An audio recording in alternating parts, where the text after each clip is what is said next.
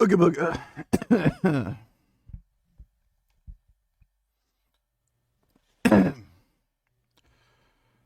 Random, congratulations, you are first.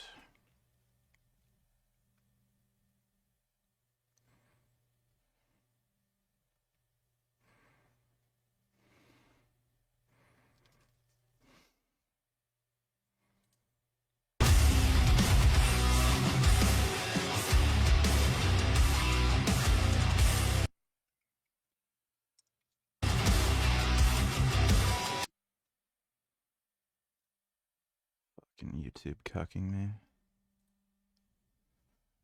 Yeah.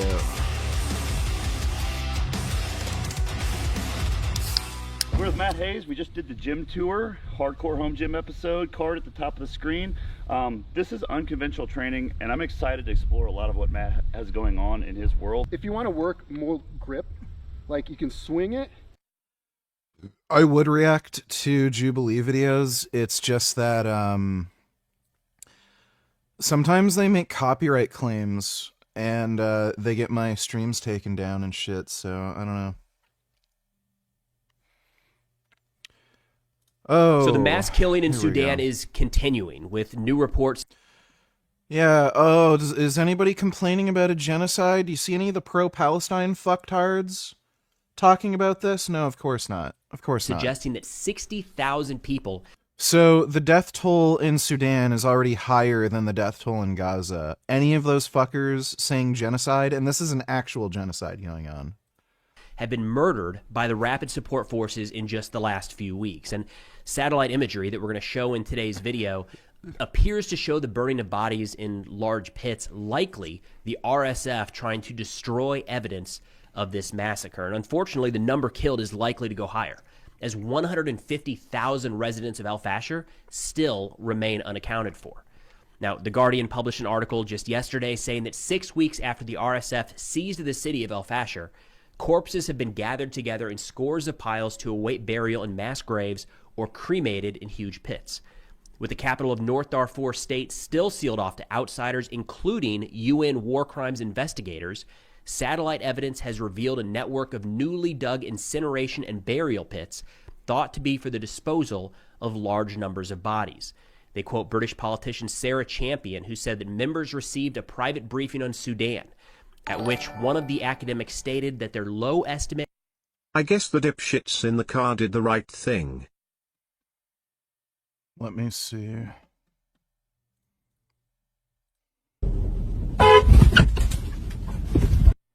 Yeah, they did. Ooh. Well, I'm glad they saved that bird. Thanks for the donation, Killing Titan. Is 60,000 people have been killed there in the last few weeks. They added that as many as 150,000 residents of El Fasher remain unaccounted for, and they are not thought to have left the city.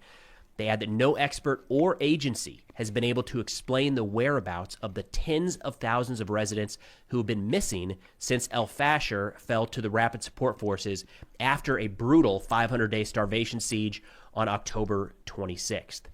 Now, the RSF, as soon as this reporting started coming out, said that they would immediately allow in international agencies and aid organizations. That still does not appear to have taken place 6 weeks after the fact. The Guardian says RSF officials had pledged to allow the UN into El Fasher to deliver aid and investigate atrocities. But as of now, those organizations are still on the outskirts of the town, unable to move forward. A UN source said, quote, "There needs to be a security assessment before we can plan on sending assistance.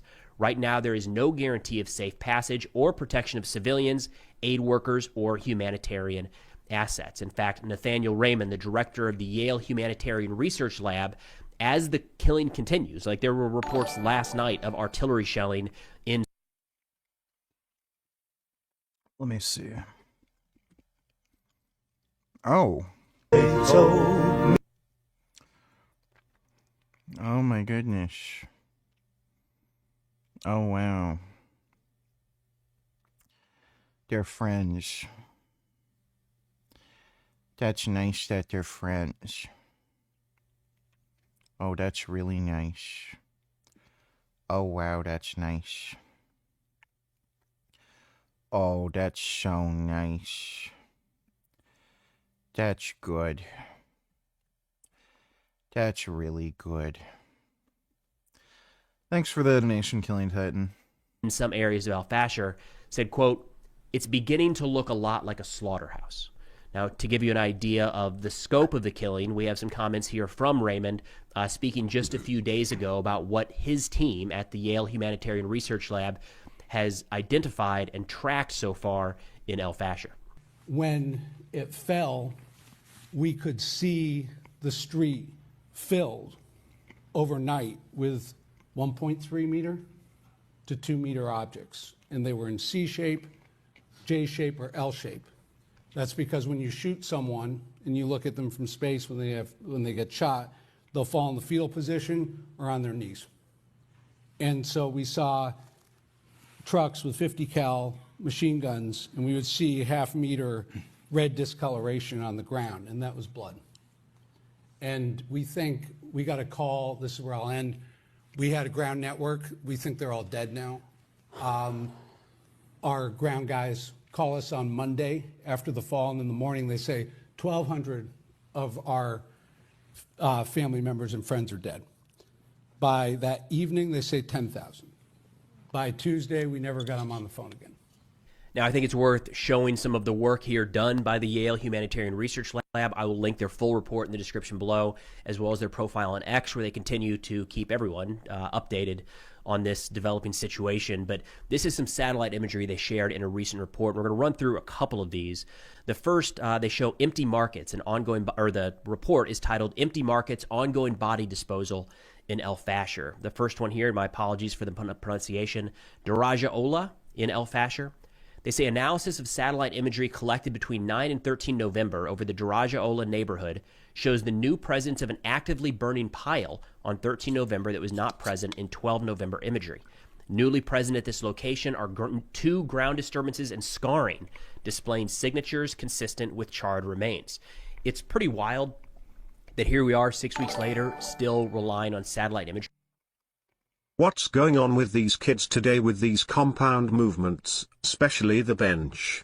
Like when I was 18 skinny and weak, I did 185 for reps until I broke the plateau. Let's see.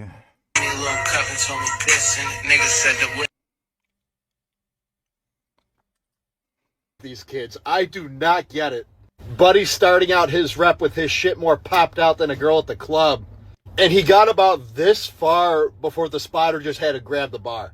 Also, if you watch the video back, he didn't even really press. He basically did a front raise with those elbow wraps on. And this is the weirdest thing to me. What is up with those elbow wraps? Like, what is going on here? The kids are like 140 pounds, and they're like, I want to get a really strong bench press. Should I eat more food? Nah.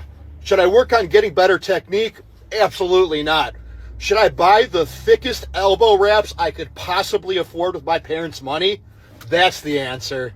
You cannot skip the lifting fundamentals. Your ass is so far off the bench. Yeah, I mean, dumbasses. Dumbasses everywhere. I don't get it. 'Cause, like, everyone will know you're not actually strong. So, it's like they don't have an interest in actually being strong. They just... stupid, dumb shit. Thanks for the donation, though, Killing Titan. Thank God we have this degree of satellite imagery that's publicly available. But the reason we're having to rely on this, and Raymond talked about this in some other clips, is all of their sources on the ground have gone quiet. They're probably dead at this point.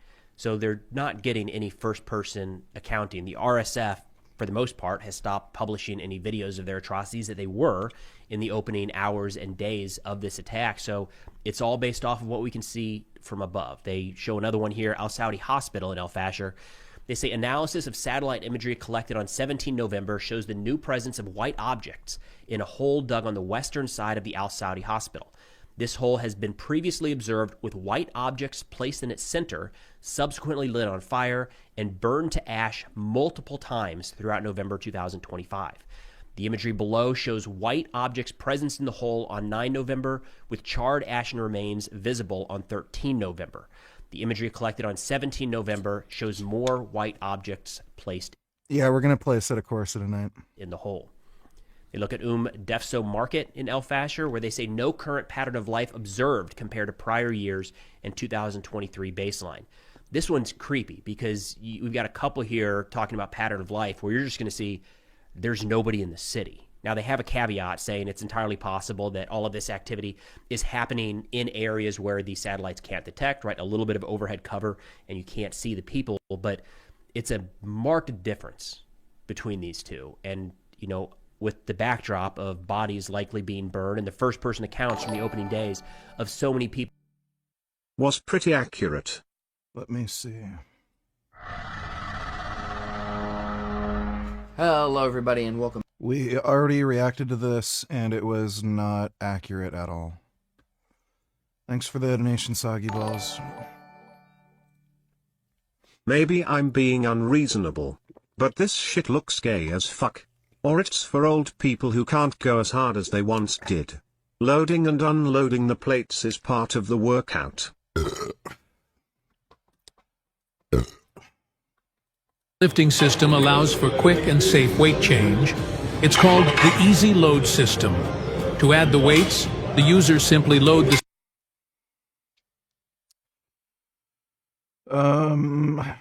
Yeah,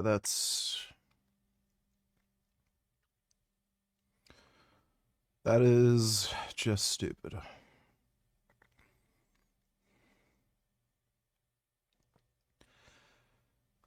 There is no reason for that. That is the dumbest shit I've ever fucking seen in my life. Literally no reason for that to exist. Thanks for the donation, Killing Titan. Kenny Donny Teller's highly educational video for you. Take note.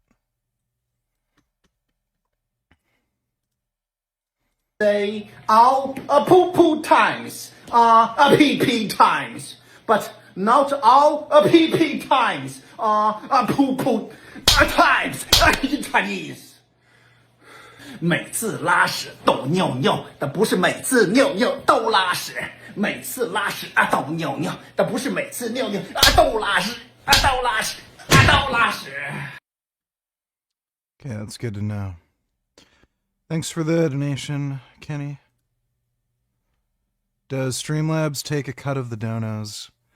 It's like a really, really tiny percentage. It's like a transfer fee. YouTube Super Chat takes like 30%. I think Streamlabs might take like 2%. It's tiny. So it's insignificant. People being killed, a likely takeaway here is that the people are not coming out or cannot come out, as so many have been killed, wounded, or driven away. Defso Market here, they say when comparing imagery from August to November 2025, the market appears to have increased vegetation overgrowth and lacks visible activity, including persons, vehicles, and carts near the market. Although market activity has decreased throughout the conflict, vegetation overgrowth visible in September to November 2025 imagery is abnormally high compared to prior years during the same period. And they also looked at the Mawashi market, a livestock market, where they say market activity in satellite imagery collected on 17 November, there is no current pattern of life visible at or near the livestock market compared to a 2023 baseline activity. Although it is possible the activity within the covered market occurs where satellites cannot detect, there are no visible patterns of life in open areas. Again, it's not crazy that the patterns of life in an area decrease over time, especially as the fighting is ongoing. But what you're going to see I would recommend downloading or going to the website to look at some of these images. There's nobody there. There's no cars. There's no carts. There's no animals. There's nothing. It is a ghost town. Now, while it's believed that most of the civilians were not able to evacuate El Fasher, we did have imagery and first-person accounts of people that did make their way out of the besieged town. Reuters talks about the experiences of some of those as they were shaken down and sometimes murdered if they couldn't pay a ransom. Reuters says Sudan's paramilitary rapid support forces, which besieged the Darfur city of El Fasher before storming it in late October, are systematically detaining residents and demanding ransoms for their release and killing or beating those whose families cannot pay, witnesses, aid workers, and researchers said. 11 survivors said that some of those unable to pay were shot at close range or killed in groups, while others were severely beaten. A Reuters reporter saw survivors fleeing across the border into Chad with injuries that appeared to be from beatings and gunshots. We're not getting a lot of new reporting on what's happening in Sudan. A part of that, as mentioned previously, is there's no reporting on the ground. It doesn't exist anymore, especially in the besieged city, or now fallen city, of El Fasher. I would highly recommend, if you're interested in keeping up to date with what's happening here, this awful tragedy that's unfolding in real time, please consider following the Yale Humanitarian Research Lab. From everything that This is your funniest Turksterone crash out / rant. The head movements with every syllable are fucking hilarious. Is he any bigger or stronger than he was, like, a few months or a year ago? No. This guy has not made any fucking appreciable progress. Looks exactly the fucking same. No bigger, no stronger. I thought turkesterone was like steroids. Greg told me, oh my god, it's just like taking nandrolone. It's just like nandrolone decanate. So why the fuck doesn't Will look any bigger or stronger than he did before? Like, fuck you. These fucking supplements are so fucking stupid, and the only reason Greg is selling them because he can't sell steroids. Greg got busted for selling fucking steroids. He was smuggling them from across the American border. He spent like, I don't know, what was it, like 6 months in house arrest or something? So, it all makes sense. Greg wants to make money drug dealing, but he doesn't want to go to jail again. So, here comes turkesterone. Yeah, right. And again, dumbasses are too fucking stupid to just, like, go on Reddit or something and ask people, hey, where can I get fucking steroids on the black market that are safe? And actually learn how to use them, and then actually make gains and get progress. But no, let's make sure Greg can buy another fucking sports car. Oh, he only has like a Mercedes, a Lamborghini, and a fucking McLaren. Let's help him get a Ferrari. Yeah, fucking $50 a month for fucking turkesterone platinum. Let's help Greg get a fucking Ferrari, guys. Let's buy a bullshit fucking stupid supplement that doesn't work, where these dumb fuck cocksucker lying shithead influencers are taking this fucking supplement and somehow are not making any fucking progress. So let's help Greg get a fucking Ferrari. I'm just so sick of fucking stupid people. They're just everywhere. It just makes me sick. There's idiots like this who fucking there's idiots watching this guy who are like, oh, Will's taking turkesterone. He's not getting any bigger or stronger. He's literally the same size, same strength as he was yesterday, but he's taking turkesterone. Do you expect them to put 2 and 2 together? Oh, the supplement doesn't work. He's not any bigger or strong. No! Let's get Greg to set a Ferrari!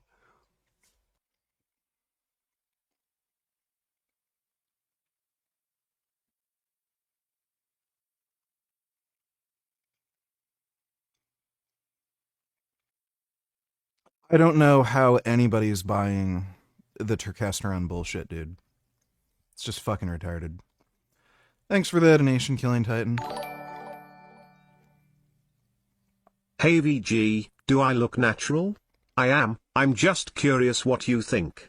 I'm 206 pounds at 5 FT 11, 5 years of training at 25 years. That shot, kind of, you could pass for somebody who's enhanced. Especially with the traps. You have pretty crazy 3D traps. Also, like this shot from the side,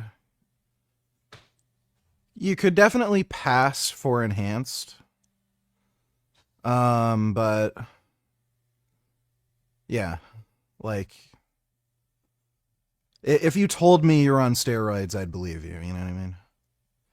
So I think if I didn't know who you are and somebody asked, I'd say I'd lean towards natural, but possible enhanced. So you look pretty damn jacked. Thanks for the donation though, David Chevy. Kat Harlson moving to Doha to more effectively shill for Sandnigar Royal Monarchs. Oh, yeah. Last question. I've been, personally, not to make it about me, but I have been criticized as being a tool of Qatar. And I just want to say what you already know, which is I've never taken anything from your country and don't plan to. I am, however, tomorrow buying a place in Qatar.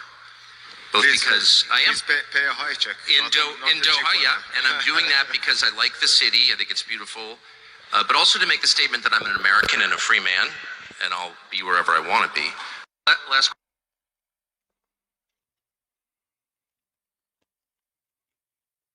Yeah.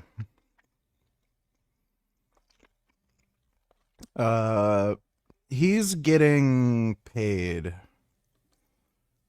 to do and say the shit.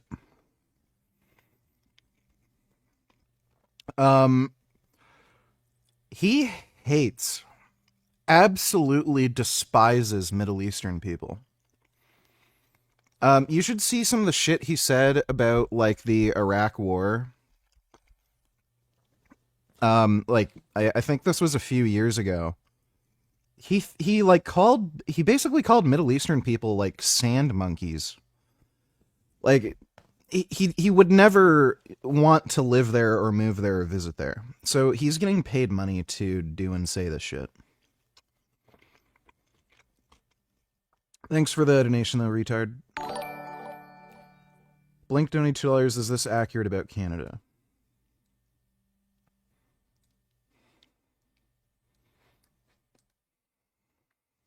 Minutes away from the border to Canada as we flee the U.S.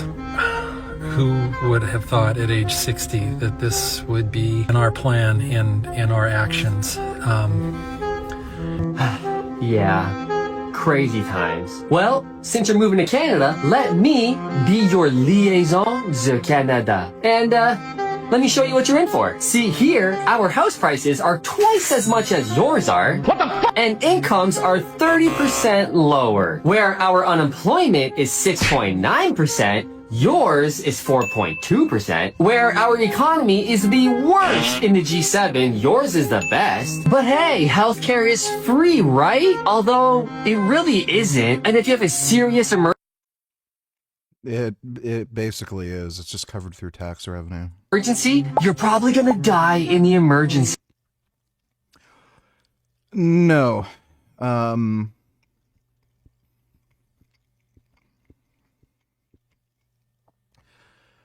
These stories are not the norm, for one thing.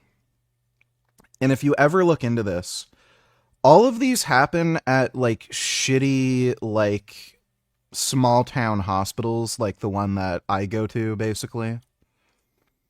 So yeah, if I had a heart attack or something and I was brought to the hospital near my town, I'd probably be fucked. Because the doctors there are fucking incompetent retards. But if you live in a major city or go to a big hospital in or near a major city, like, you're fine. That sort of shit just doesn't happen there.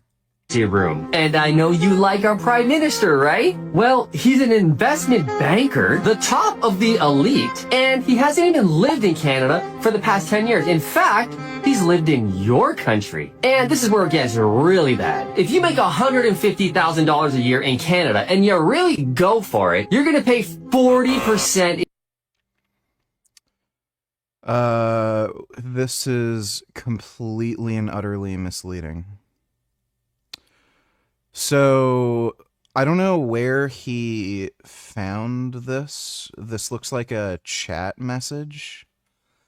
You can look up the marginal tax rate. Like, for whatever reason, people don't understand how marginal tax rates work. And I don't even think it's 40% at 150,000.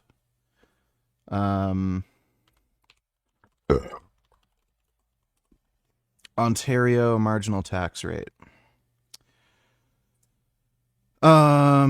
Let's see.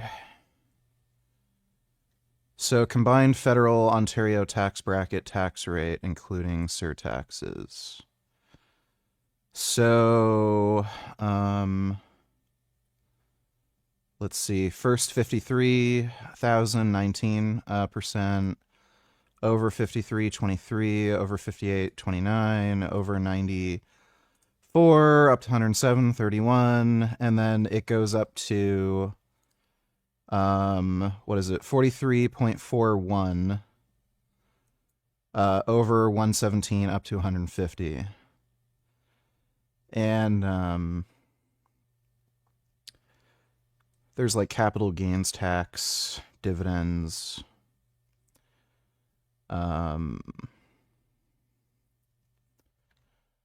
Yeah, and if you just look up the provincial tax rate, it's not that much. It's 12% at 150,000.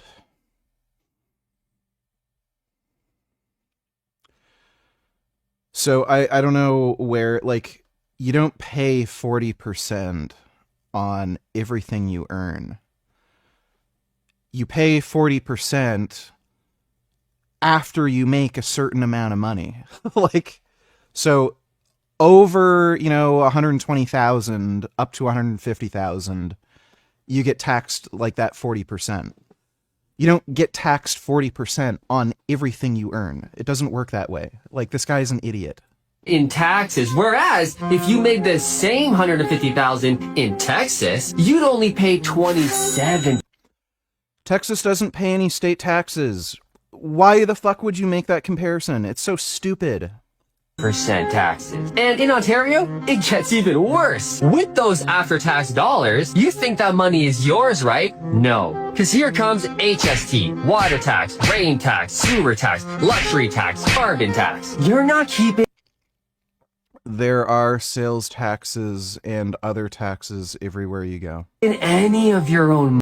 Like, this guy's a fucking idiot. Stupid beyond belief.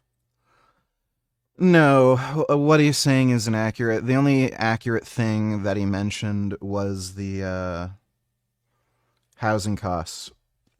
Everything else was just stupid. If he wanted to make any decent point about, like, stupid taxes, he should have just mentioned the carbon tax. The carbon tax is idiotic, especially when it's applied to things like heating. Like, what are you supposed to do? Freeze in the winter? Like, nobody's doing that. So they're literally just making life more expensive for you. So that's something that's fair to complain about, but like everything you brought up was just stupid. I've seen they have really been leading the charge, kind of breaking stories and providing some of the most detailed analysis of what's actually playing there. Yeah, so real genocide going on. Greater death toll than in fucking Gaza. None of these pro-pally fucktards say shit. None of them say shit. What a surprise. Retard donated $2. Let me see. Oh, I fucking hate this fucker. Think about the Chinese right now. Literally visualize them in your head. Now think about tickling them, dude. Think about tickling them. How cool is that? Because they're active, man. And they're going to be fired up. And now, okay. Now think about tickling a Japanese person. Kind of cuter, you know? Cuter. You know? Chinese, like, oh, yeah. Chinese be more aggressive and the Chinese will strike. The Chinese will strike, dude. Think about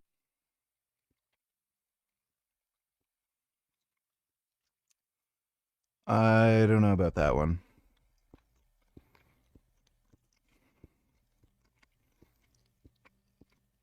Thanks for the donation, retard.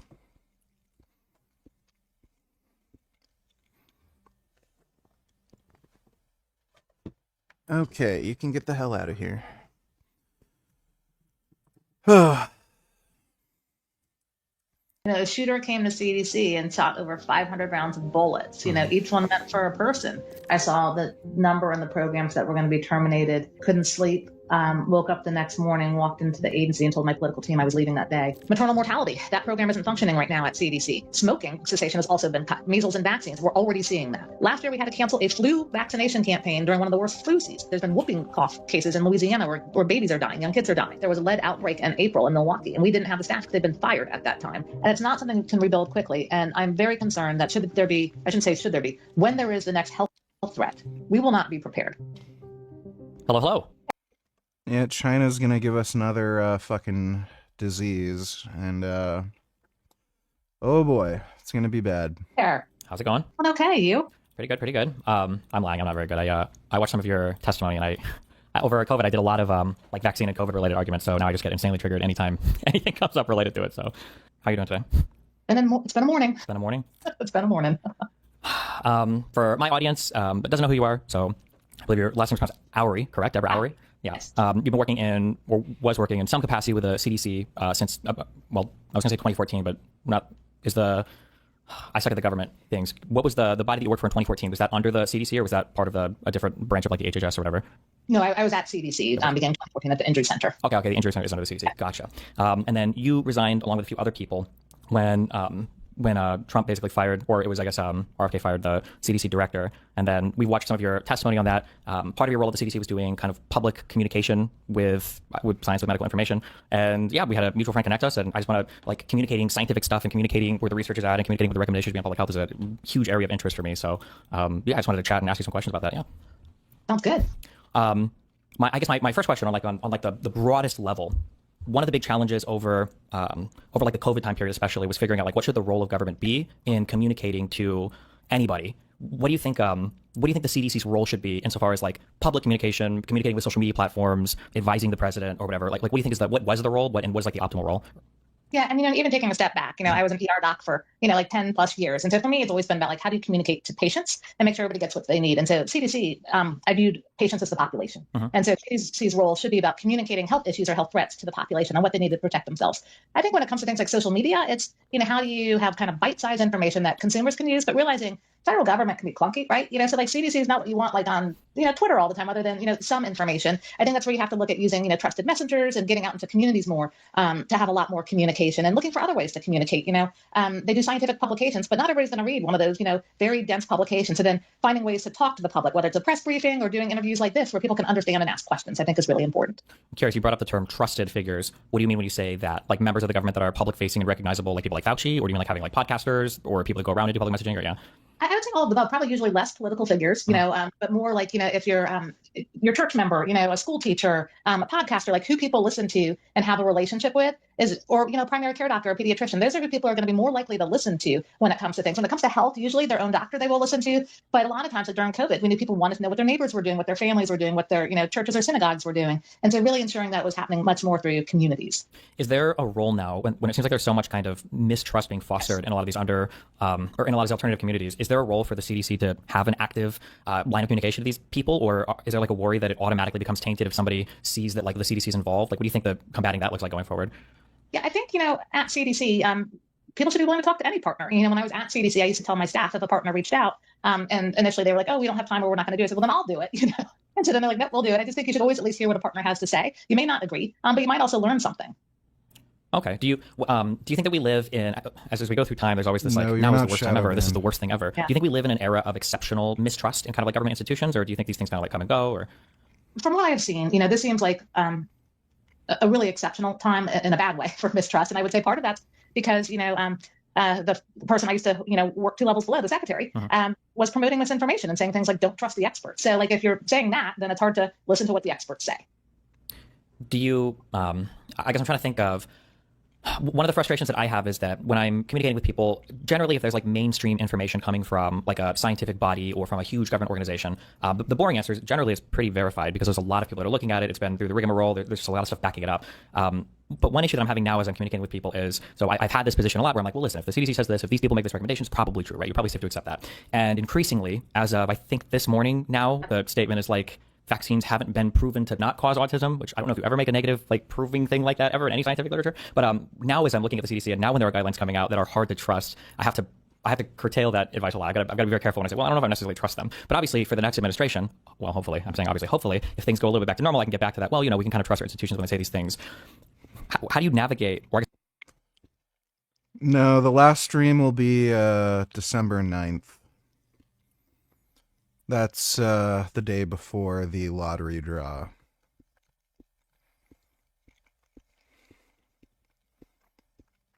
So, that'll be the last stream. And I'll be $75 million richer the next day.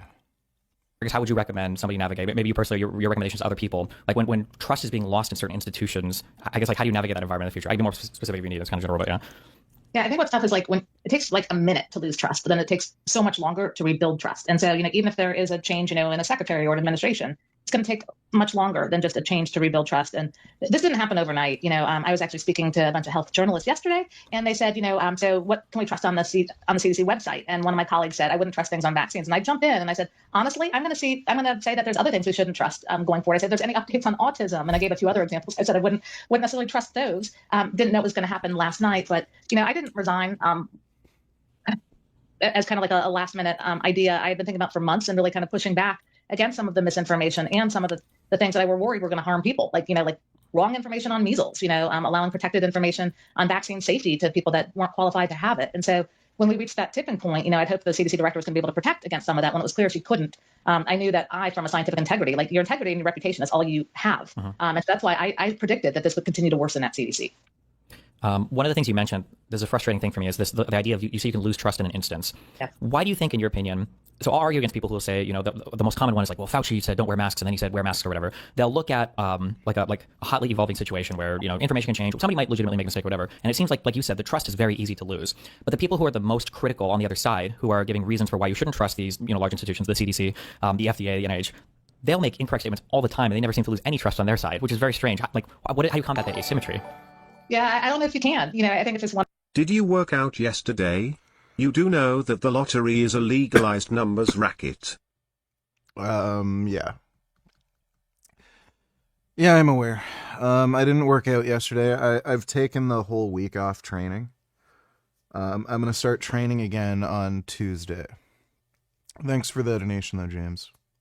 One of those things, just knowing that if you are in, a government or a leadership type position, that there is kind of that differential standard. And I think being more upfront, one of the things I learned, in communication training around risk communication, saying what you know, what you don't know. And certainly if you learn something differently, really be upfront about it. And I think it's more of, being a lot more humble, when we're talking to people. And that's when I put on my ER doc hat. I'm like, I need to refer you to a specialist. Here's what I know today. And if I get more data, if that x-ray comes back different, I might change what I say. Gotcha. There, on a personal level, there's a challenge between being, I would say, intellectually honest, but having strong rhetoric. So I'm pretty honest when I don't know a thing, but if I'm willing to hedge appropriately with, well, I think, or I feel I'm about 50% sure of this, but my adversary in conversation is willing to stake on a much stronger claim rhetorically to the audience. Well, this guy seems like he knows what he's talking about. The other guy seems like he's clueless. It seems, it's frustrating with the combination of factors of any one mistake, or even not a mistake, but as information changes, any one thing that changes is like an instant huge red mark against a large institution. But then for other individuals, and there are still, a lot of them are still pushing ivermectin, still pushing hydroxychloroquine as these now they're cure-alls, I guess, for every disease. And it's so annoying that it feels like there's never a mark against their credibility or reputation when it comes to making these same recommendations, and they don't hedge. Well, it's because it's ideological. They just have an ideological fear and hatred of modern medicine. So these quack retard grifters, even when they're wrong, they never get criticized. Because the people who are doing this, who support them, they're just ideologues. Again, most people are fucking stupid chimpanzees. Edge anything at all. They'll go from one extreme statement to the next. I might just be venting. I don't know if there's a question there, but yeah, that asymmetry seems very frustrating, very difficult to deal with. Agreed. Yeah, well, I guess on that level, one thing that I'm kind of noticing, and the winds are changing a little bit on this, I don't know if it's good or bad. I would say that spiritually, if you're a member of the government, a member of the executive branch, generally speaking, the job should be apolitical, right? The CDC, everybody, yeah. But when other people want to make everything very political on on the right. I was trying to be political. I don't know. When the conservatives seem right now, they're very invested in being very political when they attack one side, and then when the institutions come out and they try to be very apolitical, I wonder sometimes if the impression that that's giving is one of an inability or an unwillingness to defend that side, as strongly as it should be. Does that make sense? It does. What I'm wrestling with, though, is when I was speaking to several, congressional members a couple months ago around the time of my resignation, I said to one of them, I'm apolitical. And he just said, Deb, this isn't politics. This is ideology. And that was from a Republican senator. And that really stuck with me. And I was like, you're right. Like if we're talking about saving lives and health, it shouldn't be political. Certainly, there can be different spectrums of it. But I look at what happened last night. And the secretary literally is trolling Senator Cassidy right now. This is the secretary is. He put an asterisk on this updated website saying, I'm keeping this title here because I promised the senator that. But then he changed the rest of the website. And so that's infighting within, a single political party at this point. Is it one? This is kind of personal, kind of with the CDC. One thing I've heard a lot in the past is for people that work at government agencies that they're surprisingly apolitical, like the day-to-day workforce. A lot of people from FBI, CIA, government people will email me and they'll tell me this. I've heard as of recently this year, I've had some of those same people and other people have said the jobs have gotten surprisingly more political. That like low-level employees, frontline people are now openly discussing politics more. It seems to be a little bit more pervasive in the workplace. Was that your impression, or do you think it's still relatively apolitical, or has it changed a little? I think it's still relatively apolitical. I think certainly, the workplace, as you get to know people, people will just, tell you what they think about things or if there was something on the news. But I reminded people during the first Trump administration, because I had many people just assume, that everybody, voted, Democrat. And I said, obviously that didn't happen here in Georgia, since, we have, a Republican president. And I said, so you shouldn't presume to know who all your colleagues are around you and their beliefs. I would say in general, when you're focusing on just on things like data, or clinical guidance, really shouldn't be political. And I think one of the things I was proudest of when I was the Injury Center director was I got firearm violence research funded under the Trump administration, by talking about suicide prevention, protecting young kids like from unintended consequences, things like that. So if you can find that common ground, it becomes apolitical. So at CDC and other government agencies, if it's become political, it might just be because we had more political appointees than normal. When I left, I was the only career and there were 13 political appointees with me in the office as director compared to the normal 2 to 3. Jeez. Okay. Kind of on that mention, how you can find common ground with people. I'm kind of curious from a personal or maybe from a scientific recommendation standpoint. Sometimes there are people who are just epistemically in a totally different world. But I remember one of the jokes I made about RFK Jr. was that there was a world where, despite how much just crazy stuff I would say this guy believes in, there's a world where, in a roundabout way, people end up becoming a lot healthier just because of some of the recommendations that he would make related to exercise is good. Everybody knows that exercise is good. Or this obsession with certain dyes or whatever, or ultra processed foods might just cut down on the amount of junk that people are eating, which is a good thing. How do you build a bridge, or do you build a bridge and agree with some parts of a person if their core kind of engine or driver is so fundamentally flawed? Is there a risk in that, or is that a deal with the devil, or how do you see that, I guess? For me, when the secretary was coming on board, in my mind, he was coming. So you got to work with him. And I was actually the transition lead for the agency, meaning I was the one that oversaw how we would, bring in the new administration. So we look for exactly what you're saying, those priorities around food and water and ending chronic disease, and where there could be alignment with him. I had actually read several of his books before he started to try to figure out where our priorities align. The one thing I would say as a side note is I was disappointed that in his books, many of his references, were retracted stories or Snopes, and so that gave me a little bit of pause, but I still was trying to figure out where we could have alignment. And if we could advance on a couple priorities together, that would have been great. He just chose never to meet with us. Gotcha. Do you think that there is that Americans might be a little bit below the threshold of the understanding needed for how government functions to be able to have real conversations about the government? So for instance, I saw one of the questions you got a lot was, why does the CDC force us to get vaccinated? Americans are way too stupid. That's the problem too. When you have an uninformed, dumb public, they're never going to be able to advocate for any kind of change that's beneficial for them. Yeah, and then sometimes when you're talking to Americans, with the stuff relating to the Department of Education, it wouldn't surprise me if over half of America thought that the Department of Education mandates curriculum K through 12 in every state. It wouldn't surprise me if half of America thought that. Is that is that a thing that the CDC on its own can combat just when it comes to scientific stuff, or do you think this is a whole some kind of civic education overhaul, or what does that look like? I do think it's broader. I think it's a civic education overhaul, and certainly, each agency can try to speak more about what they do and don't do. But when I use Is IQ a legitimate psychometric? It's good at testing for what it tests for. That's really about it. I think IQ is particularly good for detecting people with cognitive deficits.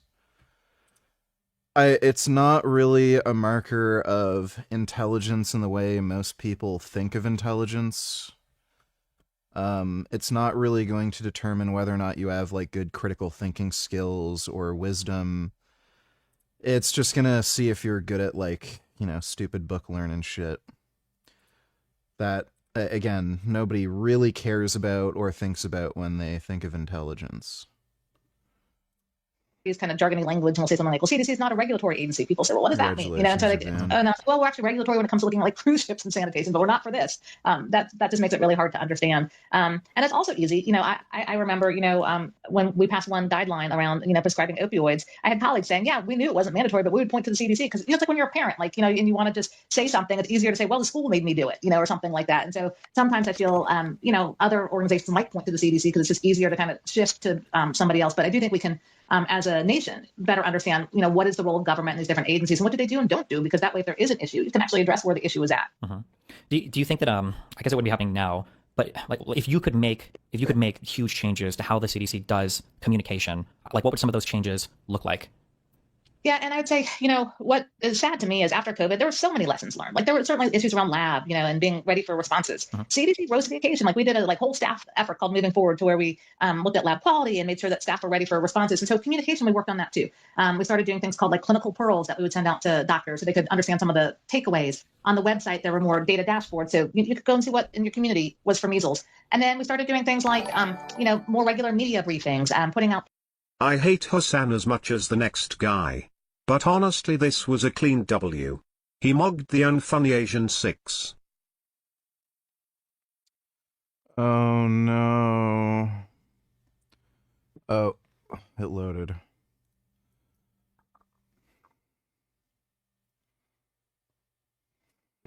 Hassan is here.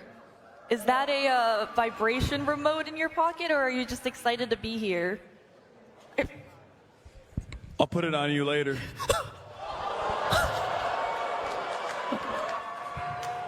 Is that a threat or like a... Could you explain your inspiration for your outfit tonight? It looks familiar for some reason to me. Why would it be familiar to you? I don't understand. I mean, I got it in China, but yeah. Maybe because I'm Chinese. Maybe that's why. It just looks familiar. Anyway. None of that was funny. It was just kind of weird and stupid. Thanks for the donation, retard. Fucking hate Hassan. I think you could just set that entire building on fire, and the world would be a better place. Press summaries and trying to use, as we're talking about, like some of these trusted messengers to carry messages on things like flu campaigns. So I think we were starting to move forward on that. And I think that's where you need to work a lot with private sector and others too, because you don't want the same talking heads doing it all. You got to have creativity being brought in. Gotcha. I guess I was maybe disappointed in myself. I didn't realize until pretty late on that the CDC website, towards the end of like 2023, and maybe this was updated earlier, was actually like a fairly useful resource. That when vaccine stuff was there, you guys were like directly linking to studies, and you could look up a question and look at stuff, and it would be right there. And it was actually like a pretty good resource for that. So if that was part of that drive, that was actually, that's a great point. One of the things we did is we realized the website was so overwhelming with so much material that we reduced more than half of the material on it and tried to have some of those bullet points so people could find out like what's on this website, and here's where you go for more information. So that was part of those efforts as well. Unfortunately, in the past couple of months, the website has become much more ideological, which is not what should ever happen, to be evergreen.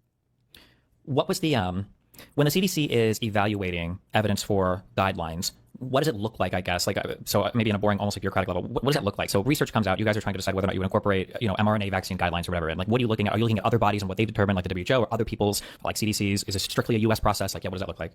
It can be many different things. So one, if you see that other organizations already have guidelines that, look really well researched, sometimes you can just point to those and not reinvent things and just say, we're going to adopt, XYZ guidelines. Other times, if there's a gap where people think it needs to be generated because of the time, the need, or something from the US, you look at what's the evidence to date. So you do like a systematic review, which means you do huge literature searches, of like how many studies are out there. Then you narrow them down. So, are they randomized controlled trials, meaning, where you have an intervention, you're testing it against an experimental one and one that hasn't been exposed to that intervention versus, anecdotes or case controls would be towards the bottom of it. And you put most emphasis on the more rigorous studies. And then you try to determine what are the findings from that and how would you then, change guidance or clinical care based on that. So it's not like a just, hey, we're going to change the guidance overnight. Usually there's a significant process to it. And that's what's been disappointing about some of the recent vaccine committee meetings. They talk about, gosh, we're rookies, or we'll just add something to the agenda when there should be this whole year-long process of reviewing the evidence when there's not an urgent critical reason to have an update.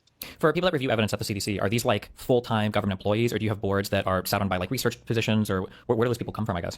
Yeah, it's kind of all of the above. So there's unfortunately, I believe they were part of the October 10th layoffs, but the library was one area to where they would do these long systematic reviews and help staff, pull the evidence around it. We also would have a lot of federal advisory committees, which means bringing external people in, and then the scientists at CDC would help provide a lot of that data and evidence for them. But CDC knew they don't have all the expertise, and oftentimes you need to bring in those outside researchers. But it was done in a very structured format using what we call GRADE, which is an acronym about how you really look at the data from the different levels of quality. So all of it was done to minimize bias, to minimize outside conflicts of interest. And that's the other thing. There's been a lot of talk about, CDC with conflicts of interest and getting money from pharma and things like that. So I looked at that about a year ago when we knew there was going to be a new administration coming in. Extremely few, even patents at CDC, and most of the people that had patents weren't even currently at CDC. Conflicts of interest for things like the vaccine committee, really minimal because they go through a whole process. And then myself and other senior leaders. Do you put the Korean barbecue sauce on your tofu before it gets sauteed or after? Also, there's some new fragments. I fry the tofu on the pan, and then I put the Korean barbecue sauce on. And then I fry it a little bit longer. Let me take a look. New fragments, you say?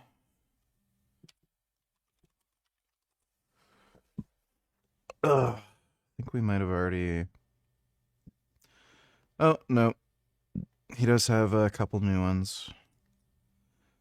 Alright, thanks for the donation, Blink. Something special on Frankie's Free Range Meat that you guys might not know about is we have a full selection of the highest quality sourdough baked goods, including pastries and sweets. So after my meals for dessert, I usually have a few chocolate chip cookies, but we had a fresh batch of donuts today that I tried out, and they are delicious. I'm going to have one of these in the morning. These are just...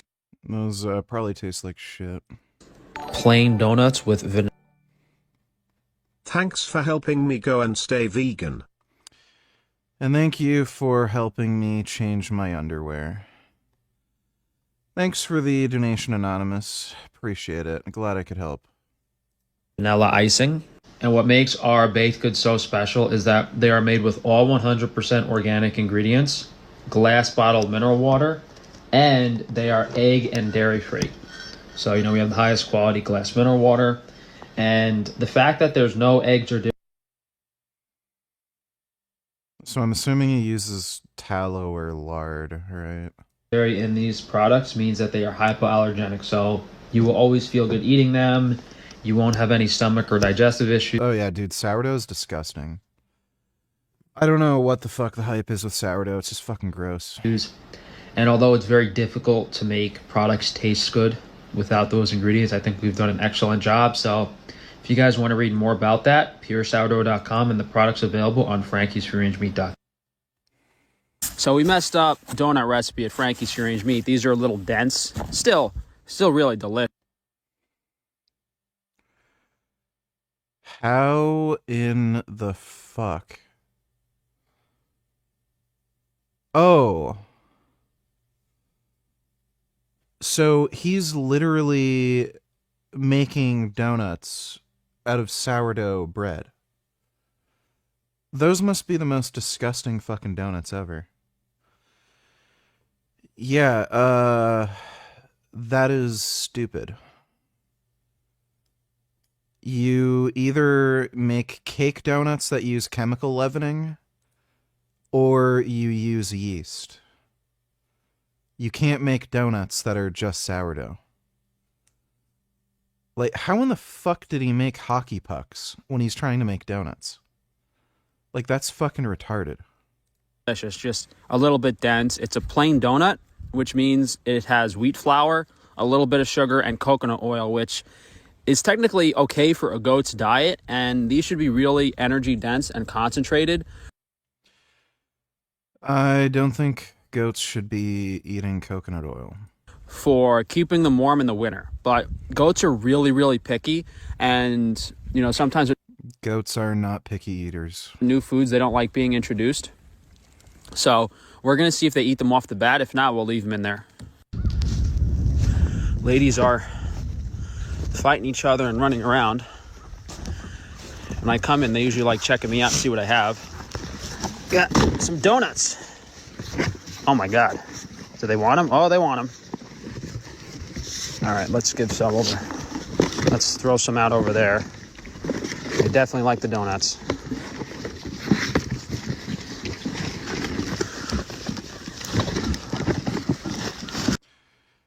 You know, it's a shame that such sweet, beautiful creatures have to be around Frank. It's a real shame. They like the donuts. You're gonna need some water after that one, young lady. So I threw that one over there. They're chowing it down. Okay, he's gonna go. Let's see. Well, they're all girls, so they definitely like them. Yeah, so we'll put the donuts in this trough just so they have a little more space to eat them. He's literally feeding them shit that he either can't sell or didn't make properly. Like, what a fuckhead. Yeah, they're going crazy.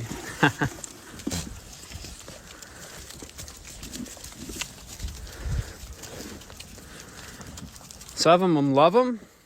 Some of them don't want them too badly. Could have to do with their... Dude, if goats aren't really thrilled about the donuts you make, that speaks volumes about how shit the food he's selling is. Like, that is incredible that they're so bad that the goats aren't even that thrilled to eat them. You know, how fat they are. You know, if their body craves calories and something energy dense, they'll want this. But if they want more fiber or something, or they might want the hay. Yeah, he's selling goat milk.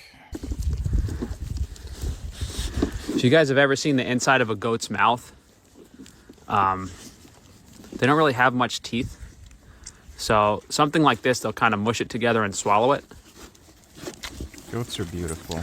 But I don't know, that's a lot of calories for a goat at once, you know, compared to their regular ration. You know, this is probably like 5 to 10 times as energy dense. So hopefully it helps keep them warm for the winter. And hopefully it's not just these 3 guys eating all of them. Let me throw some over there. I can't force all the goats to eat them. I can't force all the goats to eat them, but I can try my best. Think of it as like, you know, an oil lantern, like you're giving it a very high calorie energy source to keep warm. So yeah, Frank's stupid.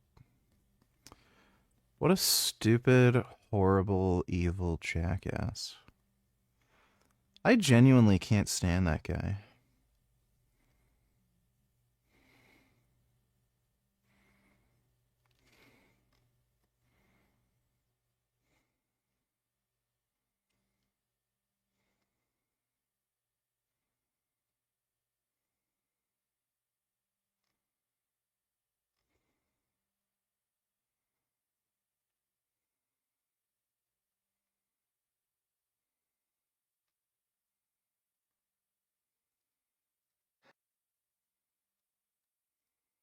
Employers have to disclose, you know, what mutual funds like we even invest in, like publicly. So there are very few conflicts. Curious what your thoughts are on this Reddit post. The comments on the post are interesting too.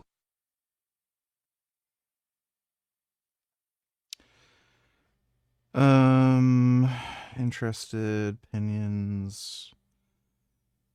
He does definitely have narcissistic personality disorder. He is paranoid and has antisocial tendencies.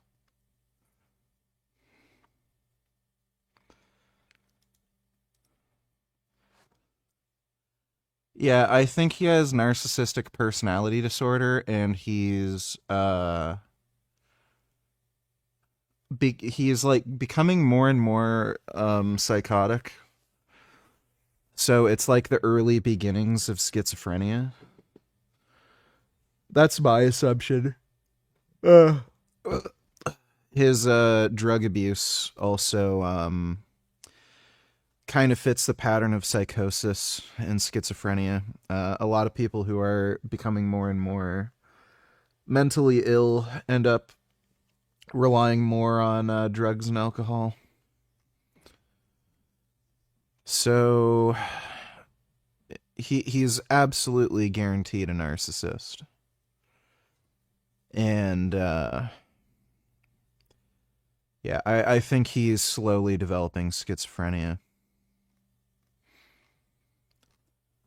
So, he's not mentally well. Like, obviously not mentally well. Thanks for the donation, though. Blink. Conflicts of interest and ties with pharmaceutical industry. How do you respond to people who say things like they'll take this default adversarial position opposite all doctors, all pharmaceuticals, all hospitals? How do you respond to somebody who says, well, of course, big pharma or the hospitals are going to tell you that these drugs work or whatever. That's their job. They get paid for it. How do you respond to that kind of like, I guess, like broad, mistrust? Yeah, that's when I just try to ask some follow-up. Yeah, donators, please give him money. Yeah, I'm not giving that guy any money.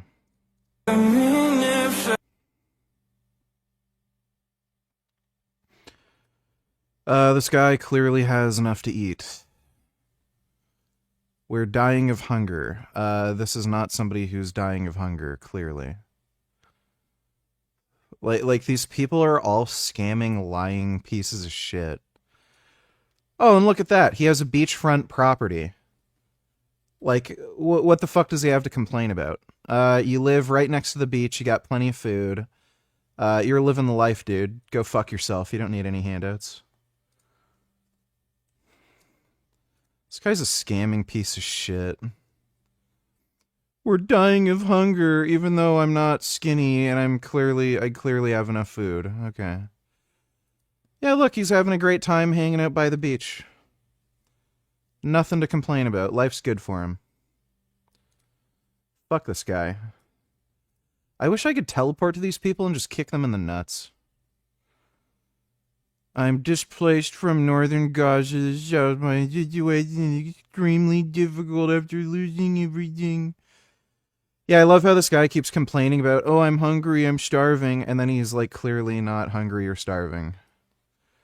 Oh my god. What a fucktard. Yeah, so this is a scam. Is this account even real?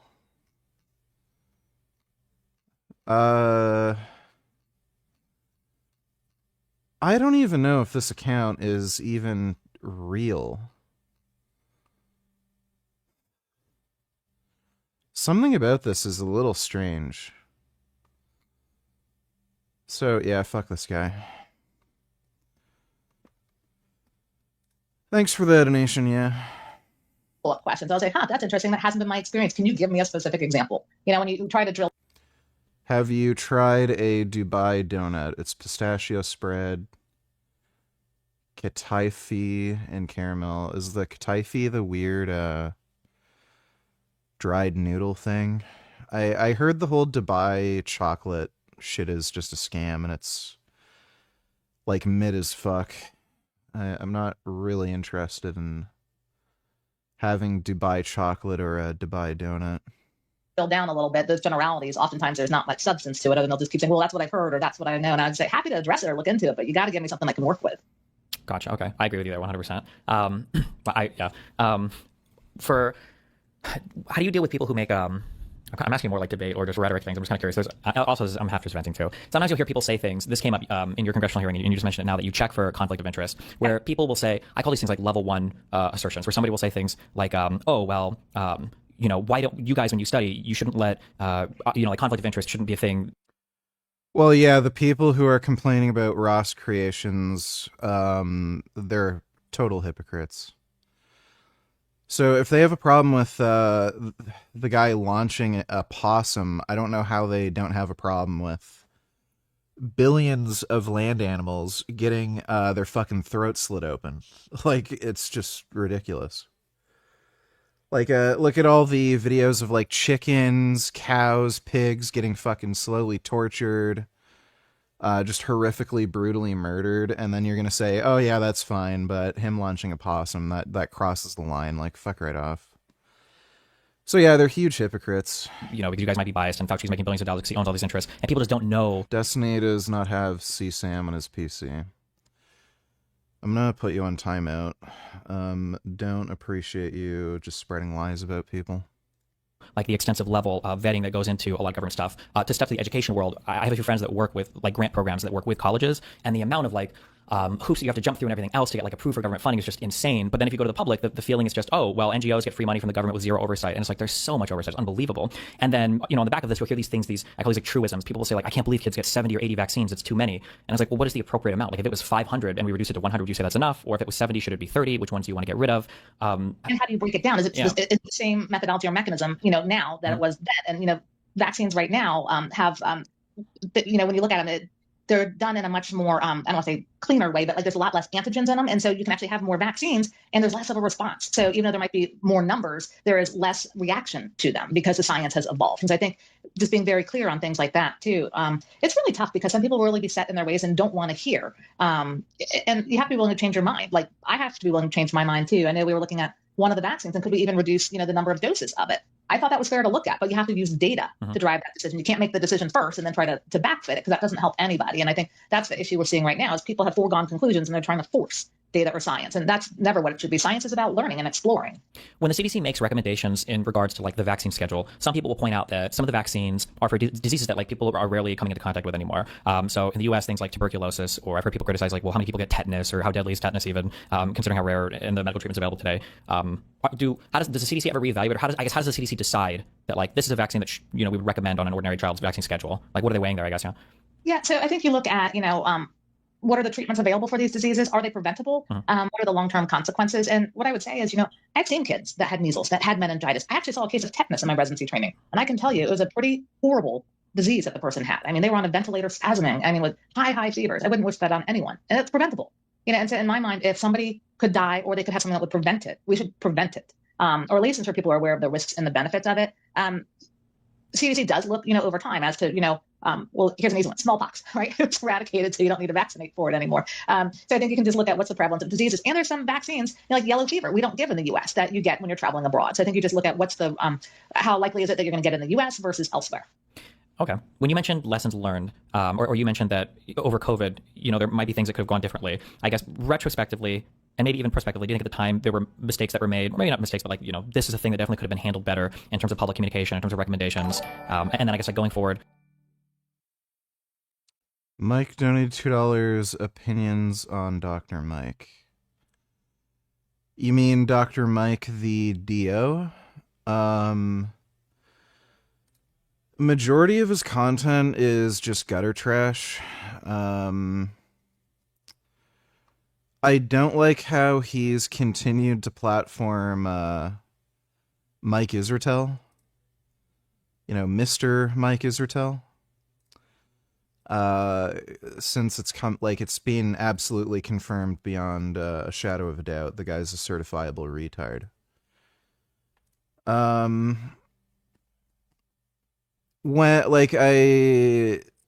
I think he's generally a fairly reasonable, smart guy. It's like he had Dr. Grundy on, and he knew that he needed somebody who's a real expert to debate Grundy, and he got Danielle Bellardo. So he seems like a fairly smart guy. And he has enough intelligence and humility to know when he doesn't know something. So overall, seems fine, but, whatever. Thanks for the donation, Mike. Go Skee-Ball, donate $2. Let me see. Hey guys, I know y'all was talking like I could get a girl, so I just kind of wanted to show around my truck a little bit, and maybe if you guys know any girls, you could send them my video, because I like pussy. This is my bed.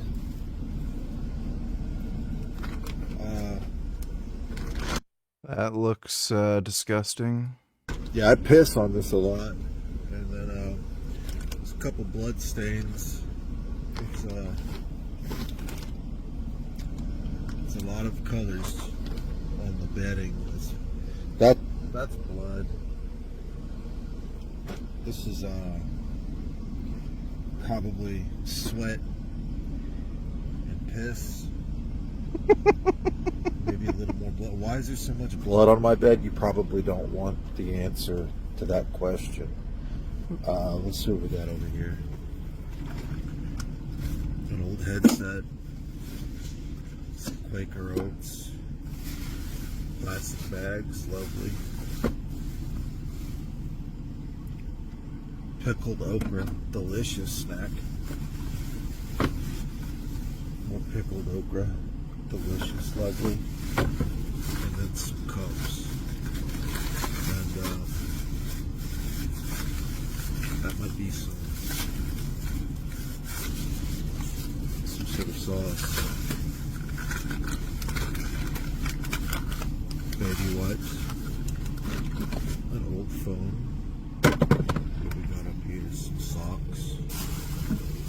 I can't even bend down to put those on. I don't know why I have them. More baby wipes. For whatever reason, I keep having dreams where I have to poop and wipe in front of people. A Cobb salad. A delicious Cobb salad. Let's take a look at the floor. We've got some piss bottles down there. Nice and full. Gallon jug of water. I get thirsty. Piss jug hanging up. Lovely. Switching storage cabinet over here. Oh, we got some asparagus. Lovely. Nice little snack.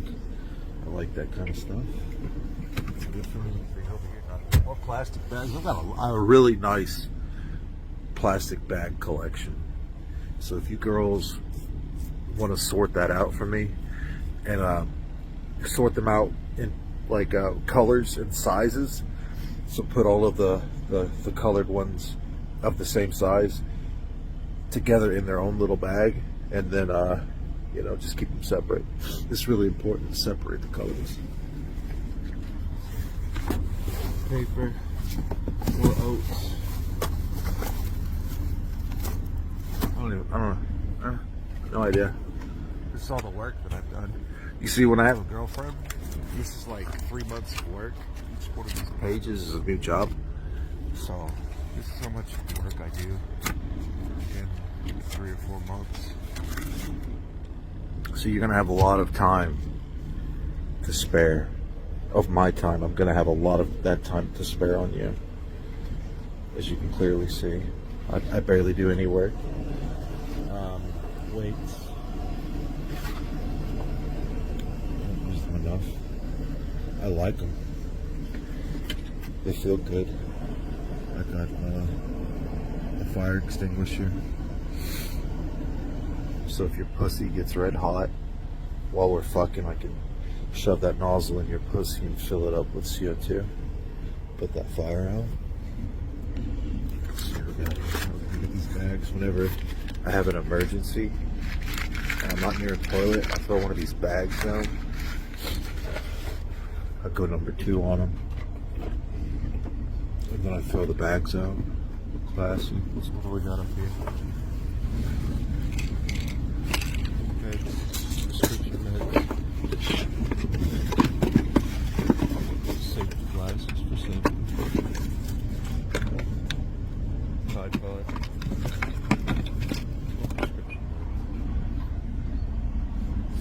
So yeah, that's how I'm living. I don't have an apartment or a car. I had one, I got rid of it. I just quit paying the rent. So I hope that doesn't negatively impact me in the future.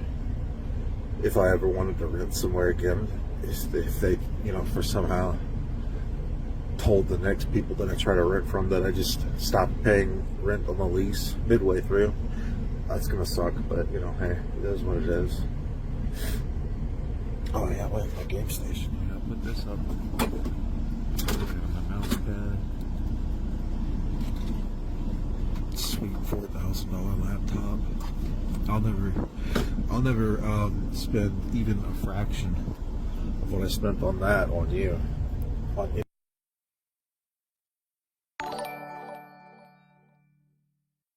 It's good to see you doing so well. Well, thank you, Justin. Appreciate it. Thanks for the donation, dude. Anything you want at all. Fuck you. Never. You might get like, see my Cobb salads over here from the Chick-fil-A? I'd give you one of those, but we're fucking. There's a Cobb. we're fucking. If you get one of my Cobb salads, I want anal. And I do like to do the tongue bit and the anal, but only if you're like cute and you have a nice booty cheeks. I like to feel the booty cheeks caressing here. Little shit smell. It's fine. I'll take it. Tongue the booty out, and then I go like just 5 or 6 seconds full thrust. All of that dick, all 4 inches of my cock deep in that ass. Yeah. That's how I do it. That's how I roll. And then after I fuck you, like the less you talk, the better. The happier I'll be. Like if you talk a lot, endlessly about nothing, I'm not violent, but I could see myself possibly getting violent if that mouth ran for more than just like 15 to 20 minutes a day in my fucking ear. That's a lot. That is a lot of time. Like I'd have to be working to actually listen to you yap that long. So cannot be fucked. I cannot be fucked with. So, if you're like a 10 or a 9 and independently wealthy, you don't have any kids, and you've never fucked a black guy, hit me up, because, I'll definitely treat you like the fucking trash human being that you are. This is why you gotta looks max, so that you can compete with dudes like this on the market. Could you see yourself working a blue-collar job if not streaming? Like, I could imagine myself truck driving or doing construction. Like, it'd be tolerable. Especially truck driving, because then I wouldn't have to, like, talk to anybody. That'd be pretty great.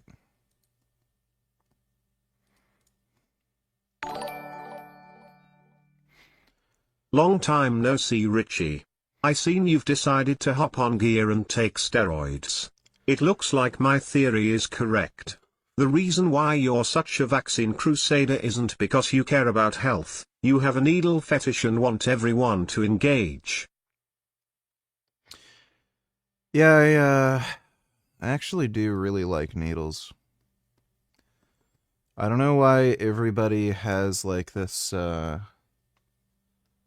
fear and dislike of needles. I really like using needles. A lot. Thanks for the donation, though, Corona Bro. Humans exist absent purpose subspecies eternitatis. Basically what that means is there's no eternal purpose which is mind independent. There's no mind independent eternal purpose. Whatever purpose humans have, I think the term is subspecies humanitatis. We make it up as we go. There is no cosmic purpose to us being here. And then I say it's unethical to non-consensually expose people to that, inevitable dukkha, absent a purpose beyond the dukkha itself. PSSA, purpose subspecies, blah, blah, blah. In this case, blah, blah, blah. It's impossible to get consent before bringing someone into existence. That's premise 4. So I thought, I was quite proud of myself with this, but then in the past year or so, I realized I absolutely messed up, because invoking consent, I didn't consider, it didn't even cross my mind, which, was a ridiculous blind spot that I should have had, that I should not have had. I invoked consent in a situation where consent can't be invoked. Consent requires that there is an identifiable individual with capacity for consent, obviously, which therefore excludes animals. And the consent or the refusal of consent must be given prior to the event in question. And now I've come to the position, well, there is no identifiable individual before procreation. Therefore, consent cannot be given or withheld prior to coming into existence. Therefore, it's category error to invoke consent in the matter of procreation. And that being the case, I can't then I can't see a path to saying that it's unethical. It's always unethical. Or in short, the quick way of saying it, I can't see a path to saying procreation is always unethical under every circumstance, which, given that that is what antinatalism is defined as, therefore I'm therefore not an antinatalist. I don't buy into the language of I identify as an antinatalist. I either am or I'm not, depending on what the definition of antinatalism is. So that's the background. That's my foundation. To be fair, the opossum launching by Ross Creations was done for content and enjoyment, which makes it more messed up than factory farm torture. People eat meat for enjoyment and personal pleasure, so I don't see a differentiator there. So these are the comments under this post, just so you know where I hope people are following my rambling blah, blah, blah, blah. So anyway, I got this response from Misanthropia 9. And I just think it's worth highlighting the stuff that comes up in this response, because I think it touches on some important points.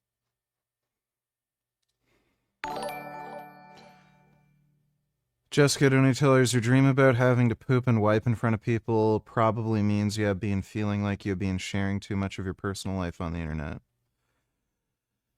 No, I just have a lot of poop dreams. I had a dream once where it was a lucid dream and I realized I was dreaming, so I ran around naked shitting everywhere and throwing shit at people, and I went into a mall and I'd wait for people to go into the stall to take a shit, and I'd kick the door open and then steal their turds before they flushed and eat it in front of them. And it was funny watching the dream people freak out and act like real people. So I just have a lot of poop dreams. Thanks for the donation though, Jessica. Is this good advice? He says that you should pause and relax the weight after each rep instead of having constant tension. Ask on this channel other than constant tension like everybody else. And if this is your first video of mine, you're probably thinking, who is this guy? Of getting jacked. And the 10,000 tactics. I tell you the opposite. I tell you the truth, which is that you just need a simple program you actually work. That alone is the issue created. But the question of why I pause my reps comes up so often that I want to finally address it in a clear way without adding confusion. And I also want to reassure people who train like I do that they're not doing anything wrong. The real reason I come to a dead stop after most reps is really simple. It eliminates ego and momentum. And I want you guys to think about it like this. Like throughout your lifting journey, no matter how many... That is really weird and stupid the way he's doing some of these exercises. So, like resting the weight when he was doing the machine rows, the leg press. Times you've been in the gym, at some point you've probably... There's no reason to do this. Noticed someone that's bench pressing for a max, and then they just slam the weight on their chest and then it springs back up and they think they just hit a new record. But was that... There is absolutely no reason to do this whatsoever. So, yeah, that's just dumb. Actually a new PR, or did they just hit a momentum record for their ego? Exactly. When you remove momentum... So, you can pause bench. I don't know what the fuck he's talking about. The movement becomes true. The muscle actually has to produce all the force. You don't get to bounce out of the bottom. You don't get to rely on a stretch reflex. You don't get to cheat your way through the stick. Stretch reflex is different than taking advantage of a stretch shortening cycle. Stretch reflex is a different thing. Point of the movement, and that matters because mechanical tension is the main driver of hypertrophy or muscle building. It's not the burn, it's not the pump, not even constant tension, and it's not doing reps. There's absolutely no reason to do this, and I would figure logically this would probably be less ideal for muscle growth. It's probably not a huge difference, but I would figure logically it's less ideal. Super slow or any fancy methods. People hear the word tension and think the key is to never let the weight rest or to never that's close to failure. Burn is not necessarily mechanical tension. Where you get in a round, you're not turning your set. Yeah, a lot of the shit this guy's saying makes absolutely no sense and it's fucking stupid. So, for one thing, you don't need to literally rest a machine or bar down on like an object halfway through a rep to prevent bouncing, like he's saying. Like, you can do pause repetitions. So you can let the weight down and then move it. You don't have to literally let the weight down like on the machine. You can just choose to move it without bouncing. And you would figure, since you're still in control of the weight and you're still applying force, that would contribute to more muscle growth. That's in a cardio, and you're not chasing a pump like it's the only. So, yeah, it's... Well, I care. That's just stupid. Thanks for the donation, Blink. Well, I carry. That's not going to go well. You know, and if I'm out of ammo, I've got a backup blade. Like, so I'm not going to be using my hands. It's just silly. That's just stupid. But then people act like that's not training. It's like, well, you're just not trained to fight. Well, I actually am. I just haven't done any martial arts in decades. I did grow up doing martial arts. Yeah. He has not changed. All this bullshit about him, oh, I was just trolling and, you know, it was a stupid mistake. He never changed. He's the same delusional fucking liar he's always been. It's not useful out on the streets. A weapon is useful on the streets. Now, I'm out of practice and they're perishable skills, so no, I wouldn't be a proficient martial artist. But it's just stupidity. Yeah, you don't want to be getting in fights out on the streets. That's not a good situation. Yeah. He used to be a martial artist. Well, What a fucking dork. Yeah, I know what... See, this is the thing. He's still trying to push this idea. In order for his argument to work, procreation has to mean and include husbandry and breeding. That's what he has to establish. He's not doing that. Now, consent is irrelevant because the definition of antinatalism deems all procreation unethical, not only the cases that involve consent or don't. Right, this is where I'm getting a hint of where we're headed. Okay, consent is irrelevant. Antinatalism deems all procreation unethical. And as we'll see here, that includes non-human procreation. And then we're going to get into moral agents and moral patients now. But again, this is a proclamation. Screw your proclamations. I want you to defend these positions. And I think these are really interesting positions. You know, does antinatalism apply to all animals? I'd like to have an informed discussion about that. That sounds really cool. Let me just do something. I just want to do so. Just hold the line, callers. I'm just going to do something. Just struck me now, and I'm going to Mark. Just check your Twitter, mate. If you're interested, knock yourself out. Come on, anytime. I've just sent you a message. Who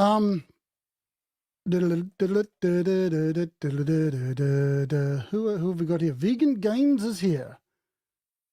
Good grief. How are you, Mr. Gaines? How are you, Richard? Good to see you, brother. Oh, maybe you don't want me to say that. Okay, so antinatalism deems all procreation unethical. Well, that's the challenge, isn't it? If you're going to extend the meaning of procreation to include husbandry and breeding, you're going to have to establish that. And I'm saying that it doesn't. And I go through here in the context of procreation, produce means to produce offspring of the same species. That's what procreation means. So when it comes to antinatalism, you either have to change the definition or you have to exclude animals. That's That's Yeah, what it this is boils live down to. right now. It doesn't mean to assist, which I've been talking. Assist that's husbandry and breeding. That would be assisting. To procreate isn't the same as assisting. You could argue, oh, good grief, and then I waffle on about some other stuff. So I don't care about claims. I care about the reasons undergirding them. If one uses a consent as a basis for arriving at the antinatalist conclusion, then that necessarily excludes animals. That's just, in my opinion, that's just a matter of fact. I can't see that as a contested point. And also the other arguments of risk and imposition, in my opinion, they're just subcategories of the consent argument, which already isn't rock solid for reasons I've mentioned. Now, what I'm doing here is I'm trying to suggest ways that maybe you could formulate an argument to get to the normative conclusion, which categorically prescribes non-human procreation. If you want to argue that antinatalism means that all non-human procreation should be prescribed, or all non-human procreation is wrong or unethical, whatever word, that they have different levels of meaning and strength, please provide the reasoning underneath it. I don't know how you're going to get to a point where two lions are moral agents, or not even, let's not talk about moral agents. I don't know how you're going to get to a point where two lions can be said to be doing something wrong by procreating. Go for it, but I don't think you're going to do it. Antinatalism views procreation as immoral, and an antinatalism, immoral. Again, if it's immoral, now we get into agents. Moral agents, those who can act in a moral, Jesus, I've just gone blank on this, which is a perfect time. None of these people actually give an moral agents are argument those for who can why act it's in a moral immoral. manner or who have the capacity to do so. Moral patients, those who are acted on. And that, Like, here's the issue. If they're gonna say, like, even in a case where you had the power to explore hypothetical worlds, like a Futurama what if machine, and you could talk to your future son or daughter, what do you want to exist? Do you want me to actually, like, have children so that you exist now? And they said yes. So you got consent for them to be born. They're like, the only argument you'd have against procreation would be this idea that like it ends up being some kind of net negative anyway, where even if you got consent, like the amount of suffering that would exist, wouldn't be worth the amount of well-being that would be produced. It would be some like weird utilitarian equation.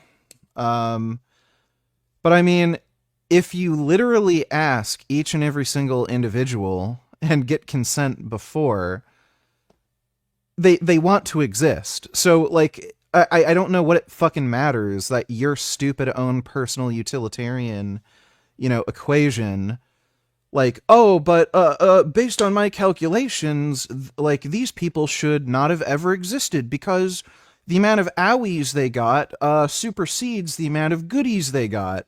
Like, they just told you they would prefer to exist, so what the fuck does any of that matter?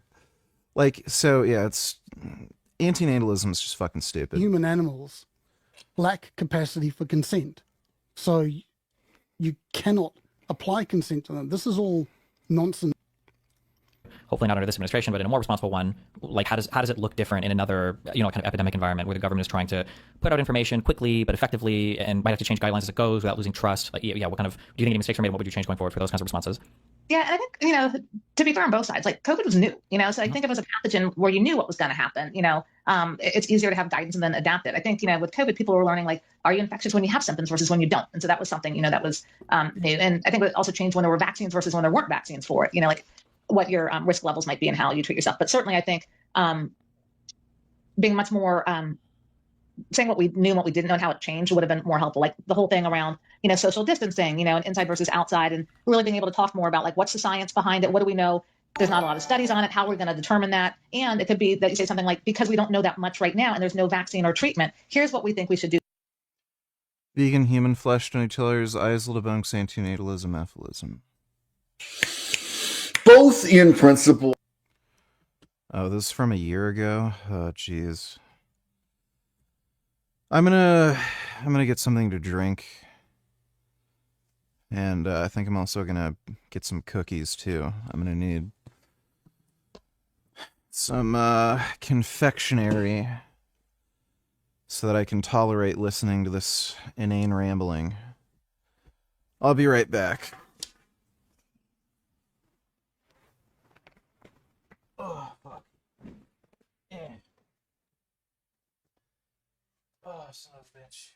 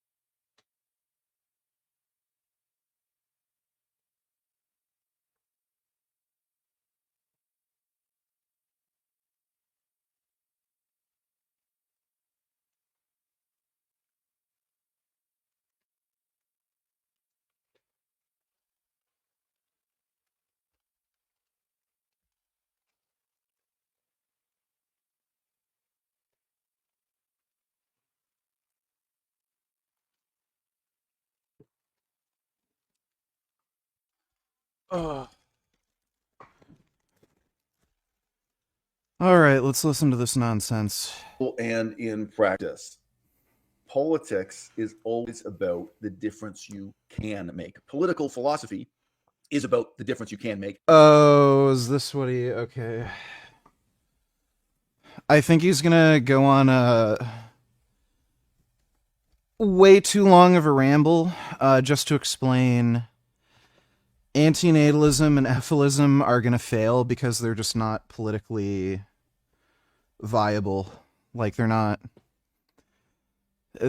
like viable political stances. And even more academic, theoretical, speculative. Yeah, Zorizon, you just... I don't know why you keep typing in chat the exact same thing over and over again. I already responded to that, so shut up.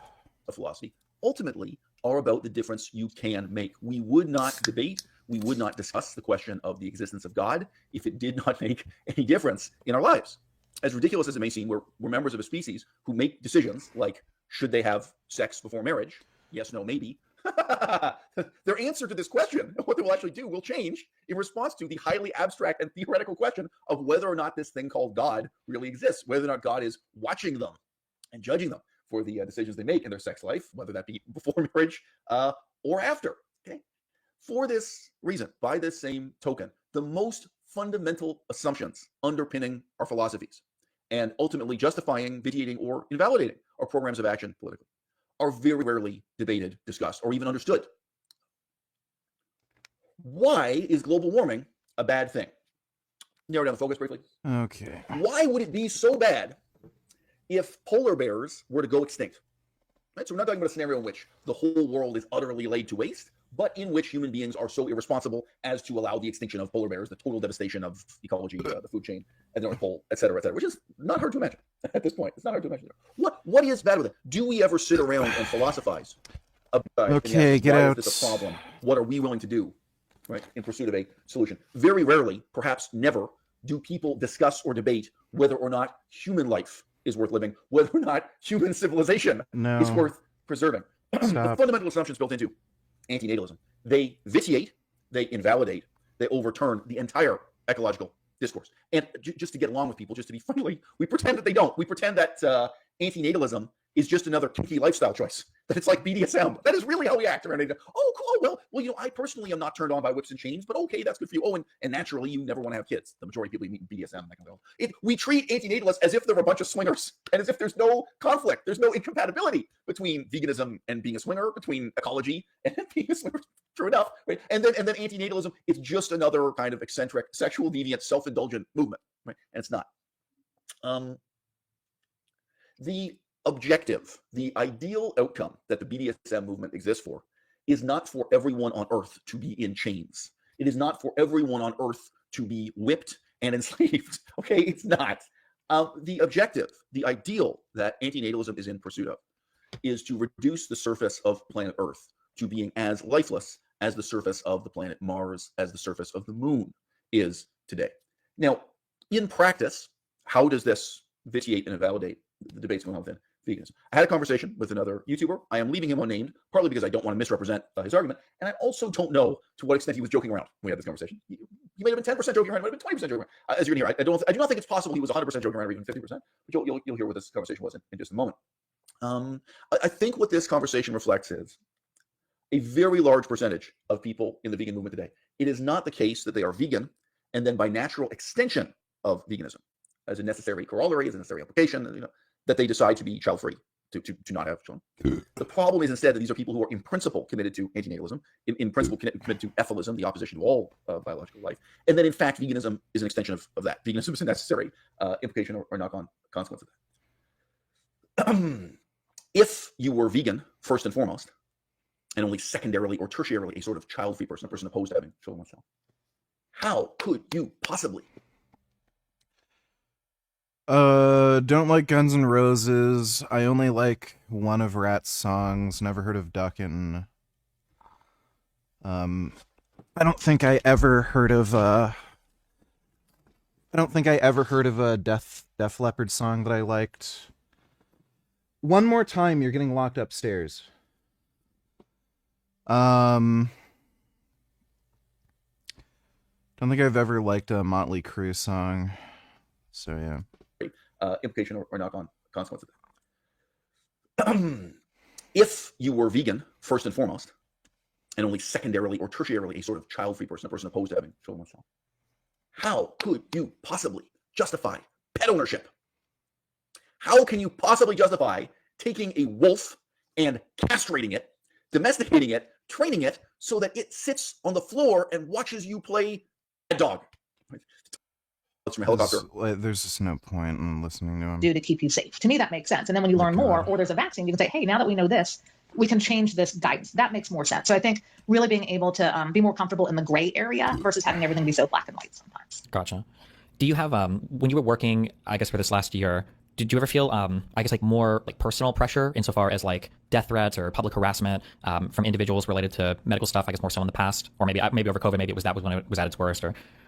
Yeah, I'd say, I've probably over the past 10 years, it's kind of been up and down depending on what topics, I was working on. And even in the ER, I'd have, patient threats, or afterwards patients, might try to attack me. But this past year, there's been, I'd say, a lot more personalization, to where people focus on CDC scientists. And the one thing I would say is, CDC was violently attacked in August. A shooter came to CDC and shot over 500 rounds of bullets, each one meant for a person, took out 180 different windows. Yes, I think that's where a lot of staff did feel very personally targeted and threatened.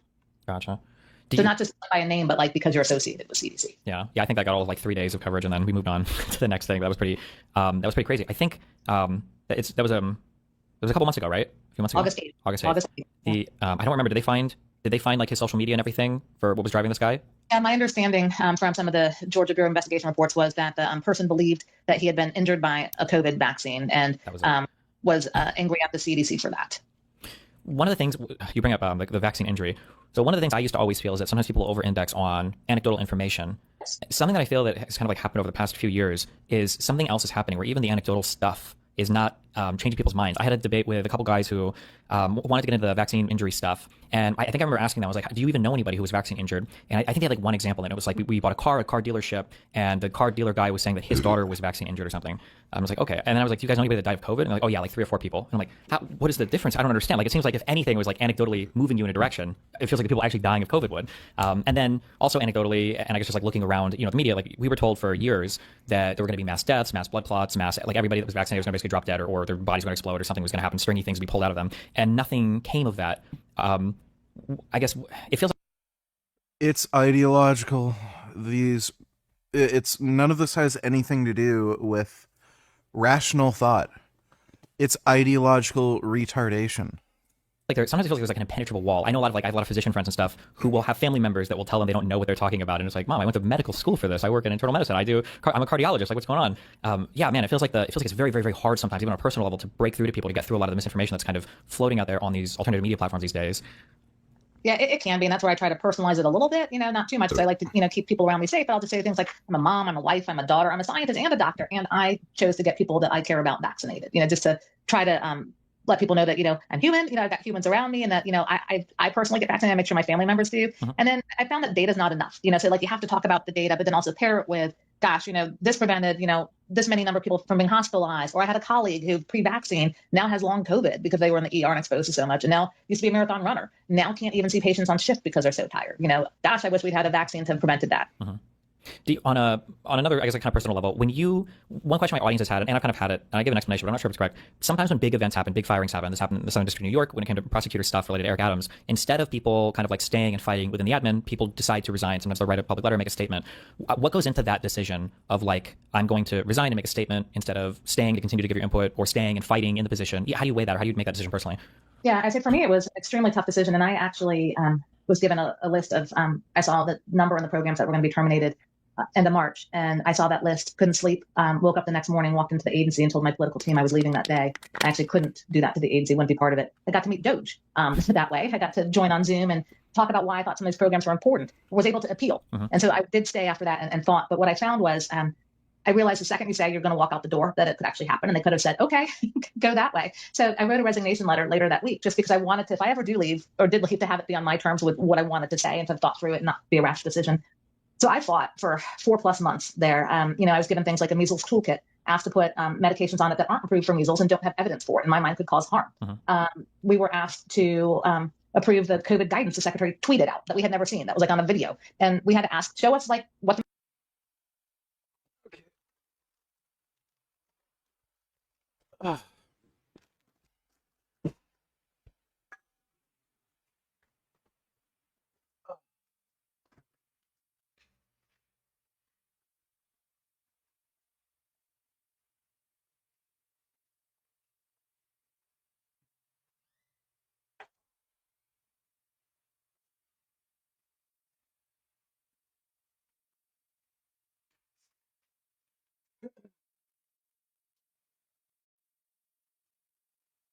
Oh. Yeah, that's enough of him annoying the fuck out of me and fucking up my desk. Holy shit.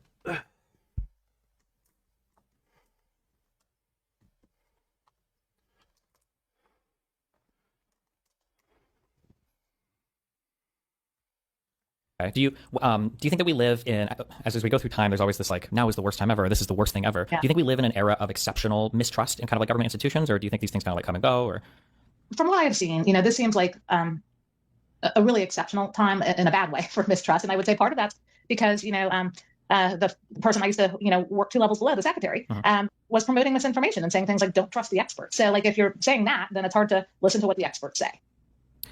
Do you, I guess I'm trying to think of, one of the frustrations that I have is that when I'm communicating with people, generally if there's like mainstream information coming from like a scientific body or from a huge government organization, the boring answer is generally it's pretty verified because there's a lot of people that are looking at it. It's been through the rigmarole. There's just a lot of stuff backing it up.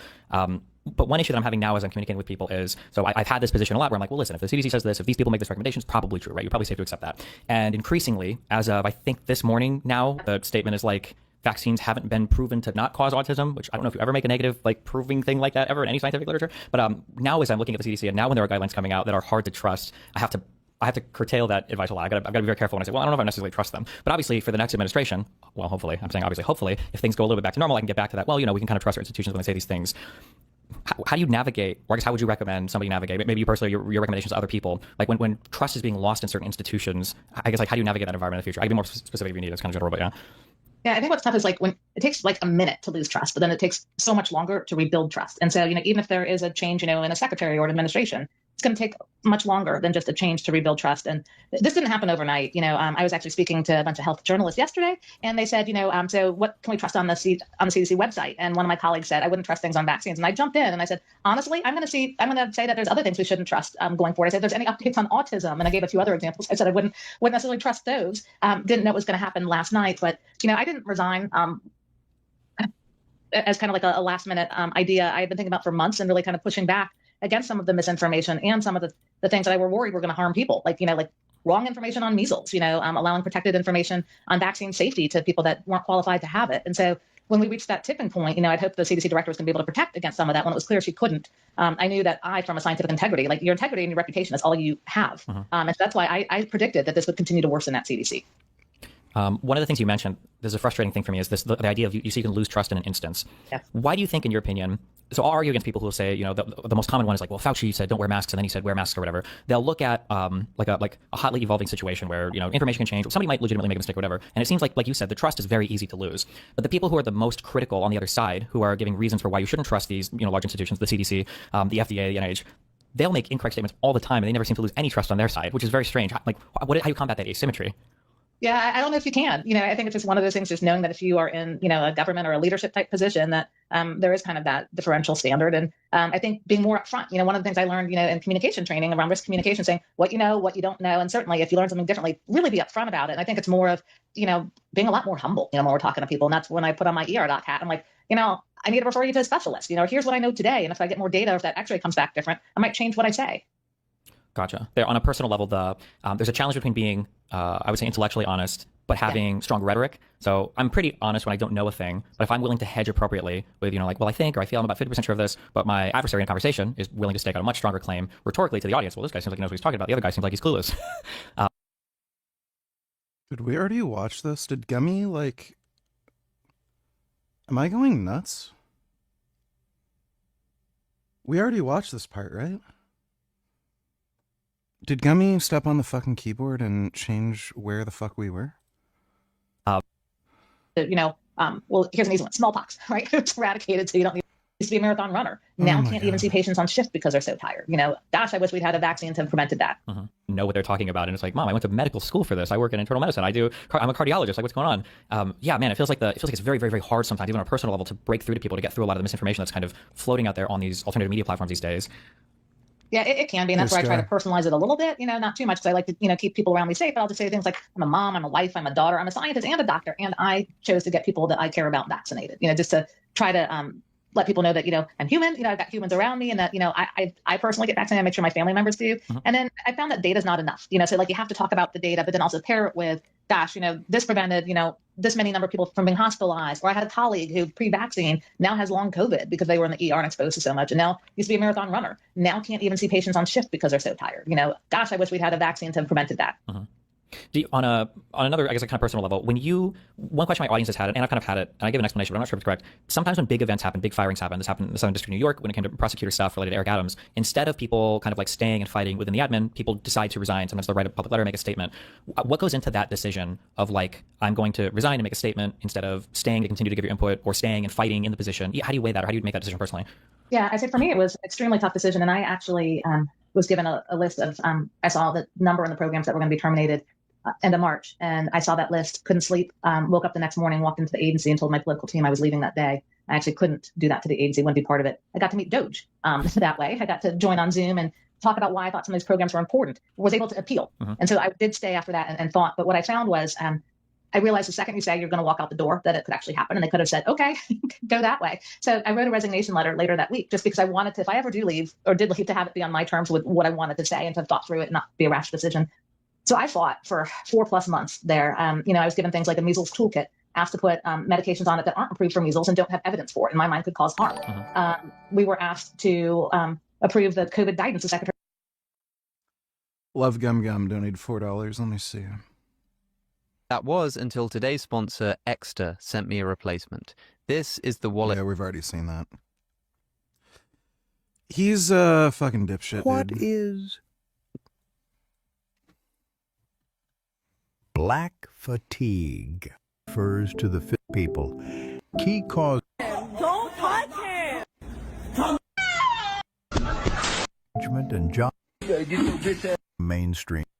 Need to preface this video because I don't want people thinking that I hate black people, because that's not true. I love black people. And never come back.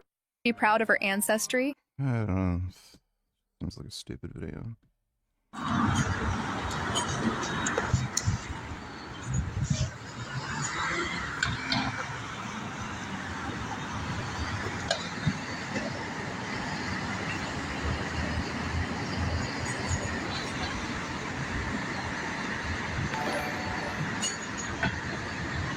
Cookies and soda is a diabolical combo, not gonna lie. Why don't you drink it with soy milk/oat milk like a normal person?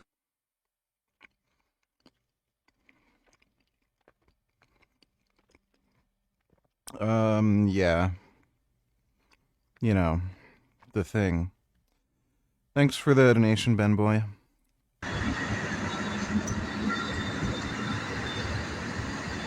I have been farming clients from your fans, LMAO. All my new clients last month are VG fans. Well, glad I'm giving you some business.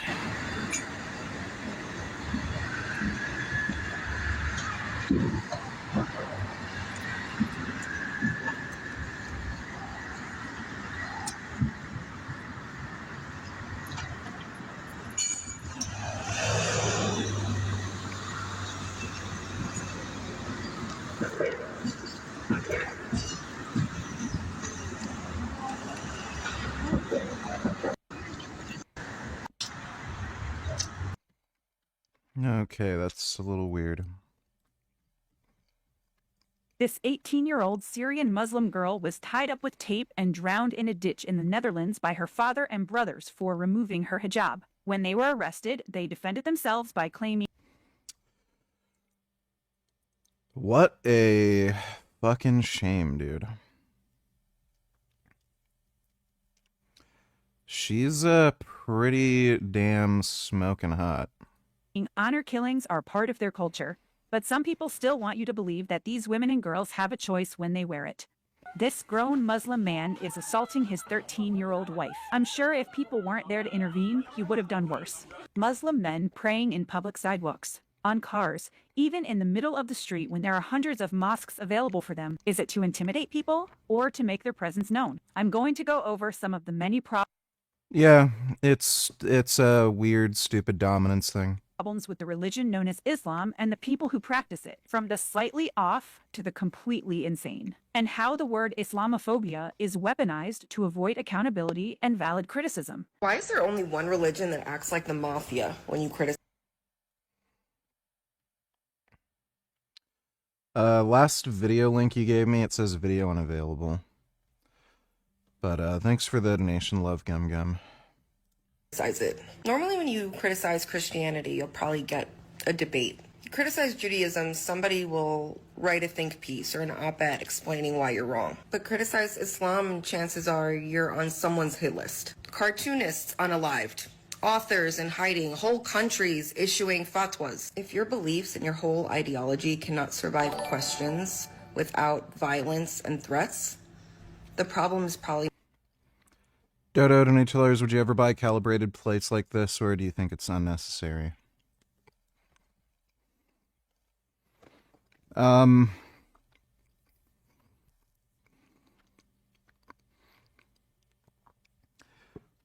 If I was doing like professional powerlifting or strongman,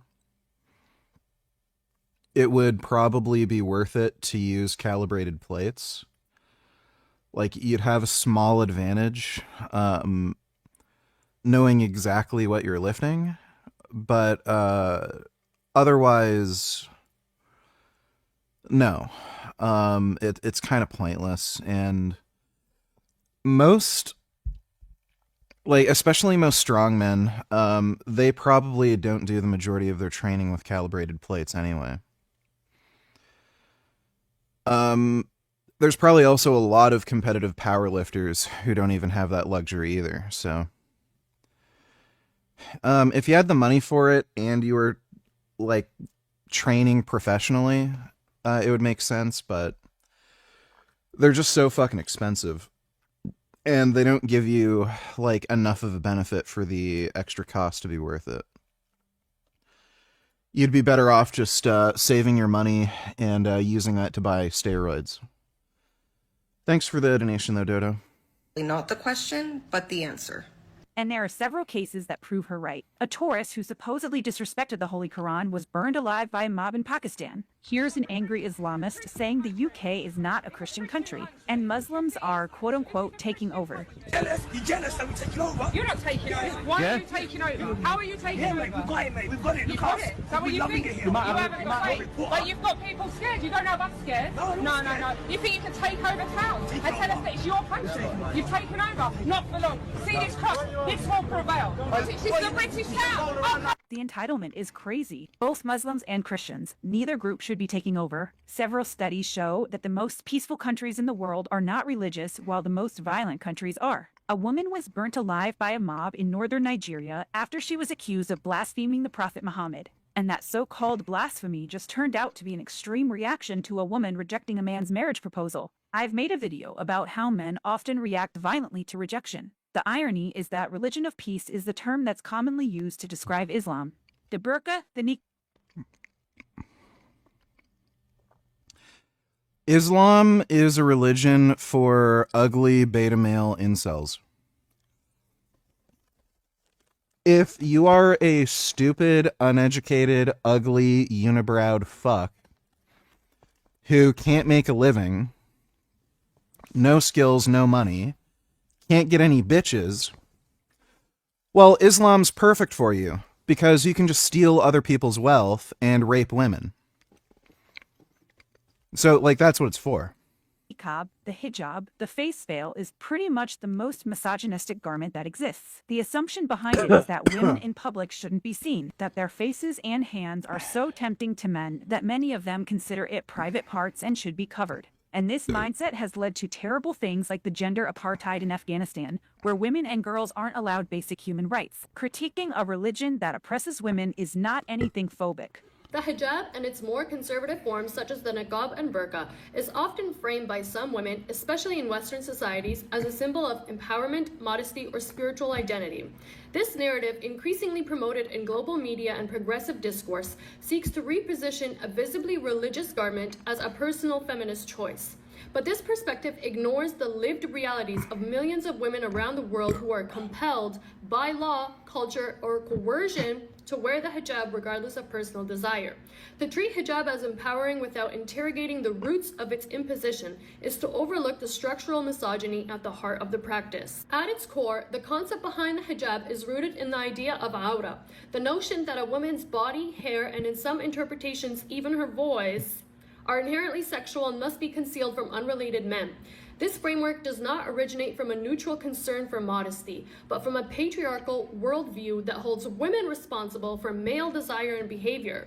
The expectation that women must cover themselves to avoid tempting men places the burden of male self-control on the female body, rendering her existence a potential threat by default. This is not a matter of spiritual discipline or aesthetic preference. It is about power, control, and sexual politics. The hijab reduces a woman's public identity to a moral symbol. It strips her of bodily autonomy under the guise of religious duty and equates visibility with inappropriateness. It strips her of bodily autonomy under the guise of religious duty and equates her hijab backed by patriarchal or even scrutiny when we are choosing. It is the seize your body. Don't go out at night hunting women down like dogs. Don't thank me or anyone else. Women on the street to be violent towards women. You can't make this shit up. انت ليش ما تسمعين الكلام؟ كم مرة انا اقول لك؟ كم مرة انا انبهك انك انت تسمعين الكلام؟ مو قايل لك انك انت ما تطلعين من البيت الا باذن؟ شوف شلون؟ هذا تعنيف شوي. طبعا هي ترد علي وانا جاهل قايل لك لا تطلعين. كم مرة اقول لك لا تطلعين؟ شوف الضرب شلون؟ قلت لك لا تطلعين، ضرب خفيف اخواني الافاضل، لا تطلعين مرة ثانية، فاهم ولا لا؟ فاهم ولا لا؟ شوف شلون اخواني الافاضل، هذا هو الضرب. This is crazy. they literally teach their kids to commit the kind of like physical and psychological abuse that, you know, we complain about here. like they literally teach kids how to behave the opposite of what we want. في الإسلام إخواني الأفاضل ليش الرجل يضرب المرأة؟ لأن في بعض الحريم يحبون الرجل الحمش، يحبون الرجل اللي فعلا السيد، هي طبعها كده تحب الرجل العنيف. This is Yeah, women love it when you beat them. Haha, yeah. That's great. Yeah, we need more of that. Islamic scholar in France claims the world is falling apart because men have stopped beating their wives. Yeah, Muslim immigration was a bad idea, clearly. I love how it's always the like left-wing feminist retards too, who are like promoting Muslim immigration. And these are the same people who complain about like rape culture. Like, do you even know what rape culture is? If you like, holy fuck. Yeah, they're literally importing the worst rape culture on the planet. Tweeted out that we had never seen, that was like on a video, and we had to ask, show us like what the memo is, and the memo that they produced didn't match the video. You know, I'm like, I can't just provide guidance for the nation without like rationale and data. And there kept being decisions like that over time got tougher and more of them. And so, you know, Dan Dimitri and I realized that we were fighting, you know, for probably last month. It was really tough. And that's when the CDC director was also told, she'd been there all of, I think, 2 weeks, that she wasn't going to be able to make any staffing or policy decisions without approval. And a leader can't do that. And so I knew that I didn't have a scientific leader at that point. And so we decided that the best way we could fight was from outside, because then we could use our voices more. Okay. Oh, because while working in the administration, you're probably a lot more limited in terms of what you're allowed to say publicly. Gotcha. Yeah, very limited.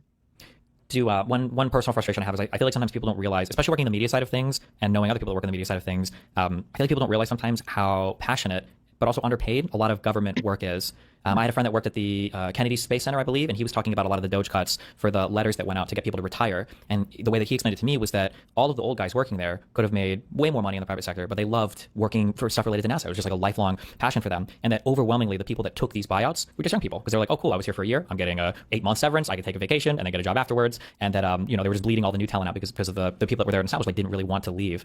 And I guess like the framing that, you know, like Fauci is now a billionaire and all the people at the CDC had huge shares in whatever biolab company was in Ukraine that was manufacturing the COVID-19, whatever. Yeah, it's very frustrating that the same people making those criticisms on the media side of things are at least like 7-figure jobs, 8 figures, depending on how big they are in media.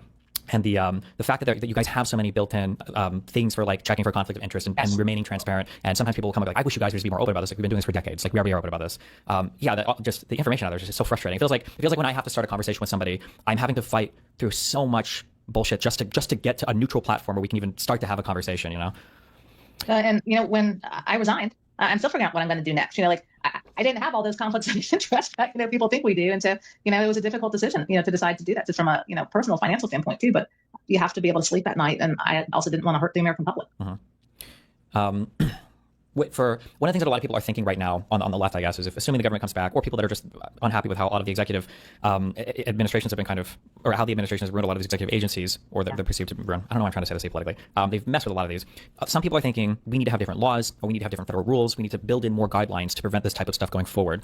And my perspective or position on it is more like you can't really create like a perfect rule set if people have come in and decided that they just don't want to follow the rules. Because sometimes people are doing things that are already expressly against the rules. Yeah. That's what I was going to say. Is there's already a lot of those processes in place. They're just not being followed. You know, when you look at even things around the advisory committee, you know, there's time for public comment. You're supposed to post things in advance. You're supposed to, you know, minimize conflicts of interest. That hasn't happened like it did prior.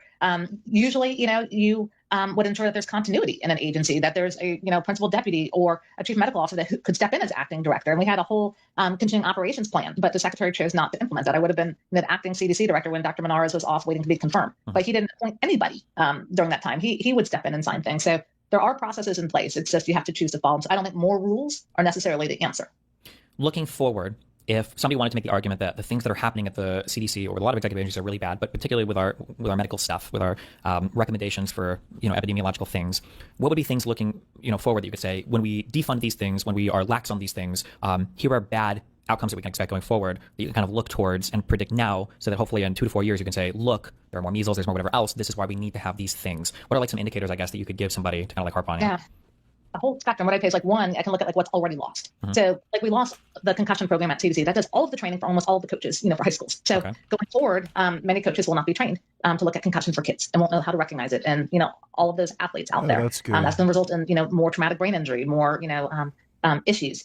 Maternal mortality, that program isn't functioning right now at CDC. Smoking cessation has also been cut. And so people are going to start smoking again. We're going to see rates of cancer rise. All of that is cheaper to prevent. Maternal mortality is devastating in this country. And if we aren't working with hospitals, tracking it and intervening it, more young moms and babies will die. As you mentioned with like measles and vaccines, we're already seeing that with, increased vaccine hesitation. Last year, we had to cancel a flu vaccination campaign during one of the worst flu seasons. So we're going to see more people die of flu, of measles. We had a polio case a few years ago. People aren't getting vaccinated. We're going to see that. There's been whooping cough cases in Louisiana where babies are dying, young kids are dying. We're going to see more and more of that. And then if you even look at things like lead, there was a lead outbreak in April in Milwaukee, and we didn't have the staff because they'd been fired at that time to respond to communities to provide that support. Fortunately, that was one of the programs that was reinstated. But you can't fire and reinstate programs when you need them. You need continuous. Just a thank you. I was super into fitness influencer grifts when I was younger. Brandon Carter and Kino Body in particular. The way they got so insecure when you called them out opened my eyes to how lame a lot of those guys are. Oh, Brandon Carter is absolute fucktard. He really went retarded. Highly retarded. What's funny too is he said he was natural this whole time. And then later he said he went on TRT. And he doesn't, I don't think he looked any different. Okay. So I will. So I think he was finish up. I think he was doing the spaghetti for a while too. Let me see what he's doing these days, if anything. He's still uploading. You hear a lot about how he's like over 40 now, right? Like he looks good for his age. I'm not gonna deny that, but yeah, he had like no change to his physique after apparently going on TRT. So that suggests to me he was on steroids for a while. I think he was on low doses of test for some time. Because, yeah, like, I have enough experience with testosterone where I can tell you, if you're a good genetic responder to these drugs, you can take very low doses and you will blow the fuck up. I was only on 200 milligrams a week, which is basically a TRT dose. It's a high TRT dose, but that is considered a TRT dose. I gained 20 pounds of muscle in 2 months. So, like, even if this guy was only on like 150 milligrams, you would expect to see a pretty substantial change. So I think this guy has been on TRT or TRT plus for a while. I also mentioned this when I did the worst of the fitness industry video on the guy. He used to be a drug dealer. This is his own admission. I'm not making this up. He literally made a whole video about this. He used to go down to Miami. It's interesting. It looks like he has very prominent gynecomastia in the thumbnail. He used to go down to Miami, Florida, buy pure cocaine, and then drive up to New York and sell pure cocaine in New York. So, yeah, this guy is probably not being natty for quite some time. Yeah, Kino Buddy's also a fucking idiot. The intermittent fasting thing is just fucking gay. Thanks for the donation, though, Lee. Appreciate it. I swear Muslim women are worse drivers than Asians. I've never had my ass rode so hard. They are batshit insane. I guess in their part of the world that's how they drive. You just go if there is space in front of you. Passing me in full ninja outfit, crazy. Bye.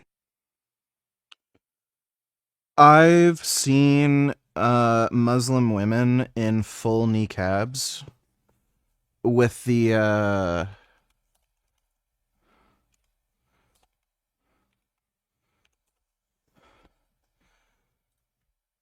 with not even the eye, like the ninja thing. What's the one where you can't see shit? Like the full on burqa, where even the eyes are covered. I saw a bitch driving in this. That was fucking nuts. And yeah, obviously she didn't know what the fuck she was doing. Like, she was driving super dangerously, and I'm sure part of it was she couldn't fucking see anything. I also saw some bitch driving in one of these ninja outfits, and she was super short. She couldn't even see over the steering wheel.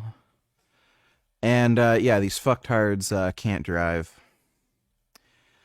I think the biggest thing is if you're like a first-generation immigrant and you either have never driven a car before and you only just got your license, or if you're like kind of a new driver in your home country and you come here, and then again, there's like no one to teach you how to drive properly here. I think those tend to be the worst drivers. And especially if you're a woman, because women are just worse at driving. Period. But, yeah. It's kind of fucking crazy how some of these fucktards, like absolute fuckwits, are able to get their driver's license. I don't understand how they're able to get their license when they're so terrible. And like what's fucked too is I failed my driving test twice. I had to take it 3 times in order to get my full M license. And the instructors like were just fucking retarded and cucked me out of passing for no reason. But then like these fucking people end up getting their driver's license? Like what the fuck? So insane. Thanks for the donation, though, Cam. Support for public health. I think one of the frustrating things is the when something is active and working, it's not very visible, and sometimes it can be tempting to say, "Oh, well, we don't need this and this and this. We can just cut this." Well, why don't we need this? Well, because we don't have these problems. Like, why don't you think we have these problems? Yeah. If there was what are like the biggest pieces of stuff that you wish that people would know, maybe epidemiologically about public health, or maybe about the CDC, that you wish like more like other people outside the CDC were harping on? Like you're listening to Joe Rogan, or you're listening to Theo Von or some podcast. I wish that they knew this, or I wish that they'd stop saying this because this is like so wrong. Like what are the like top like 3 pieces of things that you're like, God, I hate that people still believe this thing. Yeah. Yeah, I think one of the things is I would hear like they need to get back to their original mission of only infectious disease. Well, like public health and health doesn't work like that, you know, and infectious disease is linked with chronic disease. During COVID, we saw the people that got sick had other chronic diseases. During Zika, you know, we needed environmental health to know, you know, how to spray for mosquitoes. We needed reproductive health specialists to understand the birth defects that were happening, you know, as well as sexually transmitted infection specialists, because it was then being, you know, transmitted that way. You needed all of those disciplines together. And I'd say the other thing is Congress has appropriated those dollars. It's not like the people just switch from one thing to. What made me fail my driver's test? So the first time, everything was going fine, and then they asked me to make a left-hand turn at an intersection. So the light was red. I had my blinker on to turn left. Light turns green, so I advance forward into the intersection. And I'm waiting some cars in the lane left of me to pass so that I can make the left-hand turn. Well, there's some fucking idiot in the intersection who wanted to make a right. And I'm waiting for him to go because he has the right of way. This guy just wouldn't move. I waited a good, like, 20 seconds, like almost half a minute for him to just make the right-hand turn. I don't know if he was sleeping or what, but he just wouldn't move. So then I just go because he's not moving. And then as I'm making the turn and I'm about to fucking like go into the as I'm making the left-hand turn, then he finally decides to make the right, and he didn't almost hit me, like he just came close to me. And then they failed me because of that. They said, "You made a dangerous left-hand turn and that guy almost hit you." And I'm like, "He didn't almost hit me." And then I said, like, he literally wouldn't make the turn. Like, I would have been in the middle of the intersection and the light would have turned like fucking red. So like, do you want me to like go through a red light? Like, it was so stupid. Like, that was the dumbest reason for fucking failing me. Then the second time, similar kind of thing happened. I start the test. They asked me to make a right-hand turn at a traffic light. Well, the light's green. So, right as I get to the intersection, the light turns yellow. And it was a super, super short yellow. So, literally, as I'm crossing the intersection, it goes from yellow to red in like 2 seconds. So as I'm making the turn, goes from yellow to red and like almost instantly. They claimed that I went through a red light. Like the most, and of course this guy is like some Indian fuckwit who like has no critical thinking skills. And then on the highway, they asked me to make like just change lanes. So go from the right lane to the left lane, back to the right lane. So, I signaled turn left. I look to my left. There's a car like way, way behind me. He's nowhere close to me. So I turn left because it's safe. Then this car that's like a good 100 meters away from me just decides to speed up like crazy and starts tailgating me. For no reason, this guy just decides to tailgate me. So then I just switch lanes, go to the right lane.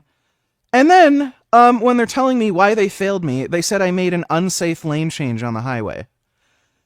And then I'm like, what?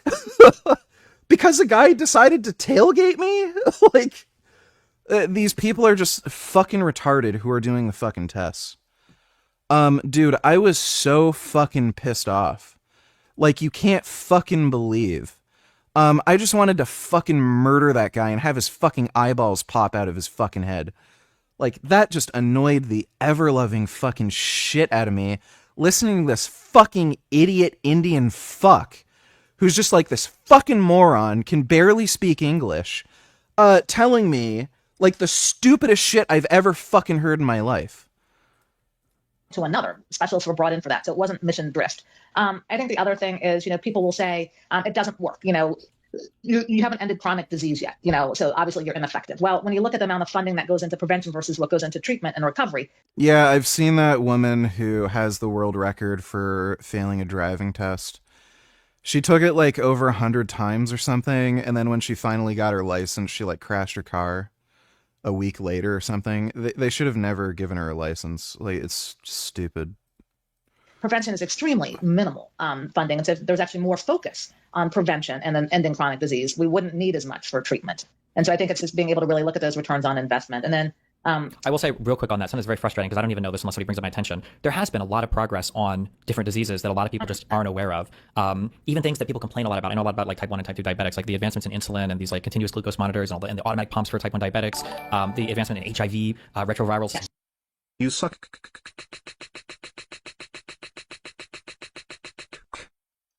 All right. Well, thank you for the donation, Richard Burgess. Insane. The all-cause mortalities for things like leukemias and I think all cancer might have just passed like 50% or something on the 5-year or whatever. I think we're on like the precipice of having drugs to treat things like Alzheimer's disease. Yes. But it feels like as soon as like a thing gets found, it's like forgotten and then they just move to the next complaint. Like these GLP-1 agonists are amazing, and to see that like the origination for them was like trying to isolate a hormone in like a barracuda fish or something. I was like a really random thing that you would never, or I would never think or whatever. And then to see all that funding get cut, and it's like, you guys are all using these drugs now, and then you're trying to defund all of this stuff in the future, and it's so frustrating. I saw the, I don't know if you know who, have you heard the name Scott Adams, or Adam Scott? He was the comic book author for Dilbert. He's a very mega guy on X. Dilbert. Yeah. But he's insanely... Oh yeah, you know what's fucking stupid too? They do this for completely arbitrary reasons because the idiots who designed the driving test, they don't ride a motorcycle. So, like, it's just some idiot car driver who thought of this. They literally tell you, move your head physically when you're looking around. Don't move with your eyes. If you need to check your mirrors or check left and right or check, like, to see if somebody's coming out of a driveway or something, they tell you you need to physically move your head, because if you don't, we won't know if you're actually looking during the test. So they'll actually fail you on the test if you don't, like, go like this constantly. It's so fucking retarded. Like, and it actually makes you physically dizzy, and it's more dangerous to drive that way. It's so stupid. So, like, rather than just grading you on how well you're driving, like, they just make you do this nonsensical fucking horse shit. I like again.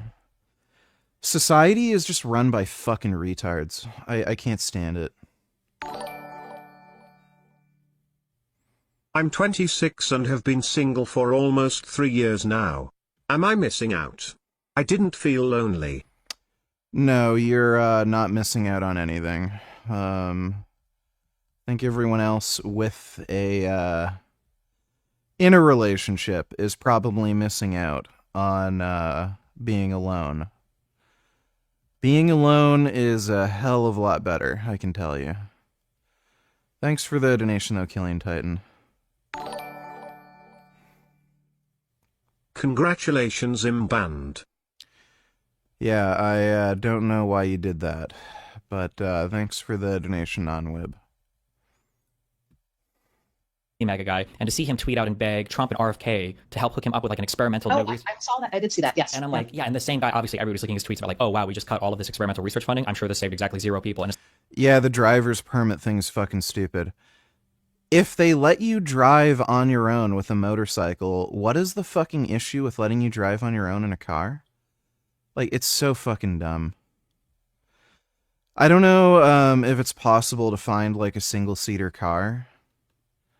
I'm assuming no. But yeah, it's so stupid. It's like, my God, like, bro, when I get my driver's license, like, I'm hoping I can get an Ariel Atom. And I'm gonna make sure the fucking driving instructor goes fucking deaf. I am purposefully gonna rev the car fucking higher, have the turbo whine just annihilate that motherfucker's eardrums, and I am going to make sure he has permanent, irreparable hearing damage. I'm probably even gonna modify the exhaust and shit so it's that much fucking louder so that fucker goes deaf. I'm gonna put on headphones, but I'm gonna make sure there's no fucking headphones for the passenger, so that fucking dipshit who's grading me on the fucking driving test can have permanent, severe, irreparable hearing damage. I hate those fuckers. Like where's the shame? Yeah, the advancement is there. It's just hard to see sometimes. Do you think that how do you view the USAID cuts? Is this like a totally separate thing from the CDC's mission in your mind, or do you think that there's some interplay between, you know, like international aid and disease monitoring stuff and the CDC? Or yeah, no, there's definitely. I'd say we used to collaborate closely with USAID. In country, CDC had people in over 60 countries. You know, so oftentimes we would work with USAID, and USAID supported the President's Malaria Initiative. You know, which prevents malaria from coming to the U.S. We started to see increases in it. But as we lose that footprint globally, we're going to see cases of Ebola increase. If USAID and CDC aren't there to prevent them, we're going to see Mpox come to the U.S. more. That next pathogen, because there isn't that support in countries, is going to come to the U.S. and we won't be prepared. And it's also, when you look at economic development overseas, that's going to have an impact on the U.S. if other countries are having significant outbreaks. Do you think that when it comes to some of these international relationships, like with, like say, the WHO are these things that you think can come back in a single administration, or what is that? I guess I don't know if you have context there. I think the relationships can come back. I think the structures and the agreements and building things will take longer. But I think finding ways to maintain those ties, with those organizations in the meantime will be important, where we can. I mean, the World Health Organization, we might withdraw funding, but certainly if there's another outbreak or something, we need to have a relationship to understand, what is the outbreak and what is the risk to the U.S. Mm-hmm. You mentioned that you were happy that you finally got the CDC to study gun violence. I think most people are unaware that, I don't know if there was a bill or something in Congress that in a roundabout way kind of like prohibits the CDC from studying. Well, it prohibited CDC from doing advocacy work in firearms, which CDC wasn't doing. And so, when we did receive the funding for research. No, you didn't pass the driver's test because you're a fucking idiot dipshit who can't drive worth a fuck, you fucking dipshit. No, it's because the instructors were dumb motherfuckers. Thanks for the donation, dipshit. Question for VG, my wife and I want to adopt a kitty, should we? Question for Gum Gum, what cat food do you eat?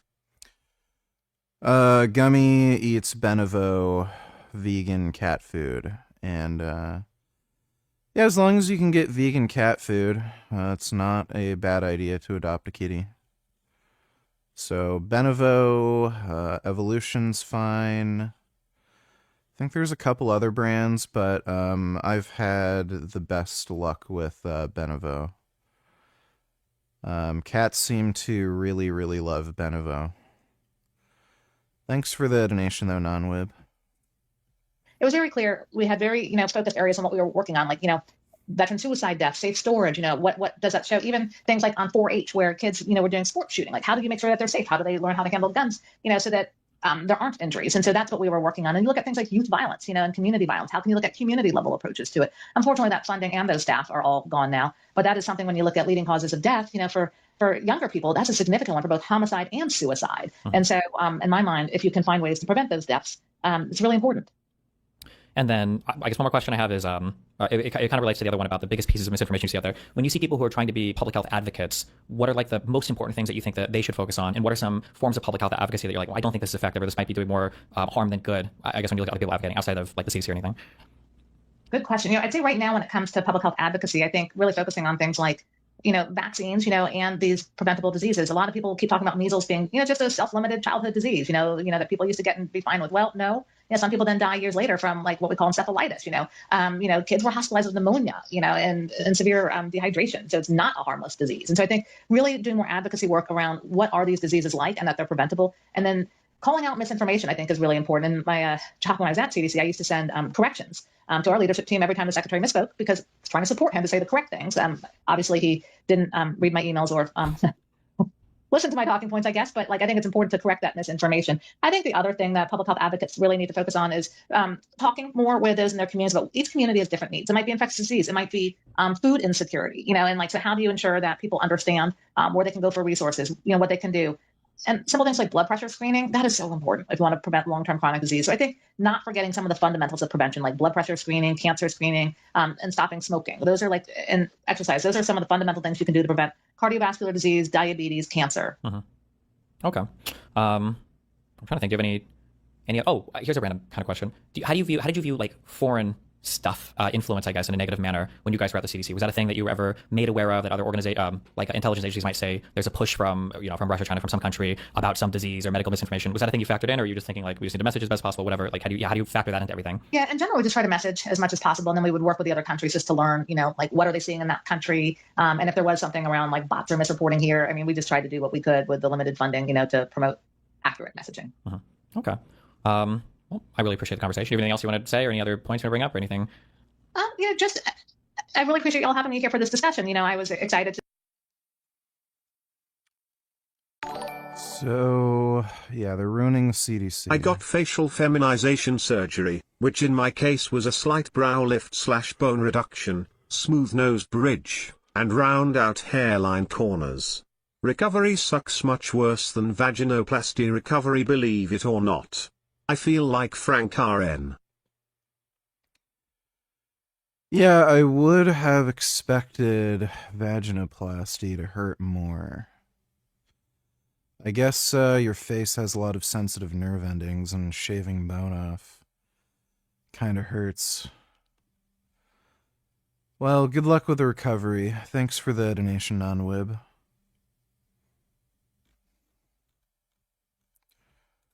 This was not what I was thinking of. Okay. But if you're thinking of if you're talking about this one, why animals aren't an antinatalism to Yeah, that one. Lawrence. Yeah, that one. Although I did. What the fuck? I mean, okay, hang on a minute. This is probably not going to work. Predator. Or was it? Oh, maybe it was the era of evaluative statements in antinatalism. The era of evaluative statements in antinatalism. Yeah, I go through it, so I did actually write something about this particular point. Yeah. Which, without going through it again, I will. Yeah, it's obviously just separating. Coming into existence is always a harm or a serious harm with the normative claim, and explaining why what has been labelled the evaluative claim doesn't carry water as any kind of definition for antinatalism. Oh yeah, and I remember, yeah, Tasia saying coming into existence is bad. Yeah. Mm. So yeah. So I mean, just to click, just on that point, just for me, it's just life is bad, life sucks. That's pessimism. Procreation's wrong. That's antinatalism. So if someone wants to, oh sorry, go ahead. I was just going to say, if you want to deviate from procreation is always wrong, then I think you get into trouble with separating antinatalism from not antinatalism. My presumption is that if at the Say that moment, one more time, sorry. I take antinatalism to be defined as procreation is categorically unethical. If you want to deviate from that in any way, I think you're going to have a lot of difficulty separating antinatalism from not antinatalism. Like if you say it sometimes maybe it's okay, well, there are pronatalist positions that would argue that as well. Yeah.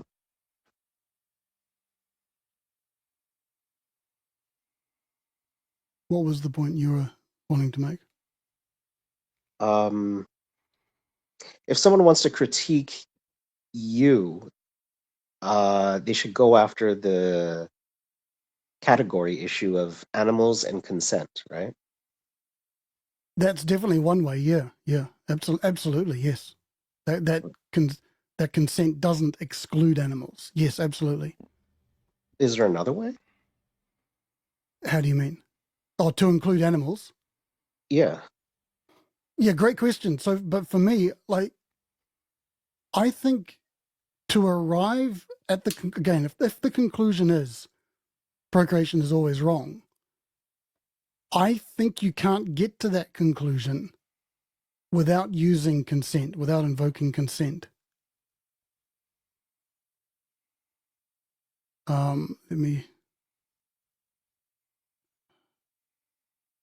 So rejecting, for example, someone might say, what about the risk argument? What about the imposition arguments? But in my opinion, consent is one of the premises of those arguments. So, for example, if we look at the risk argument here, and is it not Metz? I can't remember. Maybe it was Metz. Someone did a paper on this. But anyway, bring someone to existence exposes them to the risk of serious harm. Exposing someone to the risk of serious harm is unethical. Bringing someone into existence is unethical. I have trouble with the P2. Exposing someone to the risk of serious harm is unethical. Well, I need more information before I can make that determination. And my calculation, I guess, if you will, is that consent is the information that's necessary. It differentiates surgery from assault. Right. That kind of thing. So I think consent is smuggled in, even though it's not mentioned. Same here, imposing the vicissitudes of life on someone is unethical. Me in that thing. I need more information before I can claim that it's unethical. Until I get more information, I can't go either way. So I think these arguments include consent, which means, in turn, if these arguments all lead to the same, they're different roads to the same conclusion, that procreation is always unethical and consent is required for them, then I think animals are excluded. Oh, Richard is backstage. Richard, sorry. Vegan gains. Do I dare let this fella on? Hey, what up? Oh, here we go. Hey, Richard, how you doing, dude? Hey, good. Yeah, I was kind of in and out listening to your stream here. Yeah, I And wanted I'm pissed to. off that your audio is so good. I'm pissed off about that. Yeah. I invested in a good microphone. There you go. Okay. Yeah, so you're talking about consent being sort of like a fundamental issue here. Like, I don't think it necessarily is, but people who are bringing up the consent argument, like, here's a way to look at it. So if we had some sort of technology like the what if machine in Futurama, where we could see all hypothetical worlds, where one world you have a child, you could go into that world, ask your child, hey, I'm in a different world where I have not chosen to like have sex with your mother yet, and we haven't conceived you yet. Do you wish me to actually bring you into existence? And then if you were to get consent from your hypothetical future child, that would negate the whole matter of consent. So if you were to ask one of these antinatalists in that kind of hypothetical, would they still be okay with, would they still be against, the pro-natalist position, or would they still be anti-natalist if we had that technology? There clearly are some of them that would say yes. And like you've pointed out some of the arguments. It's like Benatar's paradigm, where, well, it still ends up being a net negative because you're going to expose somebody to some kind of like crazy or unnecessary harm. So existence is therefore bad because you're always going to expose somebody to harm.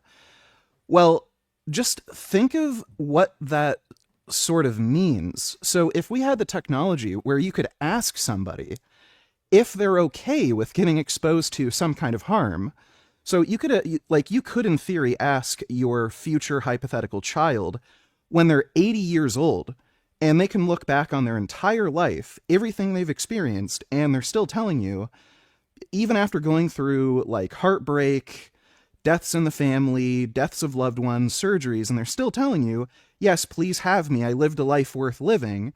But you have some jackass like Benatar saying, no, I can do a calculation where you had so many owies, your life isn't worth living, so I'm going to preemptively stop you from existing, even though you want to exist.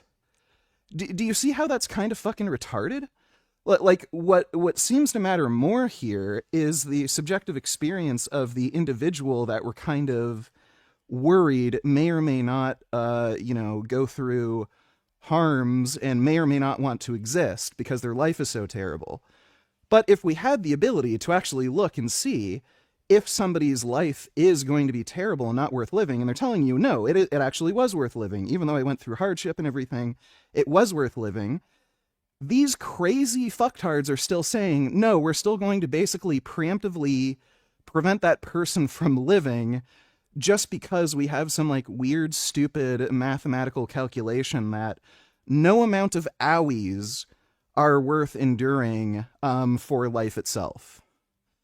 So if we're not even going to care about the subjective experience of people who are literally telling you, no, life is worth living, it seems that they have some like weird ideological position, and like they're not reasonable people that you should even bother talking to.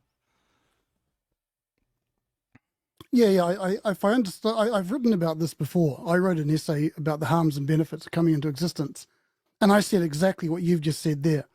The only way to evaluate whether or not a particular life was worth it, as a general way of saying it, is to ask someone just the moment before they pass, was it worth it? That's the only time you're going to get a decent enough evaluation of someone's life as to whether or not they were happy to be brought into existence or not. So I agree with you in that sense. There are some people who on their deathbed will say, yep, this sucks now, or I had some sucky experiences, but overall I'm really glad I was born. And that is a criticism I have of Benatar, where he thinks it's like a paternalistic vibe, where he thinks that he can say, I think everybody's life, existence is such a serious, being brought into existence is such a serious harm for everybody. And I don't think anyone can make that assessment. I think the only assessment can be made by yourself just a split second before you pass. That's the only time. And that's impossible. And by the way, two things to point out here. If you were to ask most people, they would say, yes, my life was worth living. Even people who've had extraordinarily difficult lives, I've talked to Holocaust survivors. They will tell you their life was worth living and they're glad that they got the experience to, live through life. Yep. So it's kind of strange that he'd make that generalization, knowing most people actually would prefer to have lived. And two, this is no different than having a position. Having a penis is such a horrible experience because you're constantly horny. You either have to masturbate or have sex, and not every woman wants to have sex with you. So you're constantly worrying about how you're going to get pussy. And when you can't get pussy, you have to jerk off and it chafes sometimes and you get redness and itching. So we need to cut off everybody's penis. And I can do this weird, calculation on the risks benefit reward ratio of having a penis. And I've come to the conclusion everyone should cut their penis off. Why, if we're not going to account for the kind of desires and subjective experiences of the individuals in question that we're trying to help, in Benatar's case with the antinatalism thing, just people in general, we could apply that same kind of stupid logic with cutting people's dicks off. I can just say it's better to not have a dick, so we should cut everybody's dick off. Just be careful about the way you word things so I don't get this stream banned. Well, yeah, but it's if you're not going to actually ask people and say, would you rather live with a penis or not have a penis? And 99% of people you come across will say, yeah, I'd rather live with a penis. And then you just say, no, but I have this chart. I have this chart. I get it. Yeah. Yeah. So the point you're driving at is we're just repeating the same point. Yeah. That the evaluation cannot come from anyone except for the person concerned. Yeah. That's and I agree with you, and that's the problem I have with Benatar's optimism bias. To me, I just don't buy that. You can't say everybody has or most people have an optimism bias which blinds them to the harsh realities of life. Therefore, blah blah blah, coming into existence is wrong or bad. I think those are. There's so you can't make those jumps. There's so much you can say about the human experience too. Part of what makes life worth living is optimism, and it's not just the reward part of living. I don't know, getting a big sum of money in the lottery. It's not just that makes you happy and want to keep on going. It's also the expectation or the hope that kind of drives you forward, that makes you buy the ticket, and you get that kind of excitement, and that alone, that kind of hope and optimism also gives you enjoyment from life. So claiming optimism bias, it's kind of silly. It's just such a narrow surface level criticism that kind of doesn't look deeper into the whole human experience. Yeah, it doesn't take into account everything, and the same can be said of the pessimism bias as well. Yeah, you can flip that on its head. Yeah. So you'll get people who talk about depressive realism and all that, and I'm not on board with any of that either. I don't think that holds any water. I just think, at the end of the day, we can use all these metaphors and analogies. I think the only person qualified to decide whether or not the life they have was worth living is that person. Yeah. And I don't think nobody else can make that decision. However, that being said, that doesn't change the fact that there is still good discussion to be had about the ethicality of procreation. Yeah. That is still a viable discussion. Well, yeah, there's certainly people who shouldn't have kids. That's undoubtable. I don't think anybody's going to argue that meth-addicted crack whores should be having children. or yourself, as you've said many times. Well, yeah, I think if I were interested in having children, now at this stage in my life would probably be one of the best times, because I've solved a lot of my mental health issues. Even still, I'm a little worried about passing on like some bad genes to my kids. So Right. I just don't have an interest in having children, period. But if I did, like, now would probably be the best time, but I'd still be reluctant. Right. Yeah. I was being facetious more than anything, but yeah, like just back to that discussion. Even though we can say, even if we disagree, even if someone disagrees with antinatalism, that doesn't mean the discussion of the procreative ethics is still an important discussion or an important field to talk about. Absolutely, that doesn't change just because you disagree with Benatar. I think the whole antinatalism thing is fundamentally flawed, because, you know, throughout the stream you brought up the issue with the consent paradigm. Like, the consent thing is kind of nonsensical, because you're not talking about a subject that can either give or withdraw consent. And even if we were in a hypothetical world where we could find out consent, like, they know for a fact, like 99.999% of the time, very rarely are you ever going to find an individual that wouldn't give consent if we had like a what if machine. And then right, but even the term consent, and that talks about, there's a term known as retroactive consent. But retroactive consent is really, it's not consent at all, because consent needs to be given prior. Retroactive consent is simply telling the person who wronged you that you won't hold them accountable for the wrong, and you won't require them to put you in the position you were before the violation happened. So it's not consent in the stricter sense of the term. Well, it's choosing not to hold the person responsible.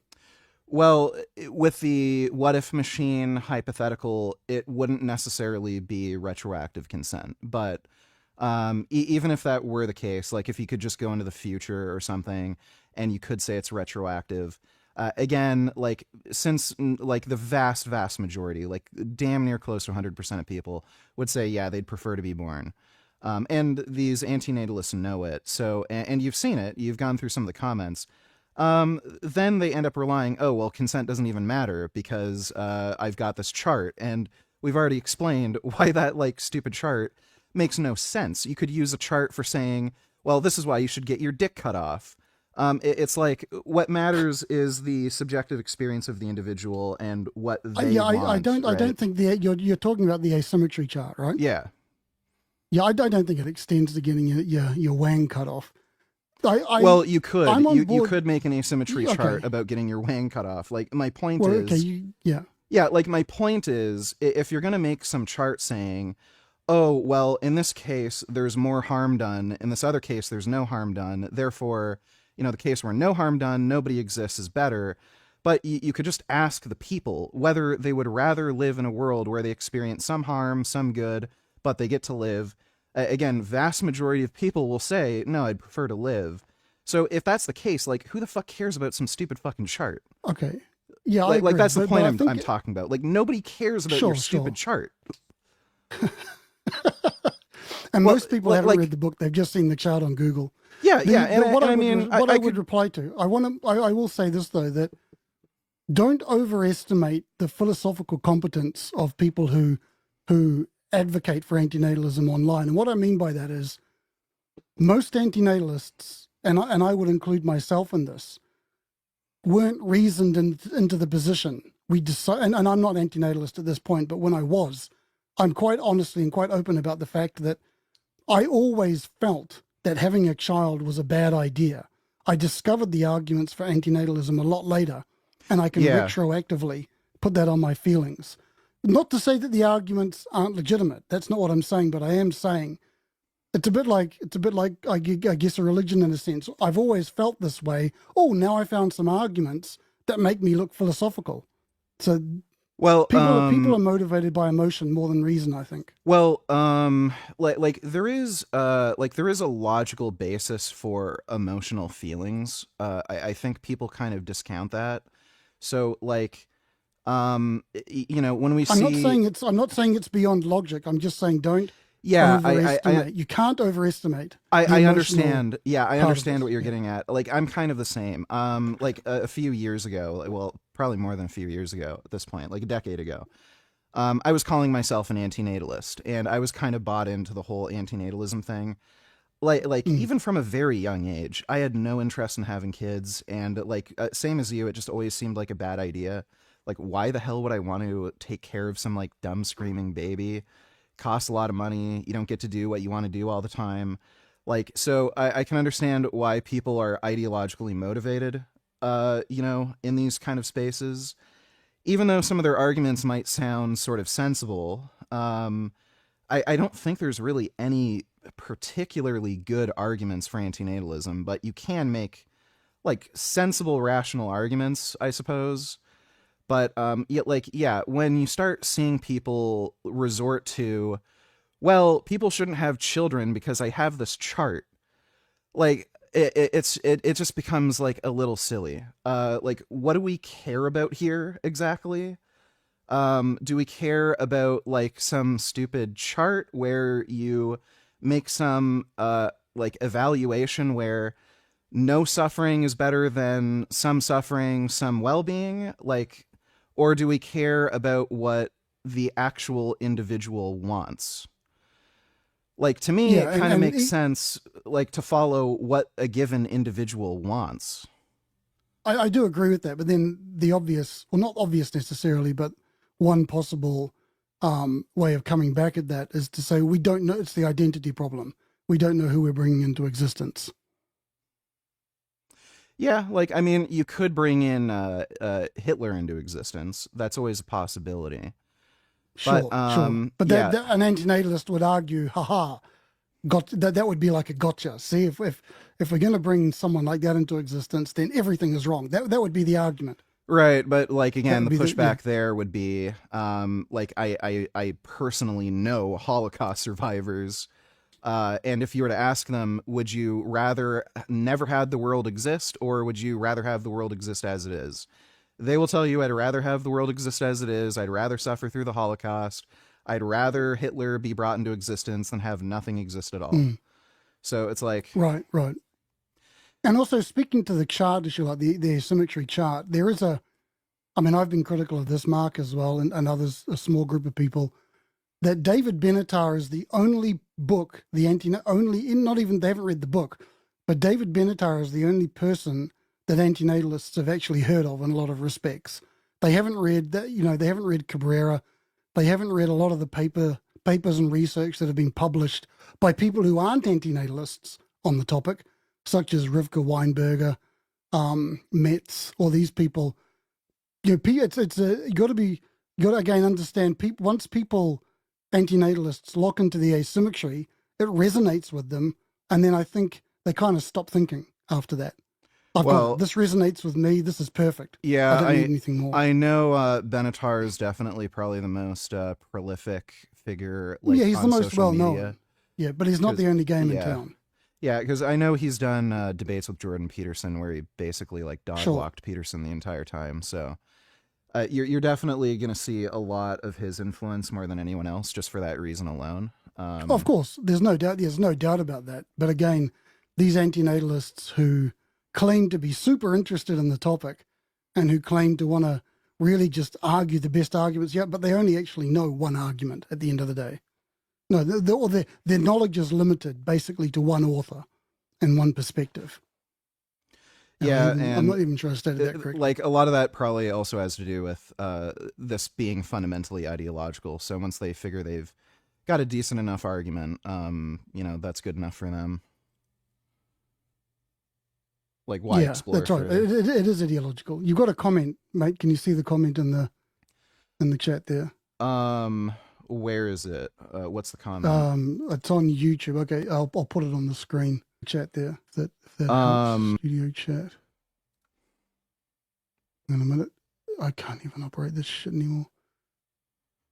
Okay, I'll read the comment and go for it. It says, vegan gains seems to misrepresent the asymmetry. He presents it as if it's about an equation about continuing to live versus making the choice for someone else. Okay, so that's... I don't know if that's the way I kind of made it seem. Like, I know it's about, like, it's not making the weird ethylism argument where we need to set off all nuclear bombs.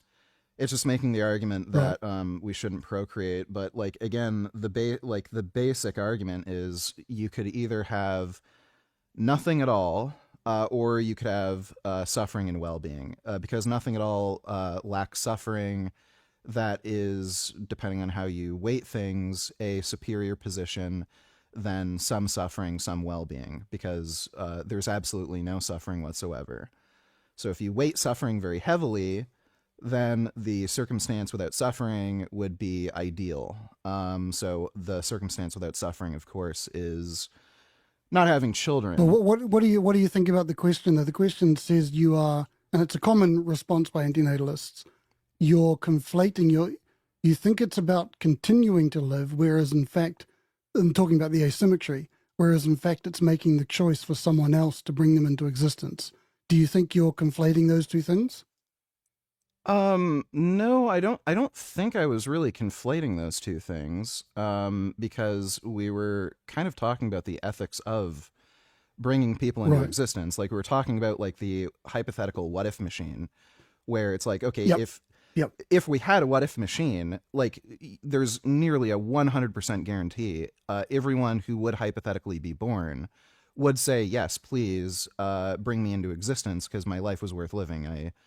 There were ups and downs, but I do want to have experienced it. So I don't think I was misrepresenting it. No, I think you're right there. Yeah, I think that's fair. But I think the person's like trying to highlight the difference between starting a life and continuing a life. Yeah, like there is a difference there. Continuing your own life is different than starting another life, but the discussion we've had was about the ethics of starting another life, and like the arguments against it so far that we've talked about were consent, which we've already kind of resolved that issue. You would get consent if it were possible, and even if it weren't possible to get consent retroactively, like, again, the vast majority of people would say, yeah, I would have preferred to live regardless. And like you're talking about a subject that doesn't even exist yet, so consent isn't really a concern. And I agree, but Benatar's argument doesn't rely on consent. It's not featured in his argumentation. Yeah, and then we went on to the Benatar like chart thing where it's just the evaluation of suffering. And like again, by and large, most people are fine with a certain degree of suffering. I agree. Like, that's the thing. I'll just put another comment from the same person. Benatar admits that it requires you to believe in the axiom that some suffering never justifies any amount of pleasure. Yeah, harms and pleasure, but anyway, when you create a being. But it's not the case if you have someone already living. Yeah, so that's differentiating between bringing into existence and continuing to exist. Yeah, I mean, personally, when it comes to the continuing to exist and bringing someone into existence, again, I'm not convinced that that's as cut and dry. Again, it depends on the reasons why you think antinatalism or procreation is wrong. I'm not even sure that the difference between continuing to exist and bringing someone into existence, whether that's as big a differentiation as antinatalists make it out to be. Well, yeah, especially considering, like, in all likelihood, the life you're going to bring into existence is going to be very similar to your own. Like, they share half your DNA. Yeah. They're obviously going to share some of your lifestyle, so... That's right. I mean, you can play those odds. Yeah. Yeah. So it's like... So it's almost like having a crystal ball. Like, we pretty much know how most people's lives are going to play out. And that's what I was referring to earlier. And I don't know if you heard it, but maybe a duty of care might be a better framework for this kind of stuff, rather than just an outright statement that it's always wrong. There's something here. Comment: the consent argument you're dealing with is very partial. Okay.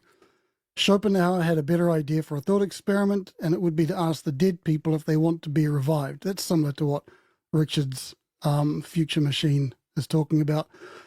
But the comment that the consent argument you're dealing with is very partial, I'm not sure what that means. The consent argument, as far as I can tell, is one of, if not the most popular argument cited by antinatalists. So I don't know, but I don't know what you mean by partial when you say that it's the consent argument you're dealing with is partial. I may not understand you correctly. I'm going to say, yeah, I mean, this is the same thing, continuing to live in versus bringing someone into existence. Again, it depends on the pathway that you're using to get to the conclusion. Sometimes the difference is important. Other times I'm not so sure. Yeah. Yeah, but So what's your take on... Oh, go ahead. No, you go. You can go for it, mate. Yeah, I think the whole, like, antinatalism, I don't know why it's still around. Like, it's just not ever going to be a popular political position or political movement. Responsible procreation makes a lot of sense. And I think a lot of people could get on board and agree with that. But, like, it's just so dead in the water, that I just don't see too many great arguments for it. The discussion really there's two just ends sides up... to it. There's two sides to that. The first side is you could argue that it's the nirvana fallacy, and that already, you could just dismiss it on that basis. The second possible response could be to say, well, sometimes we need to argue an extreme position in order to meet in the middle, like negotiating. You give yourself some leeway to move. So if there's people arguing it's always wrong, maybe that kind of is a catalyst for discussion, perhaps. That could be that reason could be enough to keep going with the antinatalism arguments or exploring the idea. Sure. Yeah, having the extreme position on one end could spark a larger discussion. It's possible. Whether it could also just turn people off as well. There's that other side of things. This comment is to you about the consent argument, Richard. I was responding to vegangains saying that he had pretty much defeated the consent argument, but he only discussed a very limited version of that argument with one weaker. So you gave the thought experiment of the future machine. Apparently that's a weak thought experiment. 50-50 on that myself. I think that's a good thought do you think? Yeah, I 50-50. Do you say that pretty much defeats the consent argument? Is that the point you're making? And I'm asking because that's what the person. I wouldn't say it would necessarily defeat all consent arguments, but if the consent argument is, obviously those who don't exist can't give consent to exist. Well, again, if we were able to somehow get consent from those who don't exist by either going into the future or having some what-if machine or going to alternate universes that are identical, but just with that one outcome being changed, like, you could, in theory, give consent or get consent. And, like, again, the antinatalists seem to know, in the vast majority of cases, damn near 100% of the time, you're going to have people give consent, like, yeah, bring me into existence. Right. So, and then they end up resorting to, the whole Benatar paradigm thing, where it's better to have never exist than exist at all to avoid suffering. Yeah, I mean, if your hypothetical was real, it kind of would defeat it. I think it would if it was possible, because your hypothetical makes it possible basically to ask for consent, and I'm speaking just very broadly here. And if that was the case, then yes, the consent argument would be defeated, because ultimately it's based on the idea we can't ask for consent. But if there was a way we could, then yes, that would defeat the consent argument. Yeah, and I mean, you could just go to an old folks' home. Most of those people are on their deathbed, like they're 80 or plus or something. You can ask them if they'd rather never been born. Like, pretty much all of them are going to say, no, I enjoyed my life for the most part. Kind of sucks now that I need my diapers changed, but, you know, had fun when I was younger. Right, right. I think people maybe as they get, I mean, fuck, I'm in my 50s now, so as I get older, I'm not annoyed about life. I'm annoyed about the fact that I'm getting older. Life itself, you know, may have been worth it in the end. I don't know. You gotta go on that testosterone, bro. Keep the youthful vigor. Okay, I don't think I need that. But anyway, this person says, I'm assuming the what if machine is asking people at a particular time in their life where they don't have all the knowledge of what's going to happen to them. Well, me and Richard both agree, and I don't know what Mark's position is, but the best time to ask someone, if it was possible, was your life worth it, would be the split second before they pass. So yeah, and we covered that. Yeah, we covered that, yeah. So it's at a point where there's nothing more that's going to happen to them. It's all done and dusted. That's just the second before that. That's when you ask them. So I think we have covered that. Mark, you have anything to say? I'm curious what he thinks about the consent argument applying to non-human animals. Is that for Richard, is it? Yeah, I would just take the same position that I take with human beings. Like, most animals seem to, like, they would have the same position that a human would. Like, where if you could ask them, they'd prefer to exist than not exist. So I would just take the same position where if humans are able to procreate, I think animals should be allowed to procreate. Okay. What about the idea that consent doesn't apply to animals at all? What do you mean by that?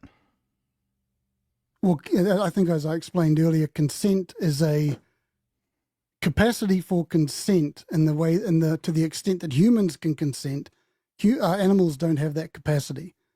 So, in my opinion, that's one reason just for because they lack excluding the wisdom them. and knowledge. Yeah, the capacity to say I consent to this, or to not. I'm not saying that animals can't consent about anything. Like a dog will pull you in one direction and run away from another. That may be interpreted as a kind of consent. But when it talks about questions of, you know, suffering and weighing up different moral strategies, etc., I don't think they do possess that.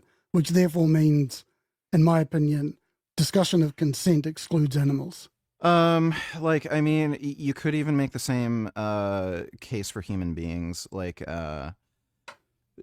we don't have all knowledge, right? So we can't see all future possibilities. We can only really see the world from our own perspective, which is going to highly bias our perception.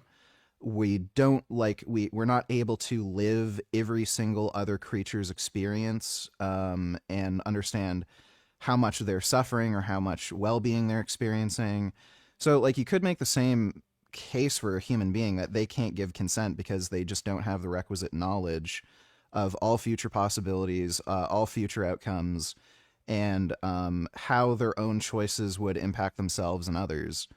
It's like, you know, like, again, I would just say, I don't see, like if it's just a basic thing, do you or do you not want to exist? And they say, yes, I would prefer to exist. Well, that's their choice.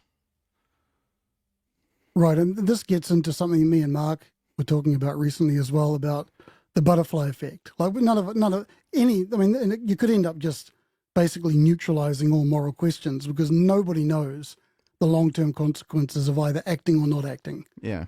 You could end up just writing off morality by doing that, by taking that approach. Yeah, I mean, somebody sneezing at the wrong time might have caused Hitler to be born, so. That's right. Yeah, that's exactly right. You know, like, it's the same thing I've said sometimes. You know, if my dad had just done one more thrust, then it would have been someone else. Yeah. So, which is the way. Which is unfortunate. I wish he had just done one more. Yeah, so, like, if we're gonna say humans are able to give consent in that way, I think animals can as well. Like, it's a very basic thing, like, just whether or not you want to exist, and it's again, their decision is just going to be impacted by their own personal experience and perspective. And if their perspective Do is you life not is think? worth Do you living, not think you're engaging in anthropomorphization there?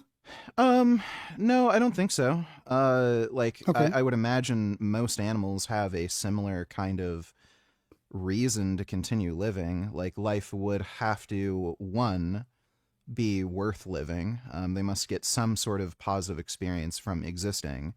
And I'm sure part of it is just fear of death.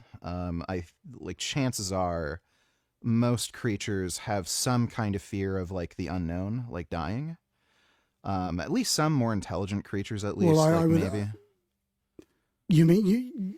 Yeah, I mean, I don't know. For like, I would. That's a kind of claim I'd be seeking evidence on. I don't know if like an insect, like a bumblebee, can conceptualize death. I think there's a very good chance, like chimpanzees, apes certainly can, like almost guaranteed.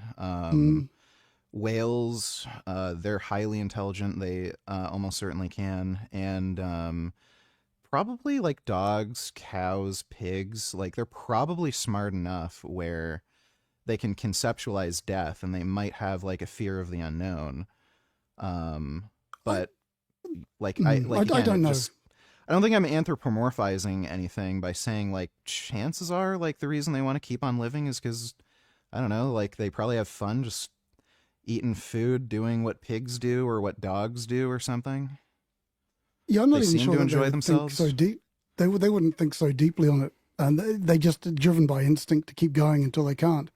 But that being said, like it wouldn't surprise me, like if a dog, like if you have two dogs for pets and one dies, the other dog, I would imagine has some sense, in whatever capacity, I have no idea, but they have some sense I've seen that animals dog grieve, is no longer for sure. there. Yeah, I've Sure. I've absolutely seen animals grieve. Yep. But then the literature I've read, which is, to be honest, is a while back, and it probably wasn't a lot, is that most animals seem to be living in an eternal present. That's my base. But again, it was a while ago, and you may be more up to date than I am. Well, here's the thing. I'm a little worried about some of the research that comes out on like animal cognizance, because there were some theories that actually got completely and utterly debunked recently. There was some stuff on tool making where it was assumed like there's very few animals that are able to use tools. Like there's some birds, obviously, some apes, humans, of course. But like by and large, it was assumed animals just don't use tools and they don't have the cognitive capacity to. It was recently found out that's not the case. Animals will use tools. It's just that either they use tools in a different way than other animals. So like birds will use tools to like fish something out of like a small hole to like get a piece of meat or termites or whatever. Whereas like an elephant, it was assumed they just won't use tools. Well, elephants will use tools in a different way where they'll use something like a stepping stool. So they'll get like a tree stump and stand on the tree stump and use that to like elevate themselves to reach a higher height to grab like food. So animals will use tools in very different ways, and some of that just has to do with the different way they think. It has to do with the different environments they're in, the types of food sources they go for, and their own their own body structure, just requiring different tools. And I do recall reading in the past year or two, maybe, some anthropologists have made the case that maybe some orangutans have made it to the Stone Age. Yeah, I've seen that too. And again, I don't know how the veracity or whatever of that, but I have seen that pop up somewhere. So, like, it just seems like there's some emerging things about animal cognizance that is like we're just finding out more about them that we didn't know before.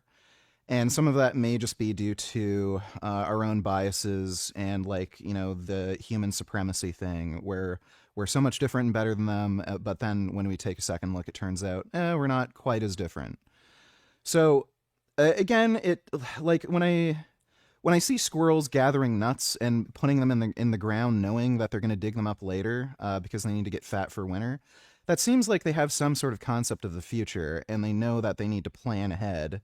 So, like, or it could just be instinct, though, mate. It could just be that their instinct and it just drives them to do that. Well, I don't know if there's planning involved. Yeah, it could just be basic instinct. Certainly. Like, but again, like they don't necessarily have to be. It doesn't necessarily have to be one or the other. Like, I think we have an instinct to make tools, but we also think about making tools. We cognitively think about, how do we make this like work better? How do we make this like easier, faster, more efficient? Like, that's part of our instinct. But it's also just part of our, like, it's just the way we think. So I don't see it necessarily being two different things where a squirrel is just doing it because of instinct. Like, it could just also be part of that thought process where they're thinking. Yeah, I mean, I don't dispute that. There's no way to know, you know. Yeah, I don't dispute that there may be some animals that teach skills, but I'm pretty sure, I feel convinced that humans have better planning skills, and we can experiment, deliberately experiment, you know, to a different end. But again, just for anyone listening, that doesn't mean that animals don't suffer. I just want to make that clear. Yeah. Because some people might interpret that wrong. I do want to ask you this. It's from the chat, because I want to get your perspective on this actually as a vegan. If you're vegan, it's a lot harder to defend pronatalism logically. Antinatalism should be the default position. If your child isn't going to be a lifelong vegan, you're responsible for that outcome. How do you respond? Well, that's, I wouldn't say I'm pro-natalist. I guess, I'm pro good people having children, which would obviously mean vegan. So, like, if you're vegan and you aren't like a piece of shit and you're a responsible person, you have like enough money and enough time and attention to devote to raising your kid right, I think those types of people should have children. Obviously, if you're an irresponsible idiot and you have kids with the wrong woman and she's able to take your kids away and then raise them non-vegan and shit, that is on you for bringing somebody into the world who ends up not being vegan. And it gets into difficult territory as well. Like, are you just going to keep strictly that's a voluntary issue, or are you going to push harder and say, well, I'm going to legislate or force people in that direction? That gets into some pretty murky water as well. Well, yeah, I mean, the issue is, because it comes down to definitions. Like, what's a person who's good enough to have a kid, for example? How would you define that? It gets not that I want to do that now, but just that's where it goes. Well, yeah, like, I don't know if there's any way of legislating this, because like preventing people from having kids, it's one of the most politically unpopular kind of things, especially after the history of eugenics. So I don't know if you can, like, I don't know if it's a viable political position. No, it's not. I mean, if you were to legislate against having kids, people would leave, and therefore you'd lose your tax base. You know, it just wouldn't work. It's just it's not a starter. And the only way to enforce it would be a totalitarian hell. So, you know, it doesn't work. Yeah, out. so like probably best way forward is just to improve the well-being of the populace, make them more educated, kind of mandate veganism, abolish factory farming. Like, you know, that's kind of the way forward. Do you see it as a like plausible way forward? Because a misanthropic argument for antinatalism would show that like we cause a lot of harm to animals, and we're likely to continue that trend unless you think otherwise. Then back in 2.6. Well, it looks like we're on the horizon of being able to get rid of animal agriculture with like lab-grown meat. You know, it might still be a couple decades before, or even longer, maybe like 3-4 decades, but it seems like eventually that is going to go away. Okay, so you are hopeful for us not using farmed animals then? Yeah. And more humans, that's fine. Well, it looks like there's going to be less. We're clearly heading towards a population reduction. Okay. Which I think is ideal. There's too many fucking people. You think two vegans having a child increases the probability that child will be vegan? Yes. Sort of like how if both parents smoke, there's a higher likelihood of that child also smoking. Because the majority of vegans come from non-vegan parents, right? Yeah. Okay.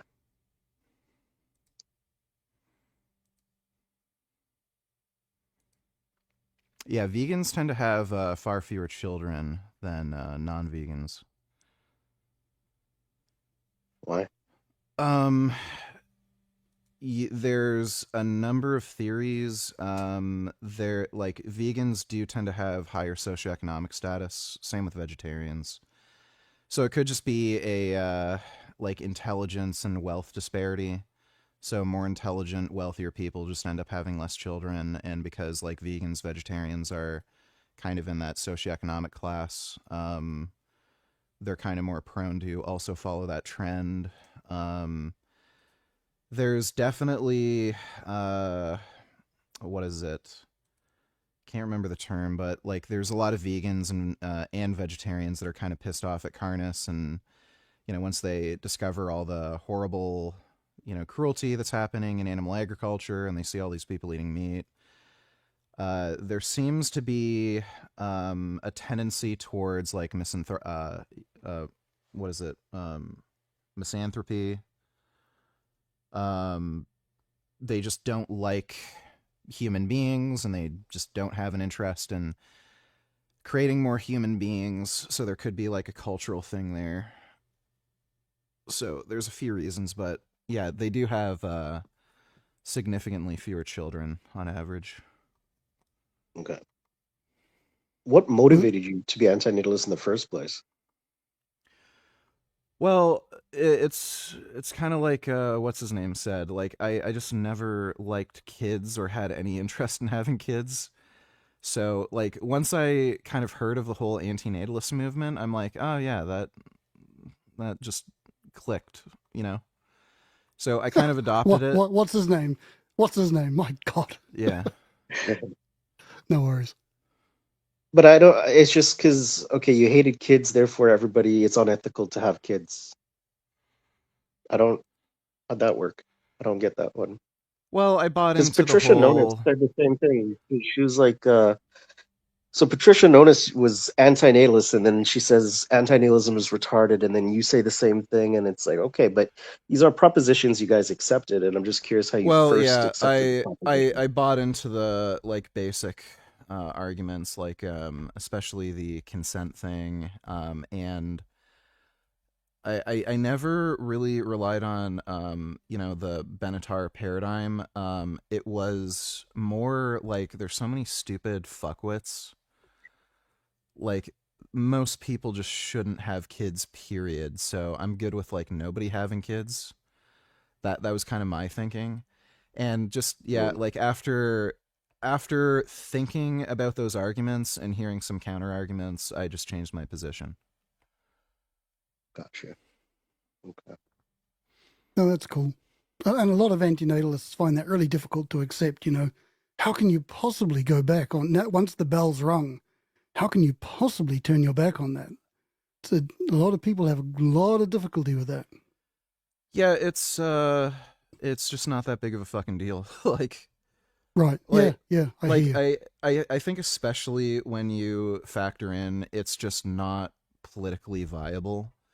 You're never going to convince a population to not have children, and even if you could, you probably wouldn't want to. Because, let's say if you could convince the entire United States to not have children. Well, now you've got Russia, China, and the entire Middle East. Do you want them to kind of take over the world and become the next superpower? That's you right. want like a fascist dictatorship? You want fucking Muslims like raping women and like burning infidels? Or do you want China forcing everyone to speak Chinese? And if anybody speaks out against the political party, they torture you and then steal your organs? Or Russia, they send you to a fucking gulag? Like, right. You wouldn't even want antinatalism to succeed politically. So yeah, I agree. To that point, a lot of antinatalists don't go past the, procreation is unethical, my job is done. It's like, no. If that actually happened, if that started to be the mainstream view, there are so many geopolitical, socio-political issues that would arise from that. yeah, so like especially considering it's not politically viable. I don't know why people are so weirdly dogmatically tied. It's not like quitting veganism where you can say like, okay, that person's a piece of shit, fuck you. It's just like this was never going to work to begin with. So like who fucking cares? Yeah, but I think though the question itself doesn't have, like, it's not just because it may not be effective, that may not be its use, its purpose. It's a philosophical question, I guess you could say. Yeah, like I know And Isla Mazard has kind of made the argument that the purpose of the antinatalist movement isn't to actually convince everybody to not have kids. It's just to make people more conscientious about the ethics of having children and just to think about whether or not Wow, I you should had no personally idea have you said that. children. But like you could say it has that utility, but like clearly a lot of the advocates aren't trying to make that position. It's a weird ideological stance where they want it to be a legitimate political movement, and when people just change their opinion, you can see how they get ostracized, and they're like, "Oh my gosh, I can't believe you went back on the covenant." yeah, I don't know if people. I'd have to ask people directly. Is this a political issue for you? I before I could draw the conclusion that that's what people are actually wanting or heading towards. Well, the activists probably, right? They probably want that, no? I don't know. Again, it would be an interesting question to put to them. What is the purpose of all this activism in scare quotes? What? Yeah. Well, Right. what's interesting too is people are having less children, like, and it's massively slowing down. I think in Africa, back in the 1980s, there used to be like 20 children per female. Now it's down to I think less than 8. So I think Yeah, I they're know still it's dropped down a lot. Yeah. they're still like slightly above the replacement rate, but there's so many countries now where they're either right at replacement or they're just below it, and it's ever decreasing. So people do clearly make some logical, rational decisions on having children, and right now, with the state of politics and the state of the economy, it's just not a good idea for most people to have children. So yeah. I mean, I don't you know can how see useful, that in Asia, especially. like, and if you ask any of these people if their decision to not have children has anything to do with the antinatalist movement, I can guarantee you, like, nobody's going to say yes. So, Hang on a minute. I've just noticed. Just noticed what?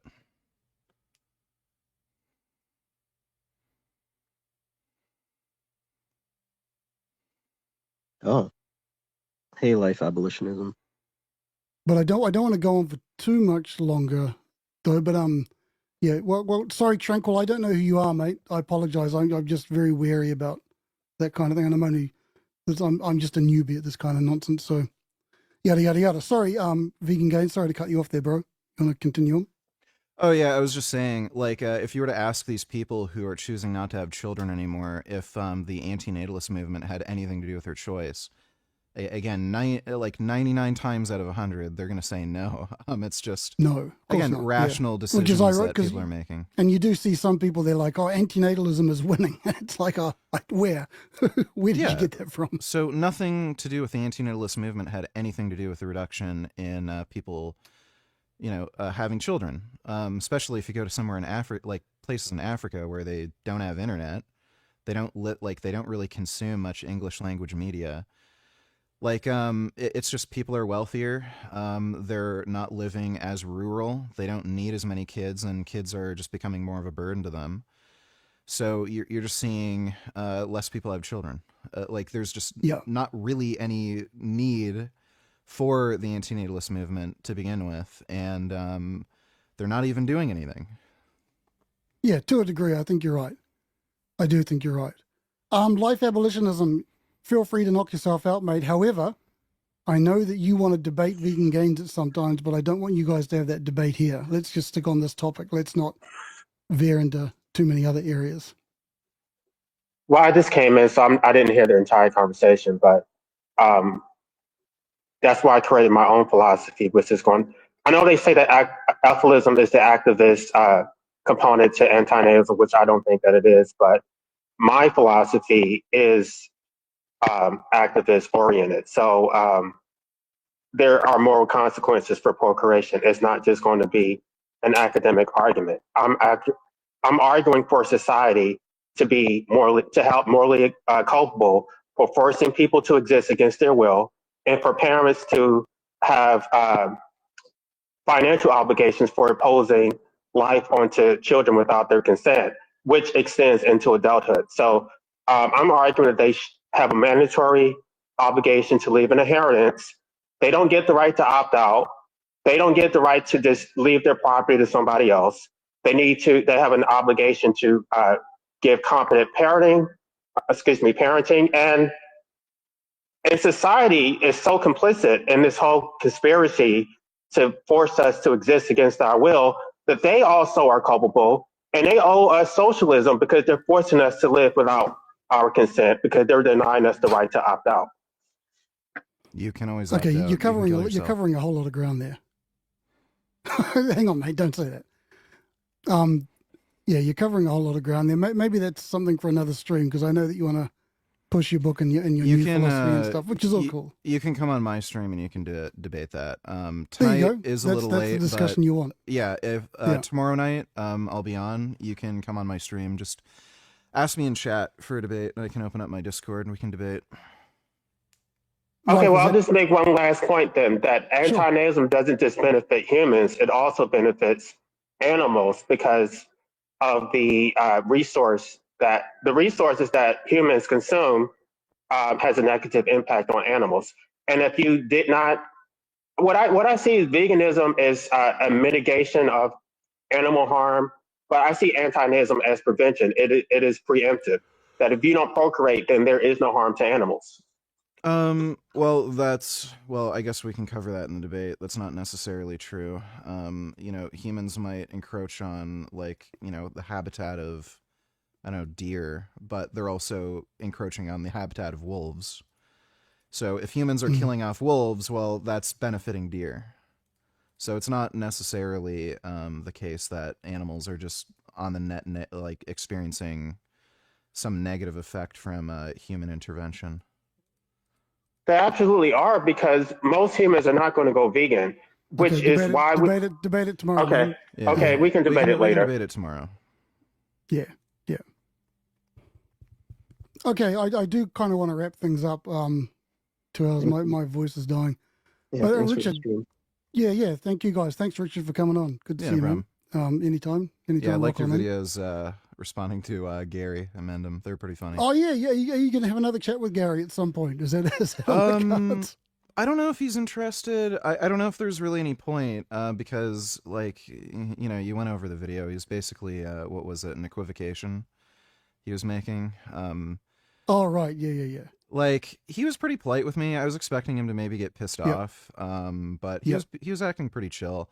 I wouldn't, I kind of understand Gary. I think he's kind of, he has his own set of issues, and I'm kind of a similar way where I can go off, but I don't mean anything by it. I think he kind of goes off a lot of the time, but he doesn't really mean anything by it. So even if he were to kind of freak out and get pissed off at me, I don't think I'd really take it too personally. Yeah, no, I don't think it would bother you. And anyone who's had any experience with him or seen him, it's kind of to be expected. So if you're not ready for it, then don't get in the ring, kind of thing. Yeah, but he's kind of a funny guy. There's a lot of sick, fucked up people who have come out of his community, though. He's one of them. Gotten at least 2 mass shooters at this point. So. Yeah, well, one and a half at least. Lanza was in the scene. To what extent he was influenced or not is difficult to say. Yeah. But Bartkus, the one May 17. Fuck that. That's a direct line there. Yeah. So yeah, there's a lot of problems with the Elfless community. Yeah. I think they're just kind of fucked. Yeah. All Well, right. maybe we can have that discussion at some point too. Okay. Yeah. Thank you guys. Thanks for All coming right. on. Take care, man. Rock on. See you ya. guys. Bye bye. All right, that was fun. What do you think of the ceremony, Metsit Sabpe, in which a Jewish mohel sucks the blood from an infant's penis into his mouth? Do you consider this practice child abuse? Why or why not? Yes, I think ritualistic circumcision should be banned.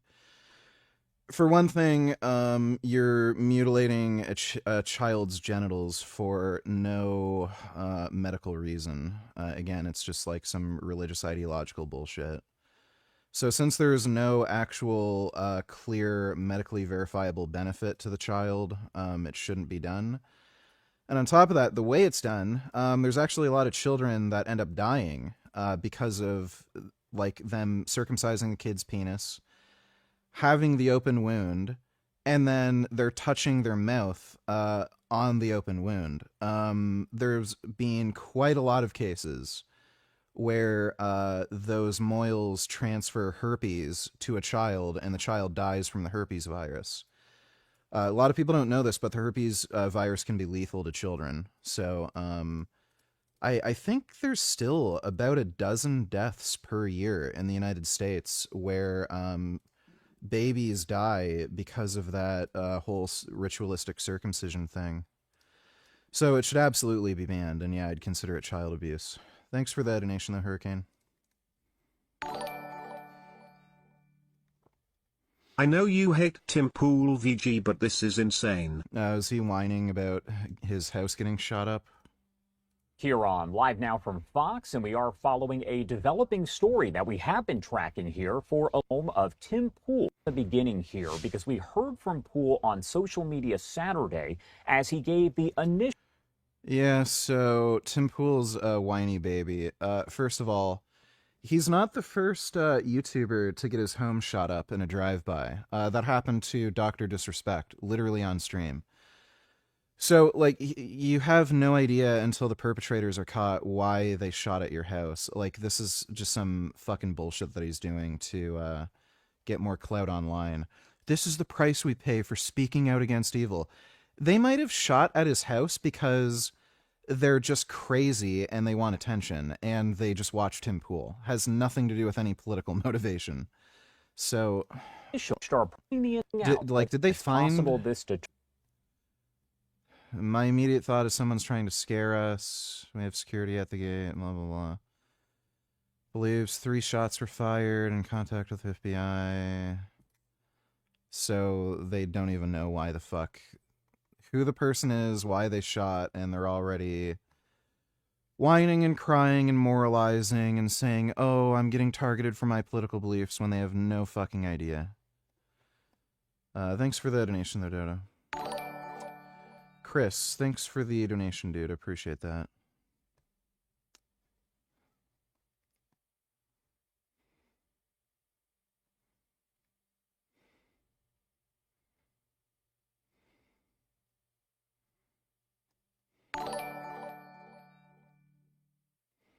If the Palestinians were vegan, would your opinion on the matter be the opposite?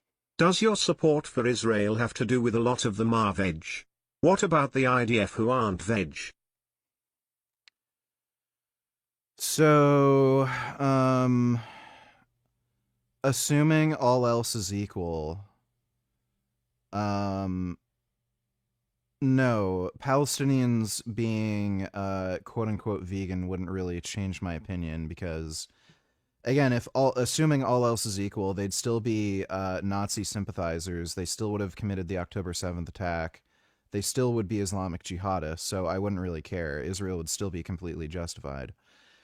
And I don't know what the rate of veganism is within the IDF, but it's high enough where the IDF actually provides vegan-friendly meals for all IDF members. So there's quite a few IDF, in the military that are vegan. I don't know what the exact numbers are, but it's high enough for them to provide a whole vegan meal service. So,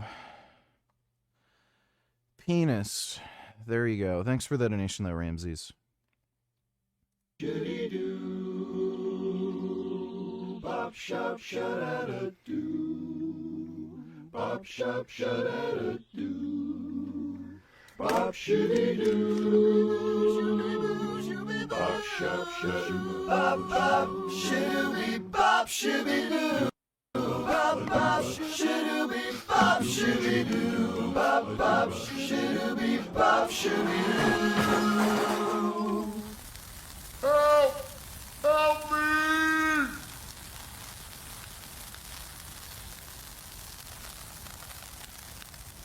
Shoobody bop, shoobody doo, doo-waddy doo, shoobody doo, shoobody bop, shoobody doo, doo-waddy doo, shoobody doo, shoobody bop, shoobody doo, shoobody doo-waddy doo-waddy doo-waddy, shoobody bop, shoobody doo, shoobody doo-waddy doo-waddy doo-waddy, shoobody bop, shoobody bop, shoobody doo-waddy doo-waddy doo-waddy, shoobody bop. Shoobady bop, shoobady doo-waddy, shoobady doo-waddy, shoobady bop. You know, I'm remembering some of my dreams now. I keep dreaming that I headbutt people to death. I keep getting into fights in my dreams, and I, like, headbutt them to death. Shoobady bop, shoobady bop, bop, bop, bop, bop. I don't know why that keeps happening. Shoobady bop, shoobady doo-waddy, doo-waddy, doo-waddy, shoobady bop. Yeah, this guy makes weird headbutting videos. I like the demon one. That was weird. Yeah, those are strange. The White House just released the 2025 National Security Strategy, and I did the thing that no one in Washington actually does. I read all 33 pages. And yes, that's how I spent my entire flight home from a NATO cyber warfare exercise in Estonia, reading these tools with reality. But this document kind of swings between sober strategy, campaign one-liners, and a few moments where I swear I heard your uncle posting on Facebook. So today we're going to break this down into the good, things that make strategic sense, the bad, which is ideology pretending to be strategy, and the ugly, parts that could actually warp U.S. foreign policy for a decade. By the way, if you want to read the document, it's available at ryanbeth.substack.com. And like always, I'm not like red team good, blue team bad. I call balls and strikes. And you know what else is great for that? Ground news. This Christmas, give your parents a gift that will keep on giving throughout the year. Ground zero outlets on the planet, which is what I got. And yeah, we absolutely did. We saw Russia was kind of over, so we downsized the army, downsized the navy, got rid of bases with BRAC, we got rid of ships, and then we act shocked when we couldn't remake Afghanistan into like a Jeffersonian democracy, right? We were looking at Afghanistan and we're going like, hey, how come these people don't want to follow the same system of government? How come they want to still live in the year 800? It's because they're tribal backwoods idiots. Because... Oh, yeah, and they're all incest-ridden fuckwits, so... That really wasn't a priority for them. It was a priority that we wanted, but not something that they wanted. And a strategy that actually prioritizes things you can do instead of daydreams is good. Number two, it sets some clear national objectives. The strategy states the U.S. goal very plainly. Ensure America remains the world's strongest, richest, most powerful, and most successful country. Now, I'm going to kind of do my William Spaniel lines on maps impression here. This is an ends and means coherence problem. The end is to remain system dominant. The means are industrial base, alliances, and military capacity. If means are less than ends, you get strategic insolvency. If ends are greater than means, you get Afghanistan. That's my little William Spaniel. He was on the NATO cyber event as a journalist, by the way. And, you know, for once, the NSS actually acknowledges this gap instead of kind of imagining or pretending that vibes can substitute for actual power. Number three, flexible realism. We're basically saying the quiet part out loud here. Page 9 basically says we can maintain relations with countries whose values differ from ours. That's not hypocrisy.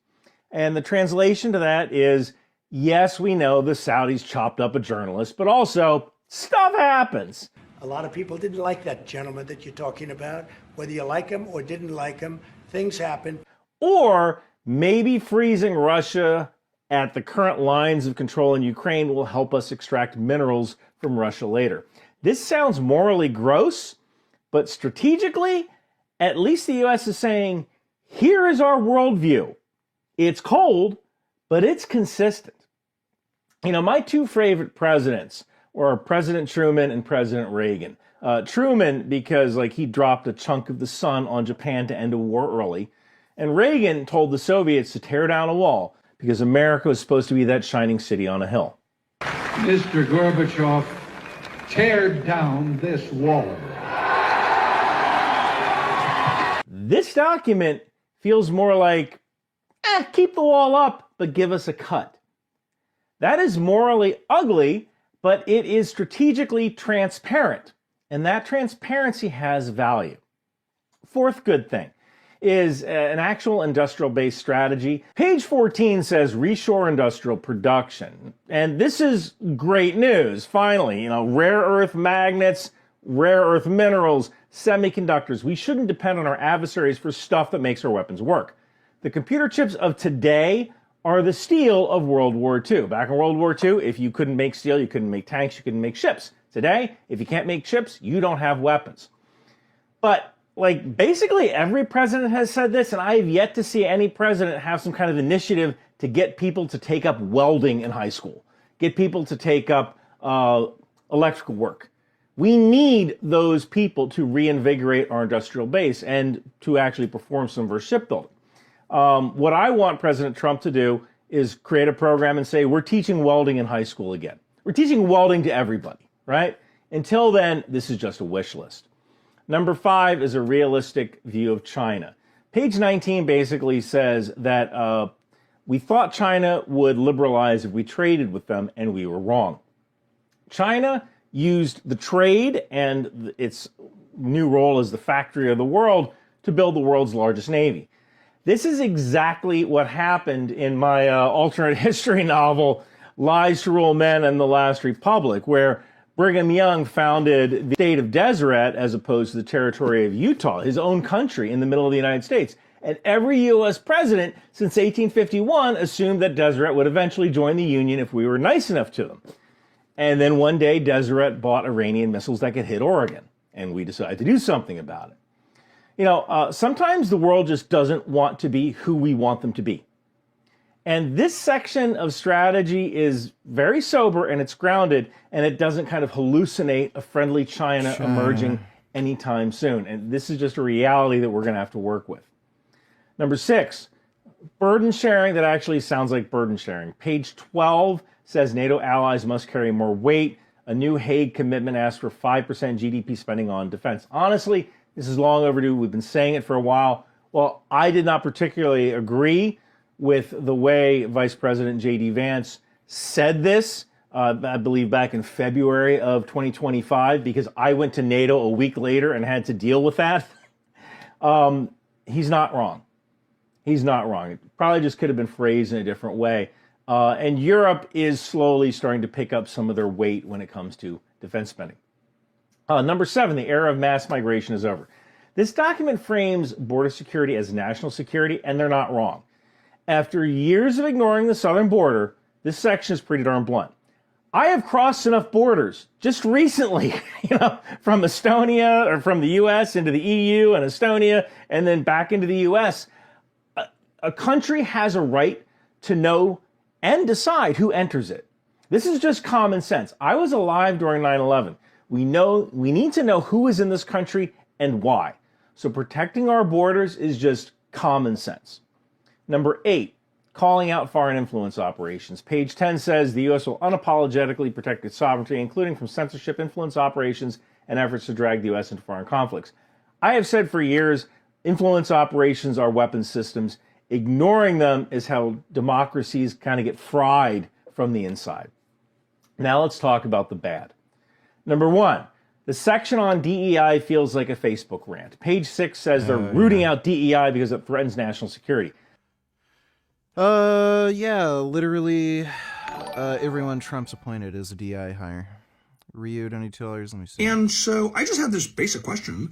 Like, what is gay? Like, are you gay? Am I gay? Is anyone gay? Nobody's gay. Right. Nobody is gay. Totally. The truth is, it's something no one wants to talk about, no one wants to discuss, no one wants to go down the rabbit hole, the rabbit hole, poor choice of words, I guess. But nobody wants to discuss it. What being gay is, it is a trauma response. A trauma response that young men go to in order to justify a perverse existence. They've come up with this idea, this really perverse, disgusting idea, that being gay is somehow an act of heroism. Yes. But nobody wants to discuss it. What being gay is, Yes. No one wants to talk about the dark side, the glory holes and the binge drinking and the drugs. And So are there gays? Oh, literally every single person I've ever come across in conservative media. Yeah. Hello. Yeah. Absolutely, totally, ragingly gay. I mean, hello, darling. Gayer than the day is young while purporting to be Christian. Whoa. That's crazy. I mean, it's crazy, it is. So is anyone gay? No one is gay. No one is actually gay, actually? Everyone is gay. I mean, you and I just had gay sex. Oh, you don't have to remind me. I mean, I needed to see what it was like. I typically don't like to judge anything until I experience it myself. And, I mean, it was pretty painful, actually. It was really painful. But I enjoyed it. Yeah, sorry about that, darling. It's been a while. Old habits die hard. Oh, I could tell. No pun intended. And what we did together, I mean, didn't that demonstrate to you that it is nothing but a trauma response? Totally. I totally see that. Shall we go again so I can show you? Totally. I'm so down. Come now. Are you the demon? That guy's impressions are good. Thanks for the donation, Ryu. Then why is that so hard for these dipshit SJWs to understand? Probably because they're dumbass fuckwits. That's probably why. Yeah, I gotta figure that's the reason. Thank you very, very much for the donation, though, Dodo. I am greatly appreciative for your donation. I have to go take a piss. I'll be right back. I'm going to pee. We'll watch a little bit more of this video, and then we'll play Set a Course rally. We'll get the rally thing set up. Pee pee poo poo bum bum. I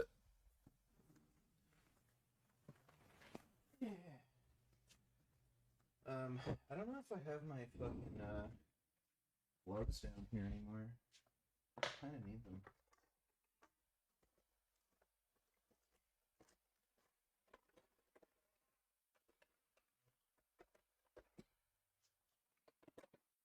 Fuck.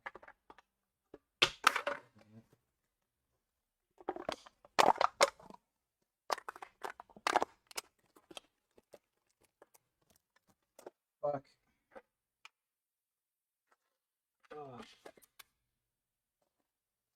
Okay, I'll be right back.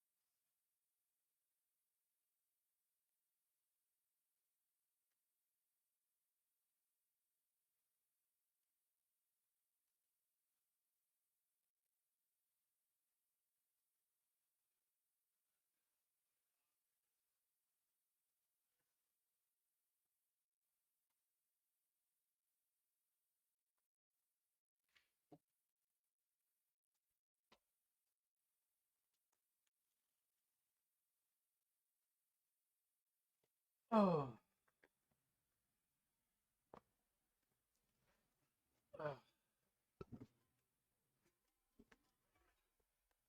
Here I am again. You fucking assholes. Look, you can argue on DEI and its merits, fine, but it has no business being in a national security document. The military is still the closest thing we have to a meritocracy. You can either land the plane or you can't.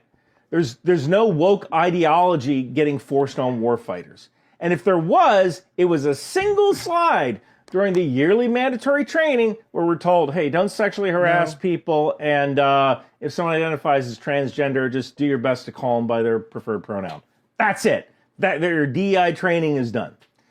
Now, the second bad thing, number 2 here, there's a paranoia about foreign voting blocks. Page 10 warns about immigration used to create foreign loyal voting blocks. And this is kind of with zero evidence. This kind of harkens back to the 1884 presidential election where the Democrats were called the party of rum, Romanism, and rebellion. And that was because a lot of Irish Catholics were Democrats. It was believed their loyalties were to the Pope in Rome, not to America. And today, I guess the popular trope is that like mass South American immigration into the U.S. would happen because the Democrats weren't very good with policy. They couldn't win on policy. So let migrants come in, give these migrants free stuff, and then give them citizenship, and they'll vote for you in elections because people who take free stuff will always vote for more free stuff. I think that was the idea that a lot of people said was happening with the open southern border. And this kind of feels like someone copied and pasted a Facebook comment thread into the NSS draft because this has nothing to do with foreign policy. And I'm not sure how many migrants were coming here intending to shout foreign companies. We will use lethal force on drug cartels, and U.S. companies get sole source contracts to develop areas of South America. So this kind of reminds me of the Banana Wars, when the U.S. military basically became a subsidiary of the United Fruit Company. If there was a government in South America that wasn't playing ball, we would just send in our troops to stabilize or overthrow that country so the United Fruit Company could keep making a profit. And the spice must flow, right? And we saw it again during the Cold War when the U.S. propped up some pretty evil dictators as long as they were anti-communist. I mean, one of my favorite presidents, Ronald Reagan, sold weapons to Iran in the hopes that the money from those weapon sales would get redirected to Nicaraguan Contra rebels. The Contras were anti-communist, but they also committed some pretty major atrocities. Everybody has skeletons in their closet, but some of those skeletons are baby skeletons. Now let's talk about the ugly. The first ugly item is the civilization erasure in Europe section. Page 25 says that Europe faces civilization erasure, and 20 years some nations might no longer be viable NATO partners because I guess they'll be predominantly Muslim. That's literally true. And That's yes, literally true. The demographics in Europe are changing. A lot of that is due to migration that Russia manufactured during its intervention in Syria because they knew it would destabilize Europe. Yes, migration thing is hard, and it can suck if you're in some areas of Europe. Now we're still and yes, Muhammad is the most popular baby name in the United Kingdom. But you know what? Turkey, up there, Turkey and Albania are NATO members. Turkey and is I just got back from a NATO event in Estonia where I met the Turks there at the exercise. There weren't any problems. Give me a break. So it's almost like this is some kind of racist or... Oh, geez. We got some white guilt going on here. Give me a fucking break. This guy is arguing that Turkey's the same thing as fucking Pakistan. Fuck right off, dude.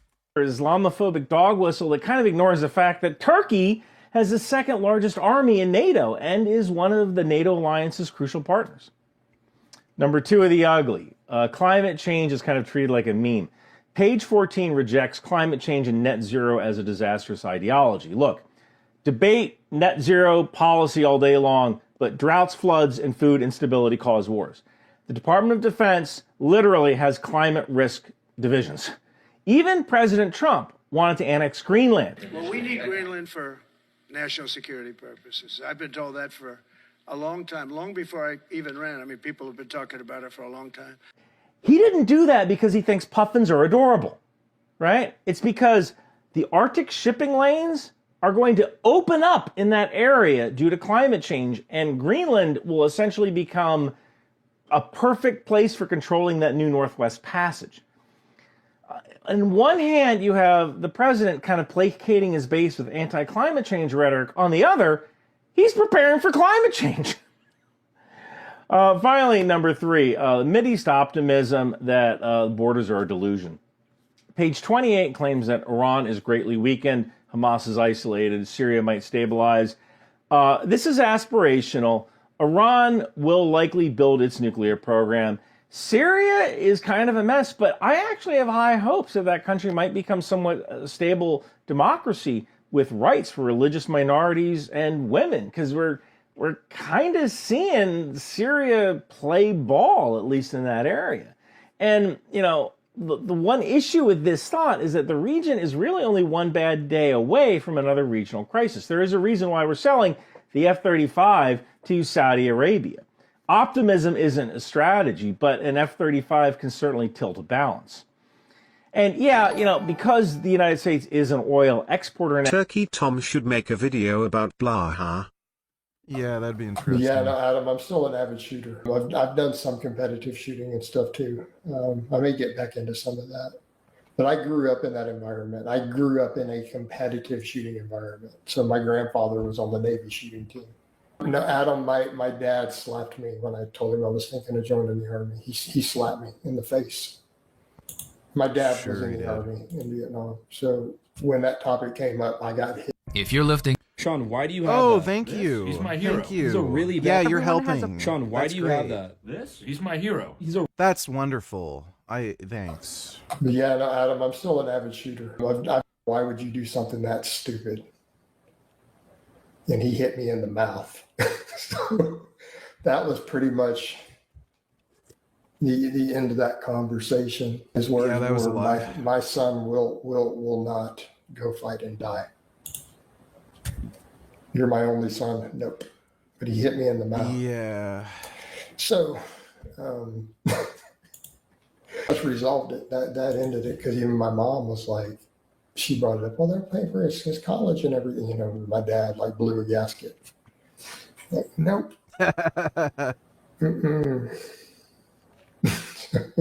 Sample at that, and because of the score, they were not talking about that at all. So I went to the recruiter, and then my dad shut that down. No, they were talking about. Look at him fat eating a fucking chicken wing. Or a chicken nugget. Oh my god. Yeah. Hey Dad, I think I'm gonna join the army. Yeah, okay, dude. Analyst type stuff. But yeah, no, Adam, I'm still an avid shooter. I wonder where I've the done fuck some- they found that family photo. Now we can afford to be a little more selective that about what nation goals we choose to pursue in the Middle East, but Iran is definitely not out of the fight completely. They will rebuild. So what does this all mean? Well, there is more good than bad in this document. The bad stuff is truly bizarre. The ugly stuff risks defining an entire era of American foreign policy. And more importantly here, this document tells you exactly why we're flexing on Venezuela. It's a message to China and Russia, both of whom influence Venezuela, that playtime in our hemisphere is over. And the fact is that if the United States goes to war with China over Taiwan, Venezuela is perfectly positioned to launch cruise missiles at American ships trying to transit the Panama Canal, and that's just not something we would want to have to deal with. So it's easier to take Venezuela out now. You know, one of my favorite YouTubers is this guy named the Feral Historian. He does a lot of pop culture stuff, but does it from a very highbrow standpoint. And if he read this document, he would probably say something like this. The U.S. isn't writing a strategy, it's writing an obituary for the post-Cold War world. It's the blueprint for a tripolar era, America, China, Russia. Not good guys and not bad guys, just three empires carving the world like a roast, pretending they're different while acting almost exactly the same. head on over to the Feral Historian's YouTube channel. Ask him to review my 2 novels in the Deseret series. I'd like to know what he thinks. After reading this national security strategy, I can tell you this. America isn't Sauron, and America isn't Gandalf either. It's more like we're Tony Soprano with a passport. Capable of kindness, capable of menace, but mostly just interested in the rent.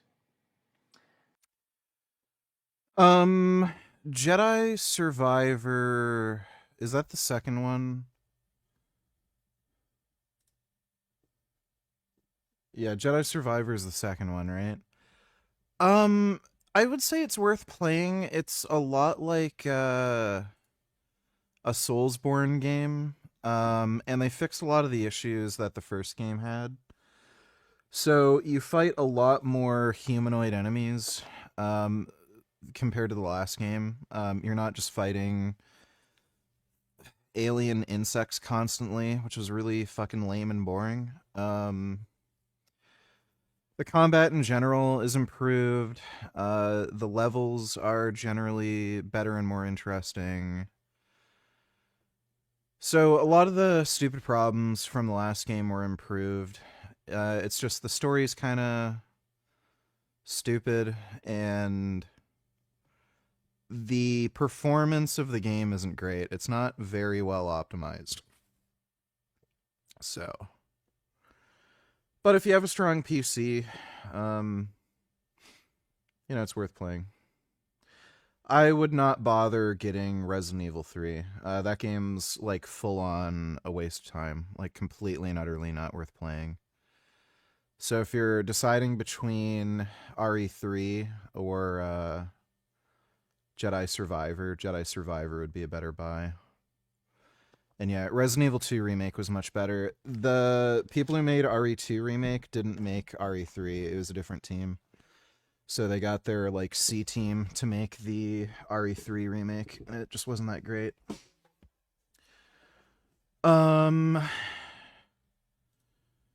Where is that thing? What does it say? Logitech G Hub. Yeah, great. Okay, fine, there. There's the fucking bull. Get off my fucking desk. Is that it? C program files. Yeah, is that the new thing? That has to be, right? Okay, yeah, that's the new app. I'll put that in the thingy.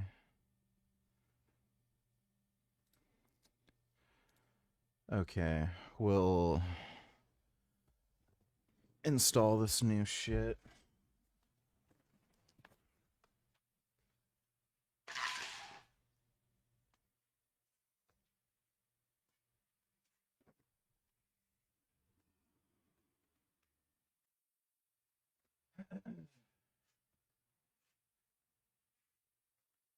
Get out.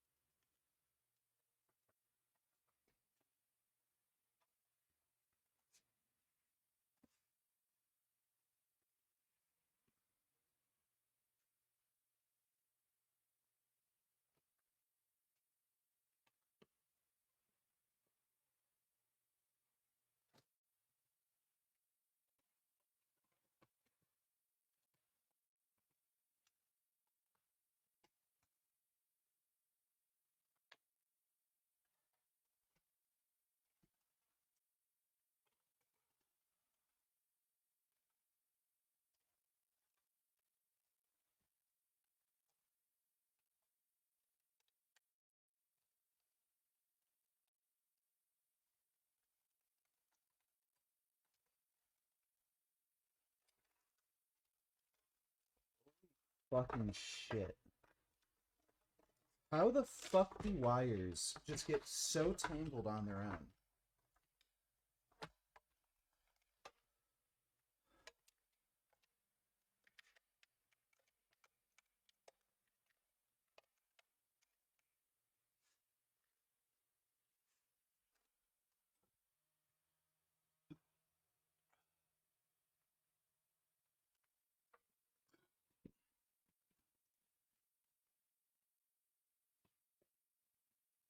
Ugh.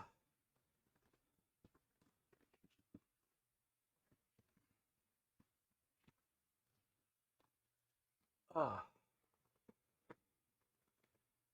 Yeah, dude, I swear I'm not insane or retarded. Like, wires literally just get more tangled on their own. Just because, like, they feel like it.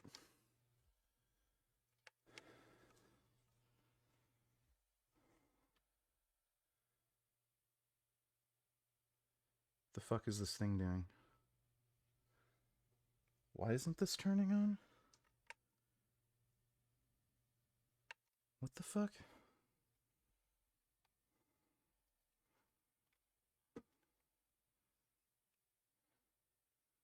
I don't know if it...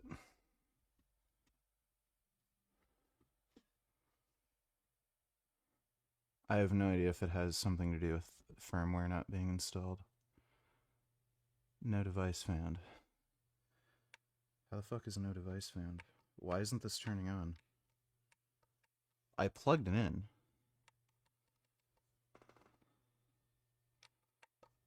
Why the fuck?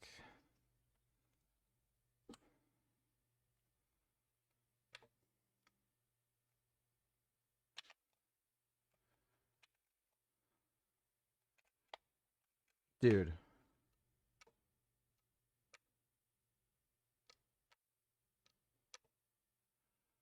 Are you serious? Why the fuck? You've got to be kidding me.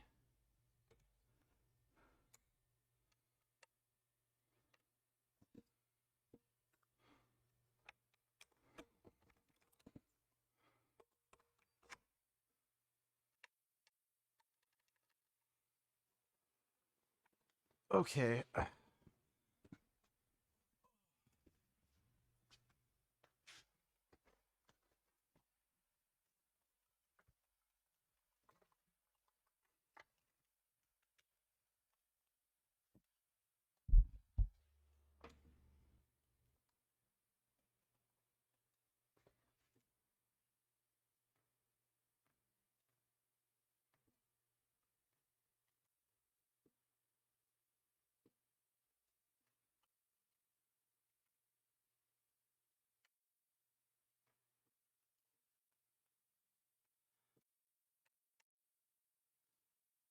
How is that not fucking turning on?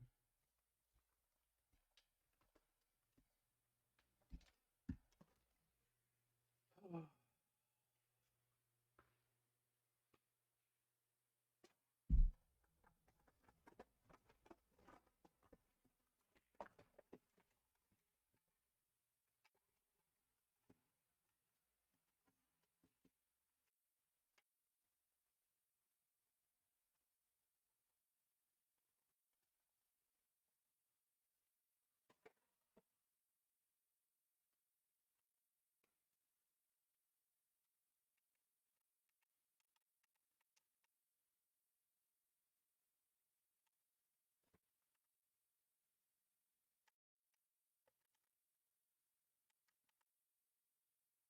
This is inexplicable.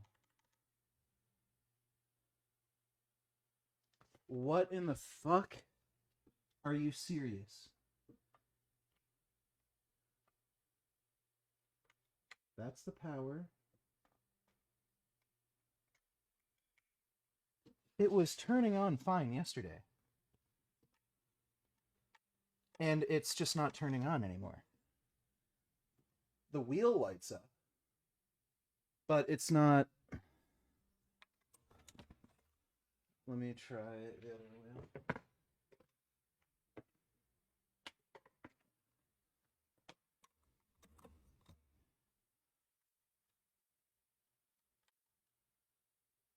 Nope. Nothing. I don't know if this just decided to break without me even using it.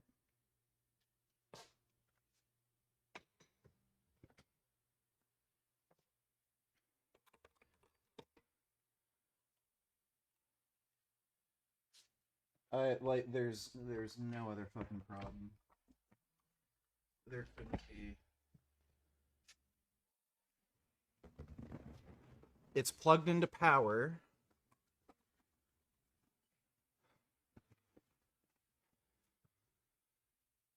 This is retarded.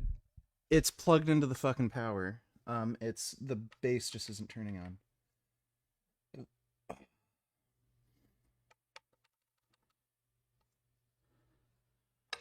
Why the fuck, why does nothing... Everything's been breaking and not working lately? I don't know why everything just has to be so fucked for no reason. I don't know what the fuck this shit is. So now they have like the stupidest fucking app.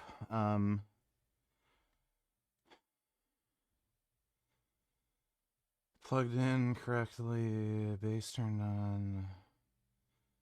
Base is in PC mode. There's no other buttons on this. It's just the power button, right? I don't think I'm being a fucktard or not. I've used this before. This just isn't like fucking turning on.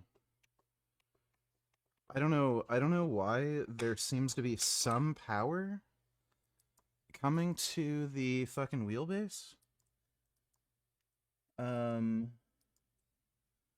But it's just not turning on.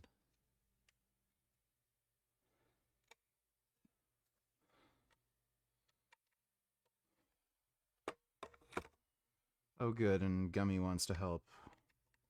Yeah, that's right. Step on the keyboard. What are you doing? You're avoiding... There, step on the keyboard. Right, step on the keyboard. Make everything more annoying and frustrating for me. That's right. Knock shit over. That's right. Keep going. Thank you.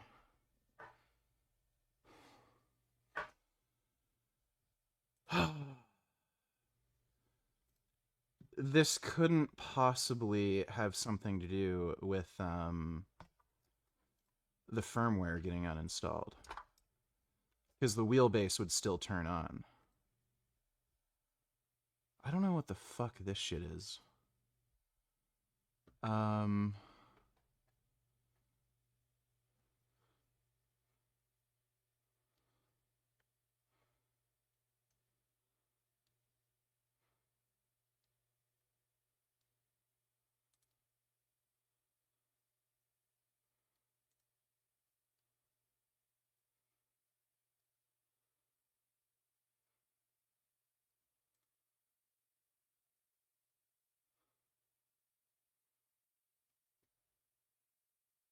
So... Oh, manage firmware updates.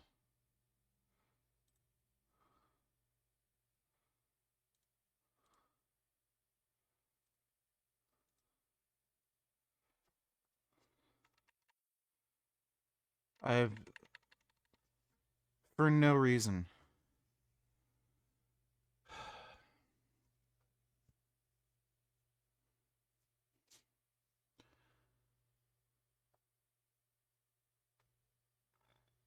How in the fuck could this not work and be broken when I didn't use it? How? How does something break when you don't use it? Like imagine just waking up in the middle, like in the morning and, oh, my legs are broken. I didn't use my legs. How did they break?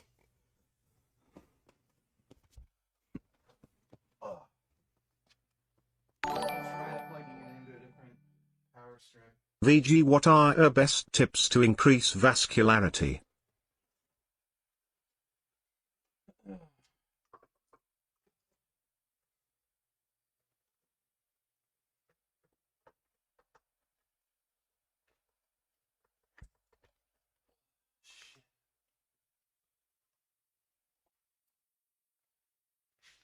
Okay, I don't know why you're here. I don't know why you're here. There's no food.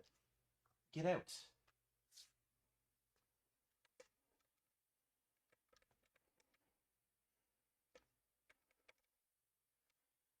No. Yeah, it's just not working. Inexplicably, for no fucking reason at all, just stopped working. I plugged the power supply into a different power strip. Not working. Let me see, here's the USB port I was using. That couldn't have anything to do with it.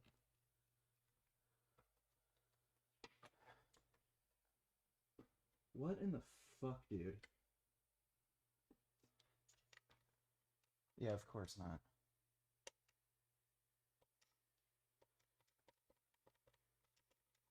This is psychotic. What in the that is just psychotic.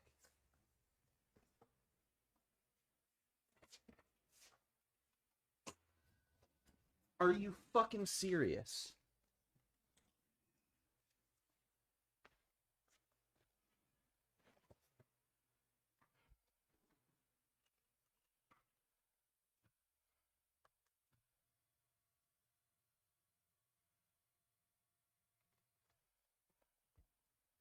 So, yeah.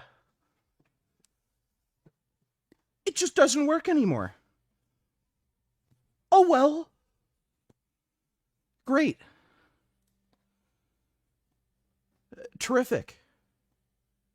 That is great.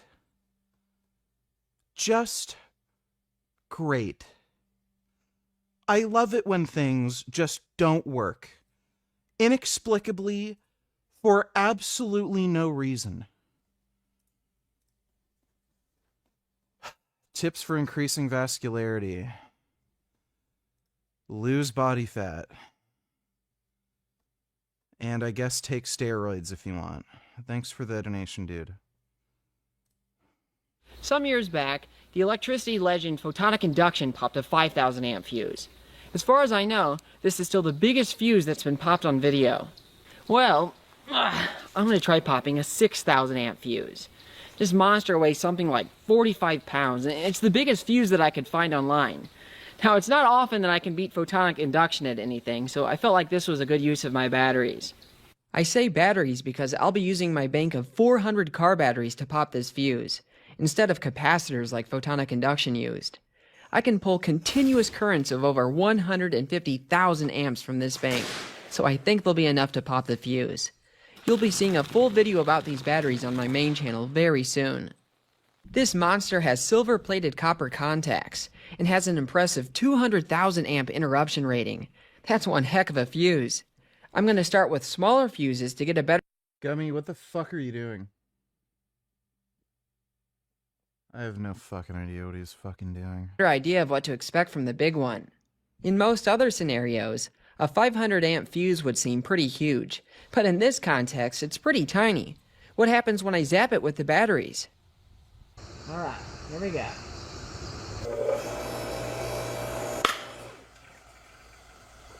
If you thought that was boring, well, it's designed to be boring. A fuse is supposed to break the circuit in the least exciting way possible. I cut open the fuse to see what's inside. As you can see, it's filled with sand, which prevents it from getting spicy when it blows. Some of the sand actually melted to the fuse element there. Here I have a 1,000 amp fuse, and I'm actually going to cut it open first. That way we can at least see some sparks when it pops. This fuse looks to have parallel elements inside. I hope this one is more exciting than the last one.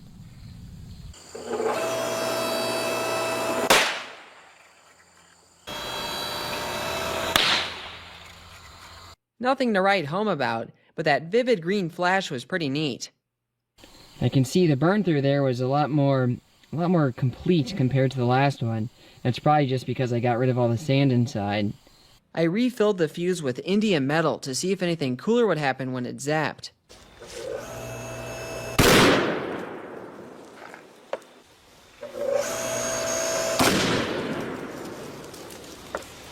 Probably should have done the math on that one because the indium didn't melt at all, so I think There's just way too much cross-sectional area of indium, but look, that the magnetic force has actually bent those tabs there. Those are thick tabs.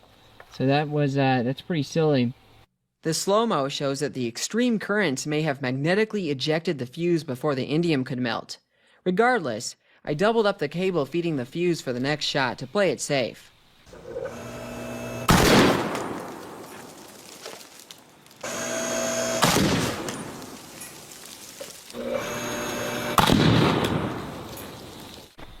Alright, there we go.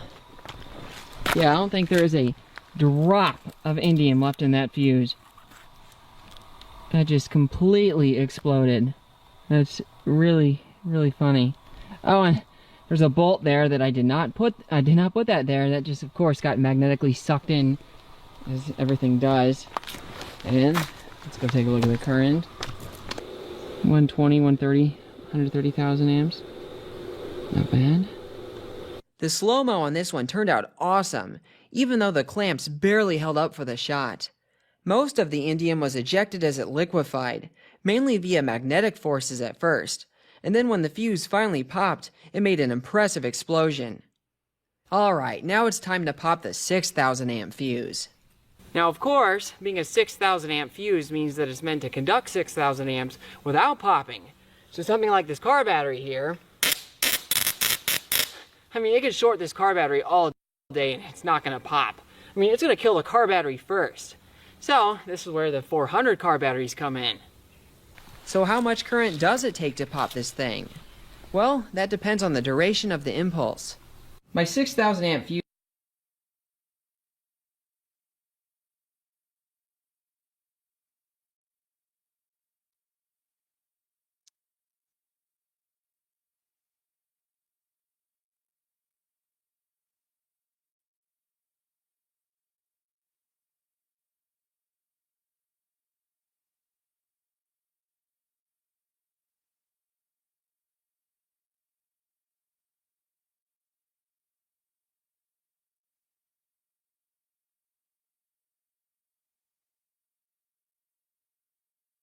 is the top line on this curve here.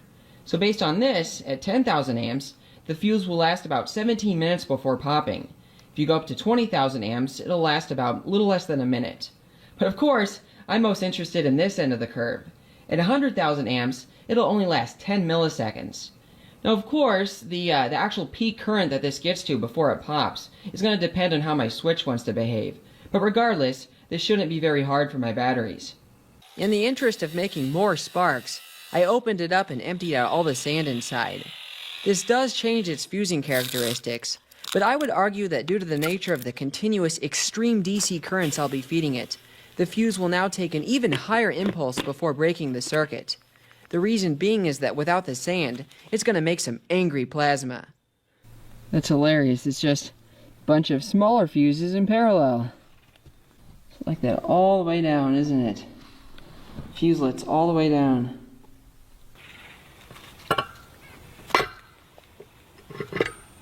I'm not even going to bother cleaning the contacts here because it'll melt straight through all that, char and stuff on there.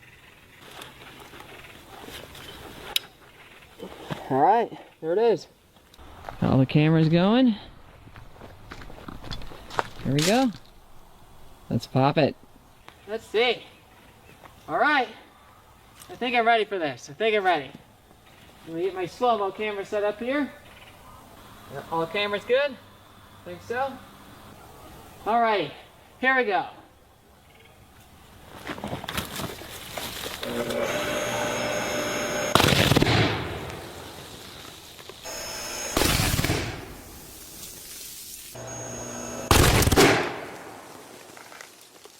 Jeez! I think I popped it. Wow. I can't wait to see what it pulled in the scope there. My nigga, thank you for the vascularity tips. I am now looking for Tufano ments, and all I'm seeing in this stream is two lesbians discussing the CDC. Where is Tufano? We were looking at Tufano for a little bit. There are two shorts he uploaded.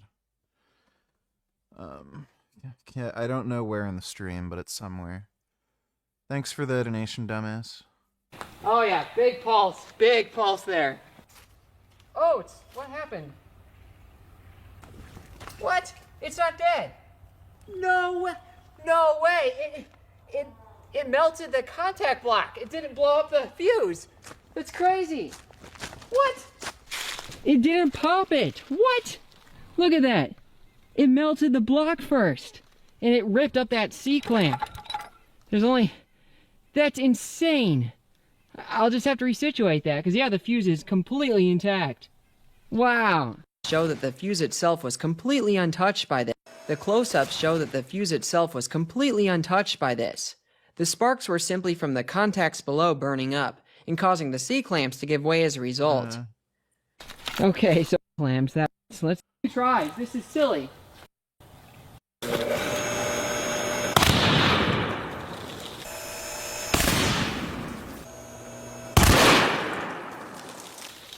Oh, finally popped it. Nice try. You know, it'll be nice in the future when batteries are powerful enough where you can keep like a small battery in a glove and electrocute somebody to death with it. That'll be really awesome. Thank goodness. There we go.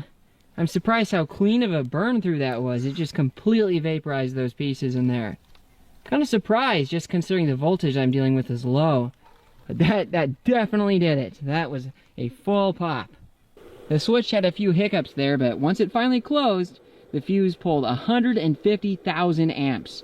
So that is why that was so violent there. Nice. The slow-mo shows that the fuse made an incredibly violent plasma jet when it burned through. Impressive. I ended up refilling the fuse with metallic sodium, but you'll have to wait for the main video to see what happened there.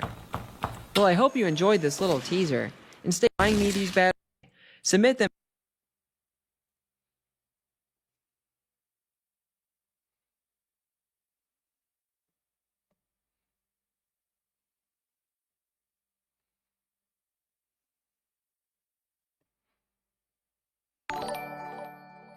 When my grandpa... How wouldn't that be murder?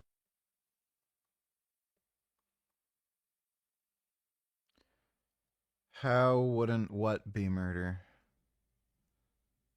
I'm not following. Thanks for the donation though, Dodo. Dodo donated $2. Let me see. Yeah, buy property in Doha. Yeah. America first. I'm gonna buy property in Qatar. Personally, not to make it about me, but I have been criticized as being a... Didn't you already send me that clip earlier? Somebody did. Hamas here and sent money to Gaza, both of those things at the request of the U.S. government and the Israeli government, successive Israeli governments. Why did Israel bomb your country? You hosted Hamas and sent money to the Gaza at the request of the U.S. and Israel. That's, not true. Well, it's, I don't know if there is... I don't know if, you know, if any of the actions that's been, like, or many of the actions that's been taken, been justified or rationalized, or none of the parties of... And the... Cringe. This is the beginning of a new era. We look forward to working with you to keep the American people informed and to ensure transparency.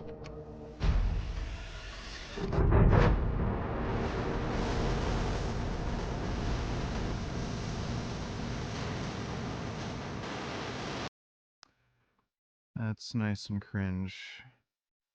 They just won't leave him alone, huh? Meanwhile, the ghost of Joe Biden will not stop haunting Democrats. He gave a speech last night talking about DEI and I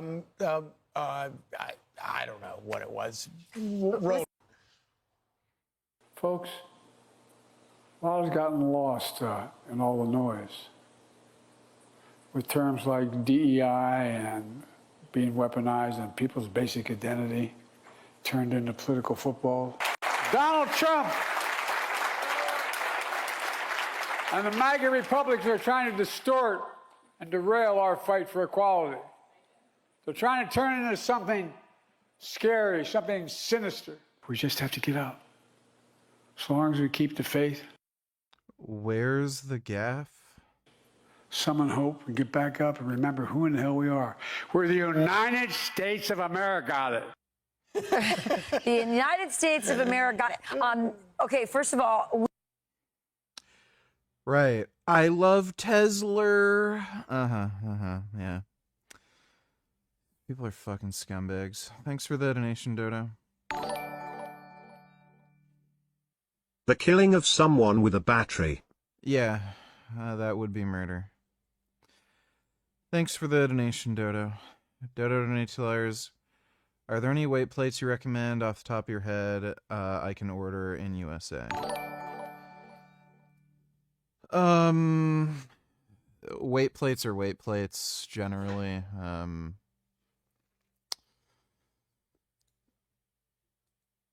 If price is no object for you, like Rogue, Rep Fitness, their plates are just fine. I don't know if Northern Lights would ship weight plates. I have no idea if you can get weight plates from like Fitness Depot shipped to you, because Fitness Depot has really good prices on weight plates. They're less than $1 per pound. That's Canadian dollars too. So I'd try and see if like Fitness Depot can ship weight plates to you.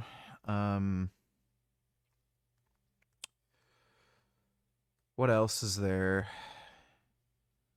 I don't know if Iron Bull is a US brand. I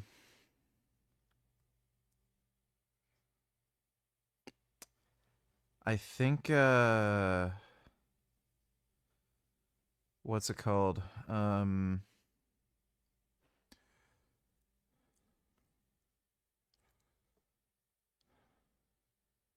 What's the fucking thing called? Something barbell? Bells of Steel. Bells of Steel might have weight plates. I'm not sure if they sell weight plates. They sell dumbbells and the new bells. Bars and weights.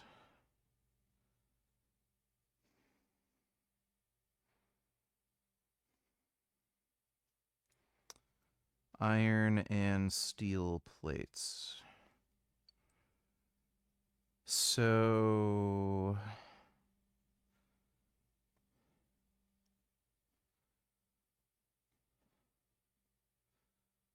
Olympic weight plates. So these are just iron.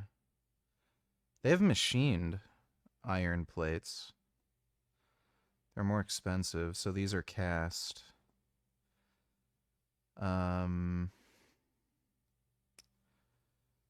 Let's see. 45-pound pair, 161. So that's what? That's like $1.80 per pound, something like that. So that's not great. I would see if there's like a fitness supply store near you and see if you can get something for less than $1 per pound.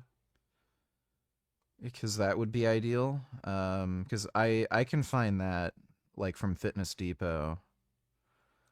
But again, if price is no object for you, like, you know, weight is weight, so you can order Rogue plates, Rep Fitness, Bells of Steel.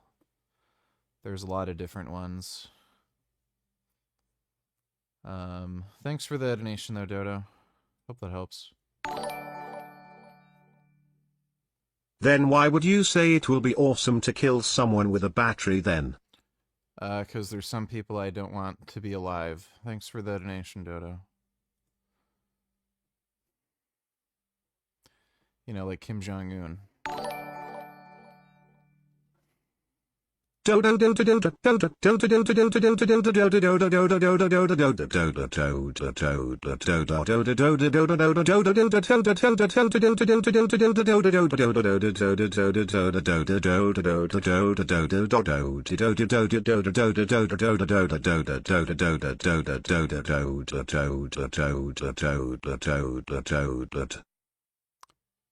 Thank you for that. Appreciate the donation. I am so unbelievably pissed off.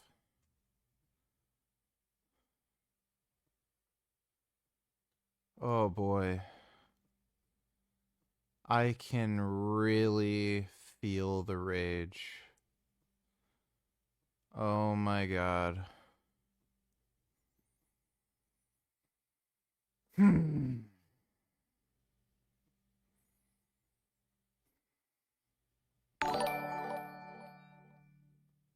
Will can't argue with that.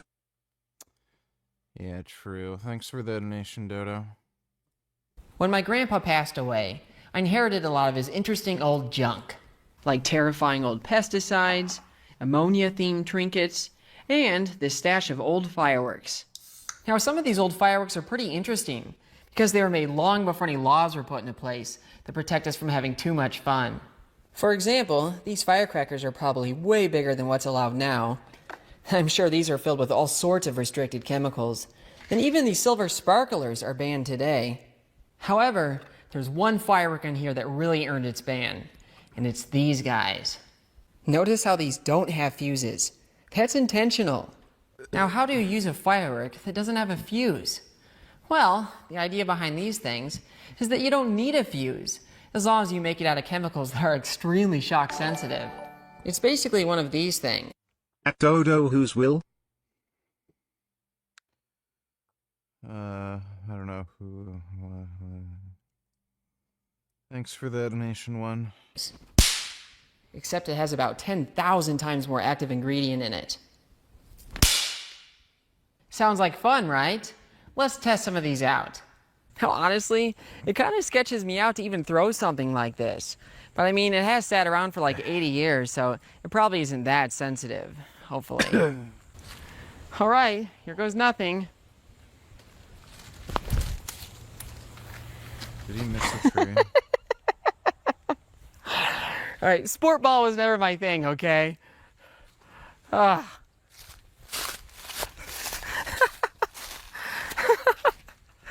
Okay, well, it clearly isn't that sensitive, right? Let me try this again. There we go. Dude, that's cool. Why the fuck did they ever ban this shit? Ugh. Yeah, the government literally just doesn't want you to have fun. Wow. Ooh, that is loud. That's way bigger than a firecracker. My goodness. Yeah, yeah, I wouldn't want that going off in my hand. Yikes.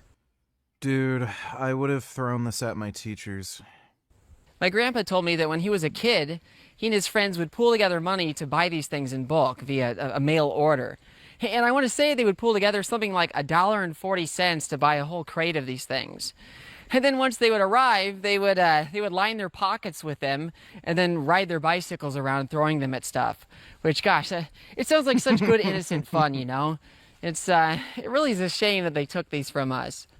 I'm curious how well a slingshot can set these things off. Dude, I'd be worried about the slingshot fucking up and like whacking you in the hand, and then the thing goes off in your hand. But you know, the more I mess with this, I don't like how I have to like squeeze this thing. I don't know. At Dodo, are you a millionaire? Let's meet up sometime and dono to VG together with James. Okay. Well, thanks for the donation, dumbass. Dodo, donate $2. Let me see. Qatar, 300,000 people, $1 trillion for influence. Towers for 350,000 citizens in global reach. Donate some more Western universities. Yeah. Oil money. Qatar is a country, it's a tiny country in the Middle East. It has less than 350,000 citizens. Oh. Tiny country. Yeah. Qatar is giving more money to British education, to Canadian education, higher education, to American universities than any country in the world. So why would this tiny, wealthy country give so much money to Western democratic universities? And it's to use soft power to influence it. And the Qataris have a bay'ah. In Islam, a bay'ah is a spiritual oath to the Muslim Brotherhood. The royal family of Qatar follows all the religious edicts, rulings, and fatwas of the Muslim Brotherhood. They basically represent the Brotherhood around the world.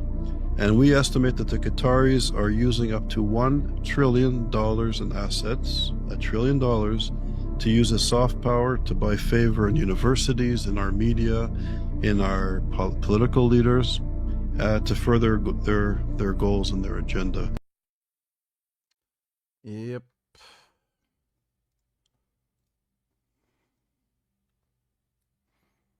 Oh my goodness. Wow, so pretty. So nice. That is nice.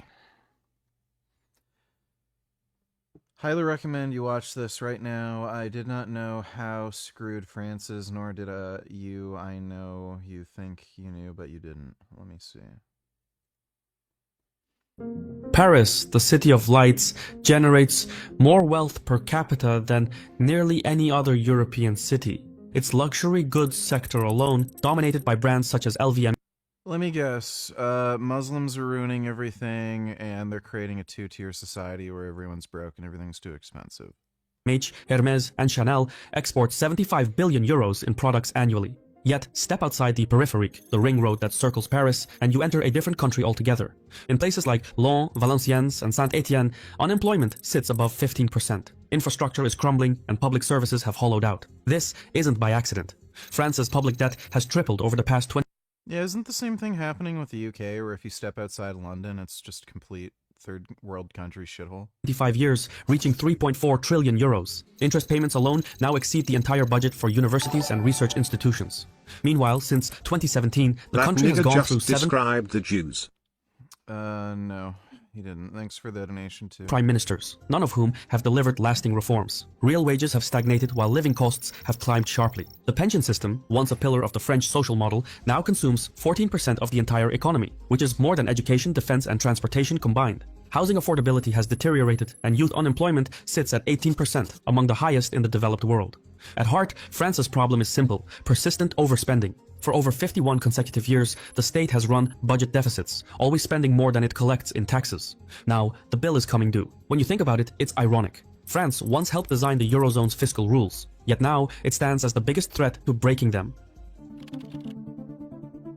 For most of the 20th century, France was a model of prosperity. It built a comprehensive welfare state based on a simple social contract. If you got sick, the state covered the medical bills. If you lost your job, unemployment benefits kept you afloat. When you retired, a pension was guaranteed. From cradle to grave, the state would take care of you. For decades, the model worked. Growth was strong, living standards were high, and France became Europe's second largest economy. Many saw it as proof that capitalism and socialism could coexist. But there was a catch.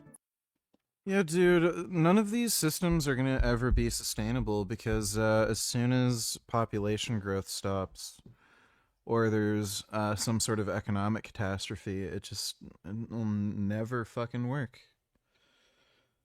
It's stupid. Revenues alone never fully covered expenditures, and so the deficit was financed through debt. In fact, France has run a budget deficit every single year since 1974. To be fair, debt isn't inherently bad. It can fuel growth when used for productive investment, and for years, France did just that. The economy grew, the workforce was young, and millions paid into the system. This all made the social benefits seem bearable. But over time, the arrangement became harder to sustain. In essence, France faces three predicaments: a shrinking population, an industrial exodus, and a political system unable to fix either. These issues are not separate problems that can be tackled individually. They're interconnected, self-reinforcing, and together they're pushing the country toward a reckoning. France's demographic crisis is perhaps the most pressing, and it's worse than it looks. In 2010, the country's fertility rate stood at 2.0 children per woman, the highest in Europe. Today, it's 1.6 and falling. The number of births dropped from 833,000 in 2010 to 663,000 in 2024. That is a 20% decline, steeper than Germany's. The timing makes it even worse. French baby boomers, those born between 1945 and 1973, are now retiring on a mass scale. Around 800,000 people exit the workforce each year, while only about 700,000 young people replace them. That's a yearly shortfall of 100,000 workers, compounding indefinitely. The numbers no longer add up. In 1990, there were 5 working-age adults for every retiree. By 2000, that ratio fell to 4, and by 2010 to 3, and today it's close to 2. You can see where this is going. By 2040, France will have 1.5 working-age adults for every retiree. Pensions and healthcare will consume an ever larger share of the budget, while the tax base needed to fund them will continue to shrink. That means every French worker will be paying not just for themselves, but for someone else's retirement. But it gets worse because productivity isn't compensating. In a healthy economy, workers become more productive over time through better technology, education, and infrastructure. That rising productivity can offset the effects of demographic decline, since one person can do the work of 2 people from a generation ago. But in France, productivity growth has stalled. Between 2015 and 2023, French productivity increased by just 0.3% annually, which is half the OECD average. This creates a vicious feedback loop. An aging population demands more spending on healthcare and pensions. But with fewer workers and stagnant productivity, there's less wealth to fund those demands. The second crisis is industrial decline. In 1980, manufacturing made up 26% of France's economy. Today, it's about 13%. That might sound like normal deindustrialization, something that every advanced economy experiences as it shifts towards services. But in France, the fallout has been existential.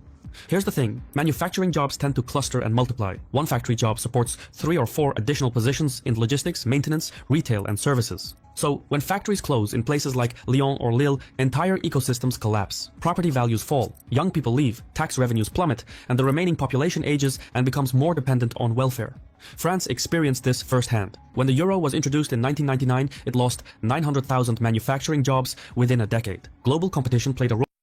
You know, it's funny, a lot of European countries, as soon as they adopted the euro, they got, like, super fucked over, and everyone became more poor.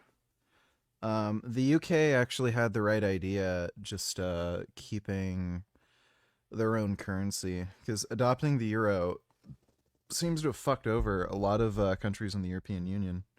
But France was also uniquely exposed because of its labor laws. You see, French labor is the most expensive in the Eurozone. When including social benefits, employers pay nearly 50% more than the gross salary. For comparison, in Germany, it's about 30%, and in Poland, it's 20%. And so manufacturers left. Why pay triple for a French Dude, that's crazy. It's even higher than Sweden. I wouldn't have figured. Worker when someone in Poland can do the same job for much less? The outcome was an industrial exodus. Factories shut down and moved abroad. Michelin relocated tire production from Clermont-Ferrand to Poland and Spain. Renault shifted assembly operations to Morocco and Romania. And PSA Peugeot Citroën closed plants in Aulnay-sous-Bois and moved production to Slovakia. Some of the headquarters stayed in France for tax purposes, but most of the actual production left. What remained was a split economy. High-value services concentrated in Paris, while the provinces were left with a decaying industrial base. France's third crisis is political, and it's the hardest to fix because it's embedded in the government's institutions. The problem starts with polarization. French politics has split into 5 major blocks: far right, center, center left, and far left. None of these is capable of forming a majority, leaving the lower house of parliament divided. Political compromises are nearly impossible, and every government survives only by avoiding controversial decisions. When Macron pushed through the pension reform to raise the retirement age from 62 to 64, he won legally but lost politically. His party shattered, his approval ratings plunged, and the reform itself became so toxic that no one has dared propose anything similar since. This political climate goes far beyond pensions. It affects everything. Take tax reform as an example. The current system is convoluted, riddled with loopholes, and discourages investment. Fixing it, however, means some groups lose benefits, which triggers protests and political backlash. Labor reform is another example. Rigid regulations keep youth unemployment high, but any attempt at reform sparks union resistance, street protests, and political risk. The result is paralysis. Since 2017, France has had 7 prime ministers. Most lasted less than 18 months though. Each promised reform, but delivered nothing meaningful. The bureaucracy keeps running, the state keeps borrowing, but the problems go unaddressed. And here's the dangerous part. When nothing changes, voters tend to radicalize. Support for the National Rally, which is Marine Le Pen's far-right party, has grown from 18% to 33% in the last 7 years. Meanwhile, on the left, Jean-Luc Mélenchon's France Unbowed movement now holds 22%. Between these two juggernauts, anti-establishment parties claim more than half the electorate. They can't govern, but they can block others from governing, which gives them political leverage. And so in French politics, self-preservation has become self-destruction. This matters because France's problems require urgent, coordinated action across multiple domains simultaneously. The pension crisis can't be solved without labor reform, labor markets can't be reformed without industrial policy, and industrial policy is impossible without tax reform. Everything is connected, which means everything must move together. But the political system is now inadvertently blocking exactly that kind of comprehensive reform. What people believe often outweighs whether something truly works. The economy is proof of that. For decades, France's economic model worked because investors believed it would continue working, but now that belief is cracking. France's 10-year bond yield has risen to 3.2%, which is the highest since 2012 and nearly on par with Italy. In fiscal policy, that is a dramatic turn. For most of the Euro era, France borrowed at rates close to Germany's, a sign that markets viewed French debt as fundamentally safe. The spread between French and German bonds rarely exceeded 50 basis points. Today, it's approaching 80 basis points and widening. This may seem like a minor technicality, but the implications are profound. Each basis point adds billions in extra interest costs for France, and these payments can't be cut or delayed. They must be paid in full and on time, or the country defaults. The EU's Stability and Growth Pact, which is a set of rules on deficits and debt, was designed to prevent precisely the kind of situation France is now in. You see, the euro was built on a simple premise. Without shared safety nets, each country had to maintain fiscal discipline. The euro has no transfer union, no shared debt, and no automatic support from rich regions to poor ones. Instead, the system relies on fiscal restraint, and most members stick to it.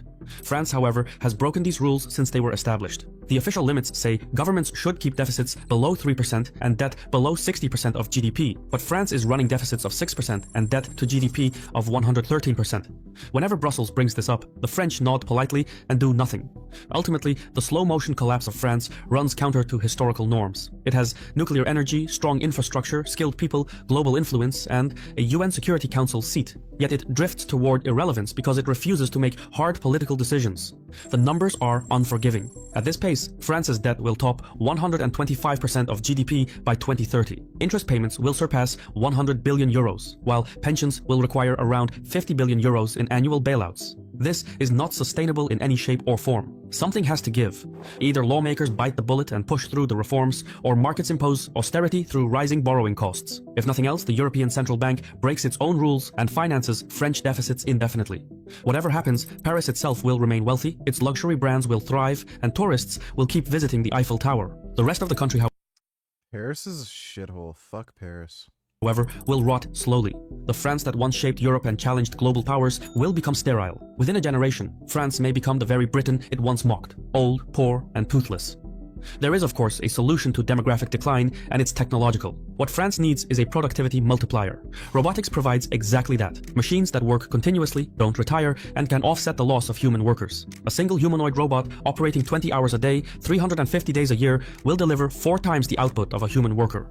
With a robotic workforce, France could reverse its industrial decline and become relevant again. Manufacturers that relocated abroad could return to French soil. In a way, robotics is the only solution that addresses demographic collapse without requiring politically toxic reforms. And that's where today's sponsor, Humanoid Global Hold Endowments and Big Sex robot, sex robot, sex robot, sex robot. I love this squirrel. Hey, good morning. You're a silly girl. Oh my goodness. How did he become friends with the squirrel? This is good news for Frank. Although, if we asked you to think of any dangerous drug, you may well immediately think of cocaine, heroin, methamphetamines, or even fentanyl. There is one drug that over the years has killed more people and done far more damage than any of those. That drug, of course, is alcohol. Analysis of ancient pottery showed that alcohol has been used for recreational purposes as far back as 7000 BC. Since then, it's caught on in a big way. Although most people don't see it as particularly dangerous, like almost any addictive substance, the potential for abuse is prolific, and long-term abuse can lead to serious health consequences such as cirrhosis. Cigarettes and alcohol are by far the most dangerous drugs. Of the liver and heart failure. In 2021, in the UK alone, 9,641 people were killed as a direct result of alcohol consumption. To put this in perspective, during the same year, heroin and opioids are only believed to have killed 1,213 people. So how is it that a chemical responsible for so many deaths is easily purchasable all over the world without... Because the government wants you to be fat, sick, and stupid. Many questions. And one word, well, that's taxes. Seeing as the UK government is projected to make £13.1 billion in alcohol sales between 2023 and 2024, we don't see it being banned anytime soon. Yep. Yep. Thanks for the donation, V. You're a good girl. Oh no, Ophelia. You naughty girl. Are you eating all my seeds? Ugh. Oh. You do not want to be taken away from those. Squirrel. I want to pet You're the up squirrel. early. You silly squirrel. Ow. So squeezable. She has an apple. I want to be friends with the squirrel. You're the cutest thing, you Oh know my that? goodness. You're a happy squirrel this morning. Hey, Oh silly my girl. goodness. What are you doing? Oh my goodness. I Oh love this my squirrel. goodness. Hey. That's a good squirrel. Oh, I don't know if this is a good idea.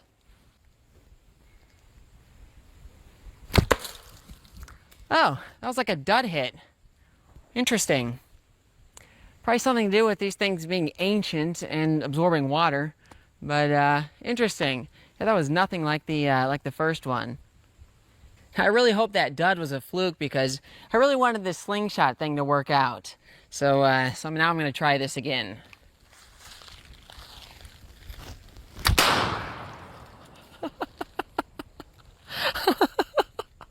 Those are so sketchy. Wow. These things were banned. Instead of throwing these at something, I'm curious whether I can set them off by just like smashing them with an axe. All right. I really hope this one goes off. Yeah, it went off. It wasn't as loud, but it went off. Okay. I'd rather throw them at stuff, I think. Okay, so the axe wasn't exactly ideal, but that's more like friction-based as opposed to shock-based. So I'm hoping with this, I can set it off. And I know I said that sport ball isn't my thing, but I'm still going to try to make it work.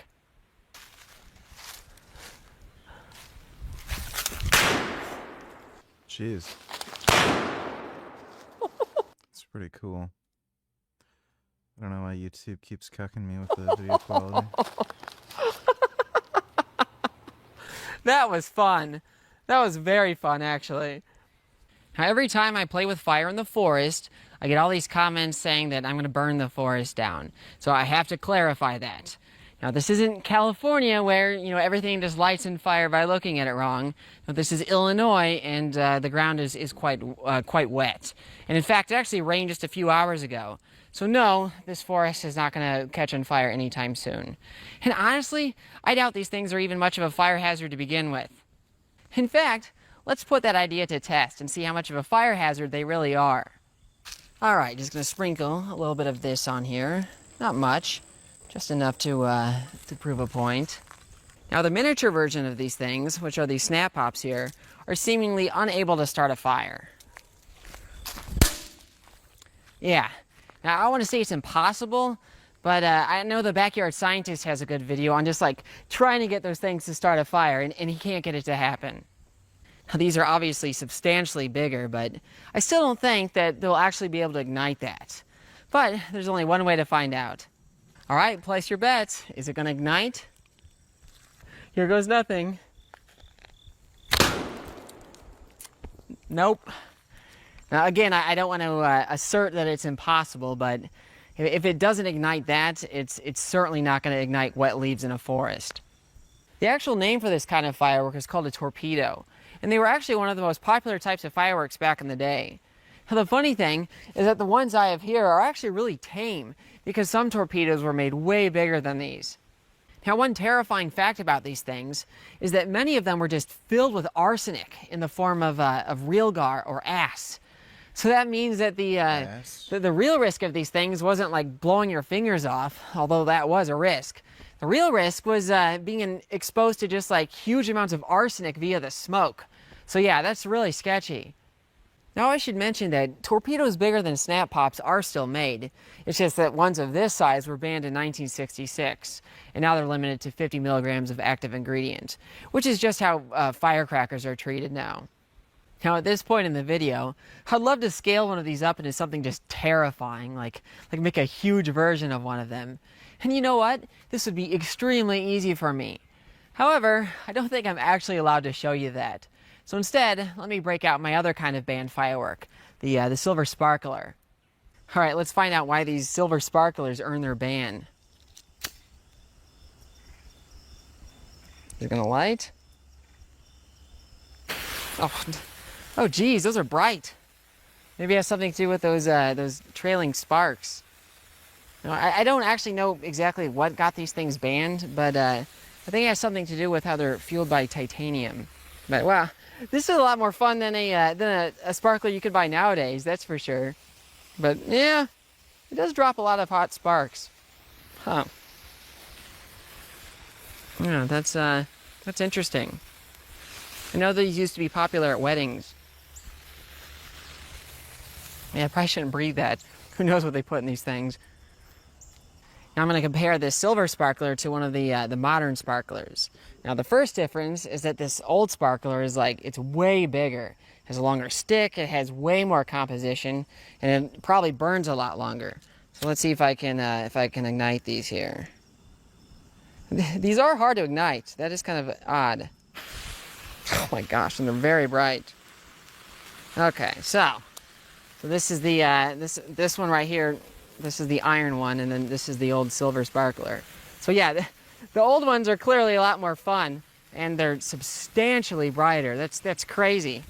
They do throw off these sparks that are very long-lived. Then this one just feels so lame in comparison. Now this one is iron-based, so that's the fuel in this thing. But yeah, that's quite a difference there.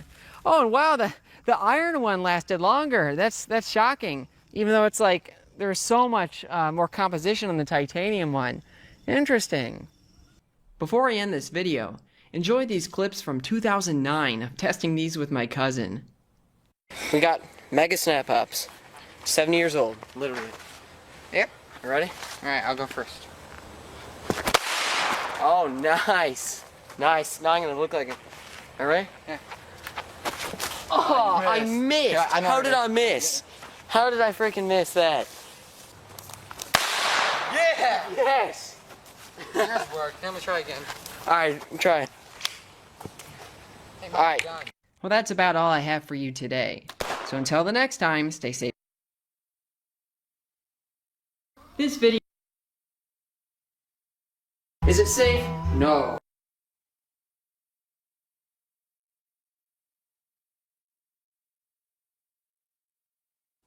This video is sponsored by me. Hey guys, it's Drake here. So the ban on incandescent light bulbs was just lifted in the United States. So I figured I'd take advantage of the opportunity and buy the most powerful incandescent light bulb to ever be made for commercial production. So this bad boy is rated for 24,000 watts. And of course, I plan on pushing it even further than that. Now I have to say, I never would have expected to be so excited to play with an incandescent light bulb of all things, but at these powers, I think it's guaranteed to be a good time. So yeah, let's get started. And here's the monster in all of its glory. Gosh, it's hard to even get the whole thing in frame there. But as you can see, it is indeed a 24,000 watt light bulb. Of course, the real highlight are these filaments there. Look how thick they are. That's insane. And that's tungsten, so that's like a sizable chunk of tungsten in there. I've never seen anything like it. I'm almost terrified to power it up.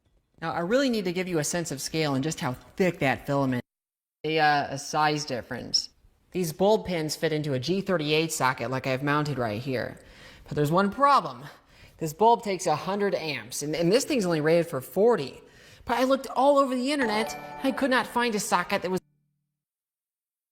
BG never stops. Donate $2. All right, guys, that's it. Thank you to everyone who supported me over the years. This is going to be my final YouTube stream. I appreciate you all. Stay healthy, stay vegan. Peace.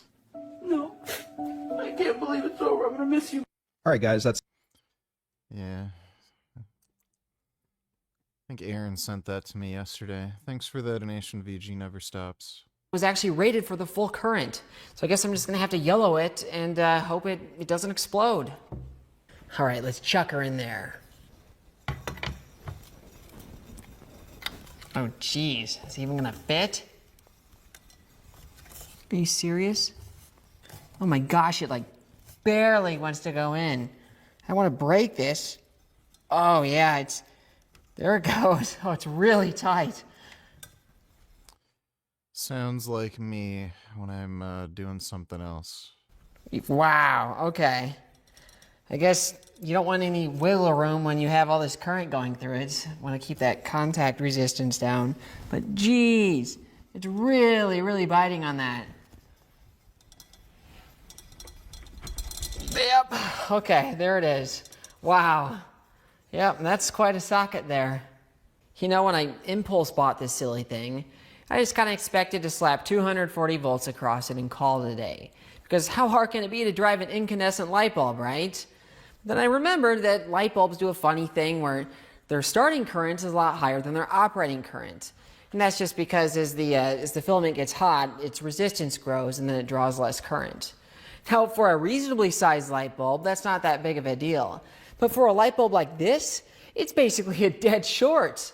In fact, its cold filament resistance is something like just a little over 1/10 of an ohm, which means it's going to draw more than 2,000 amps on startup. So it's a start. All right, let's give her some juice there. Oh yeah, I can hear that hum.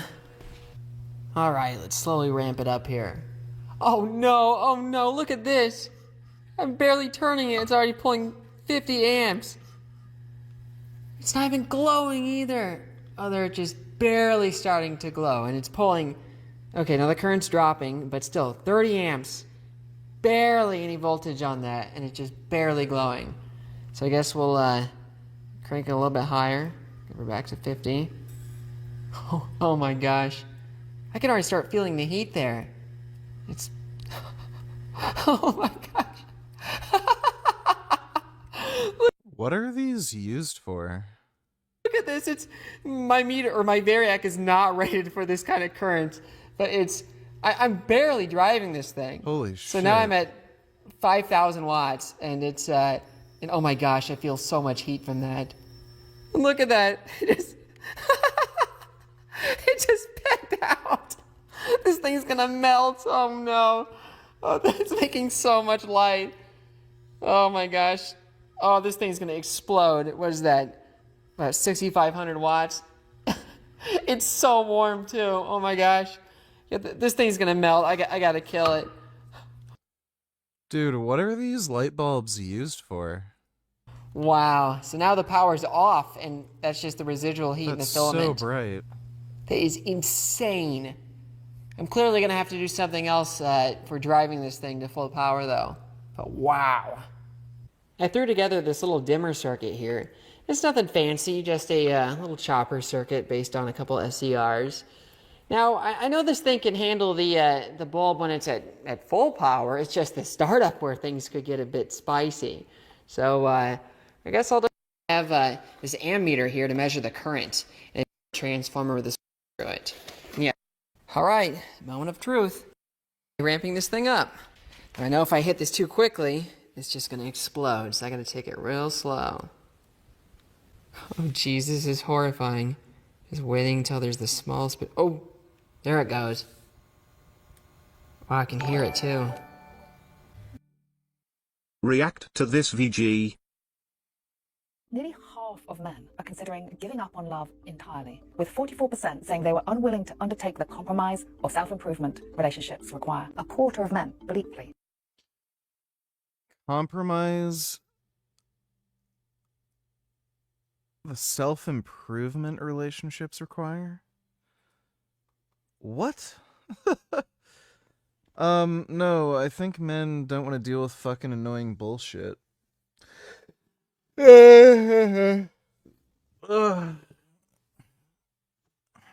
said they believe no one would fall in love with them. 2/3 of men believe no one cares if men are okay these days.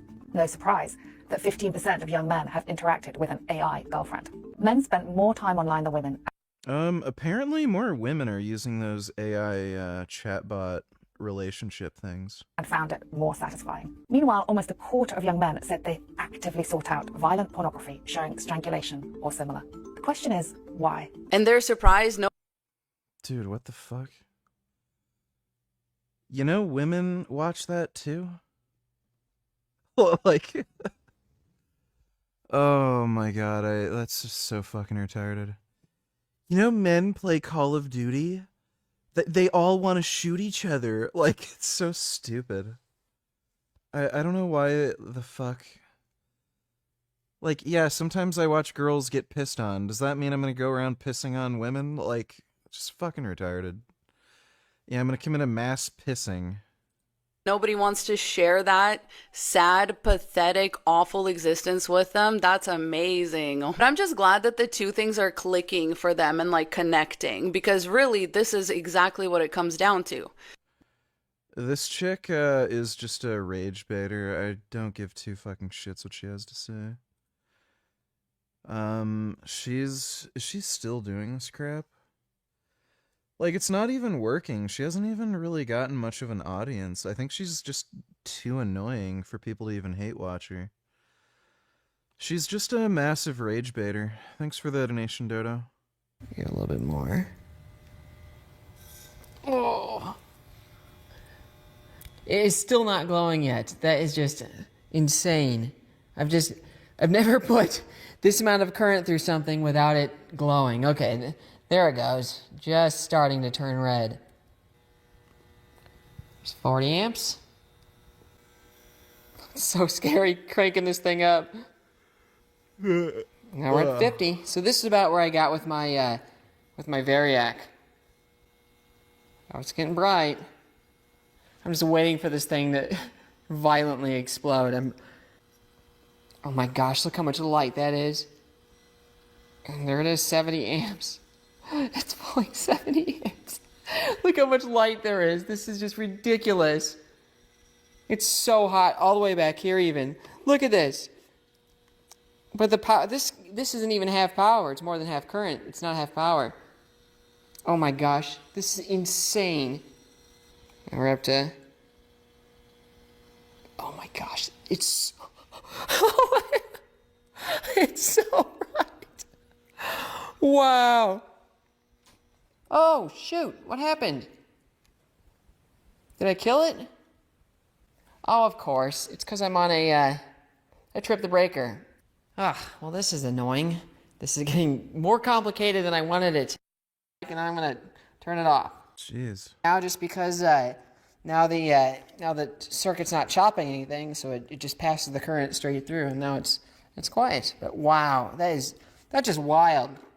I'm gonna fingerprint can cause it to shatter.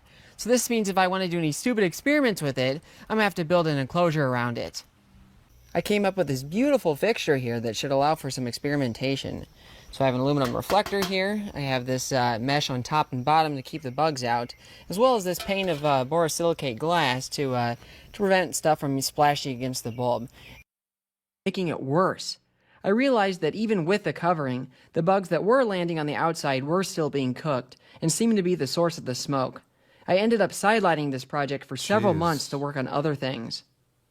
Alright, it's been something like 5 months since I last powered up this bulb. The reason why is right there. Those 400 carbon. Be worried about. It's smoking more and more and more, isn't it? Well, there's smoke, so I don't know how I want to proceed here. So I want to rip off all those bug covers because I think that's what's actually smoking. So I was going to fire up this metal halide bulb to see if there's any bugs out because it's pretty cold. I just wanted to make sure. However, the dumb thing does not want to seem to turn on. If I could find this plug. So it's plugged in and it will not light. So this is, I'm going to try lighting it this way. Yep, look at that, perfect. Oh, I love that. And yeah, as you can see from all the just disgusting coating on that bulb, it clearly does not mind having insects run in. Dame, how many bugs do you think that thing could kill? Quite a lot. That'd fucking nuke mosquitoes. I need something like that for the summer. Thanks for the donation, Dodo. To it. But yeah, that is one good way to light a That thing's fucking cool. a stubborn light bulb there. So yeah, now I'm gonna see if any bugs come to this, and if not, then I will feel safe pulling off the cover of the light bulb over there. Oh, that's a vibe, isn't it? Oh yeah, I should That's really cool. point out that this is not a normal metal halide. That's a thallium lamp, and that is why it is so green. Yeah, so far it looks like there's not any bugs. If they don't come to that lamp, then they're probably not out. Yeah, there's nothing around the lamp. Okay. I think I'm good. Well, I don't know why copper would be smoking like that unless it has like some sort of coating on it, but either way, I'm gonna rip off No, I'm starting training Tuesday.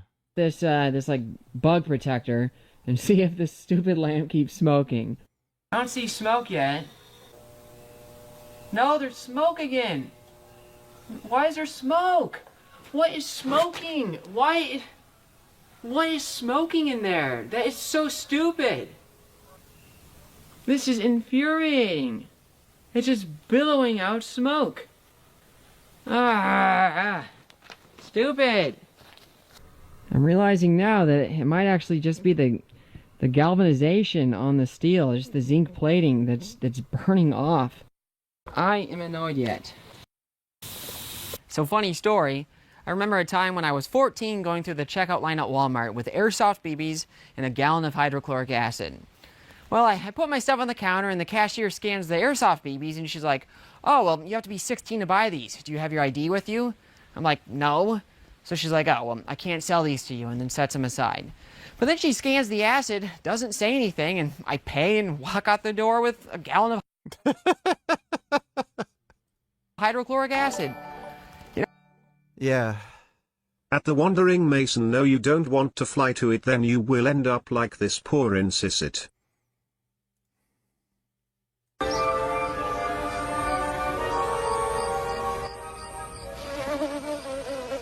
No! Harry, no! Don't look at the light! I can't help it. It's so beautiful.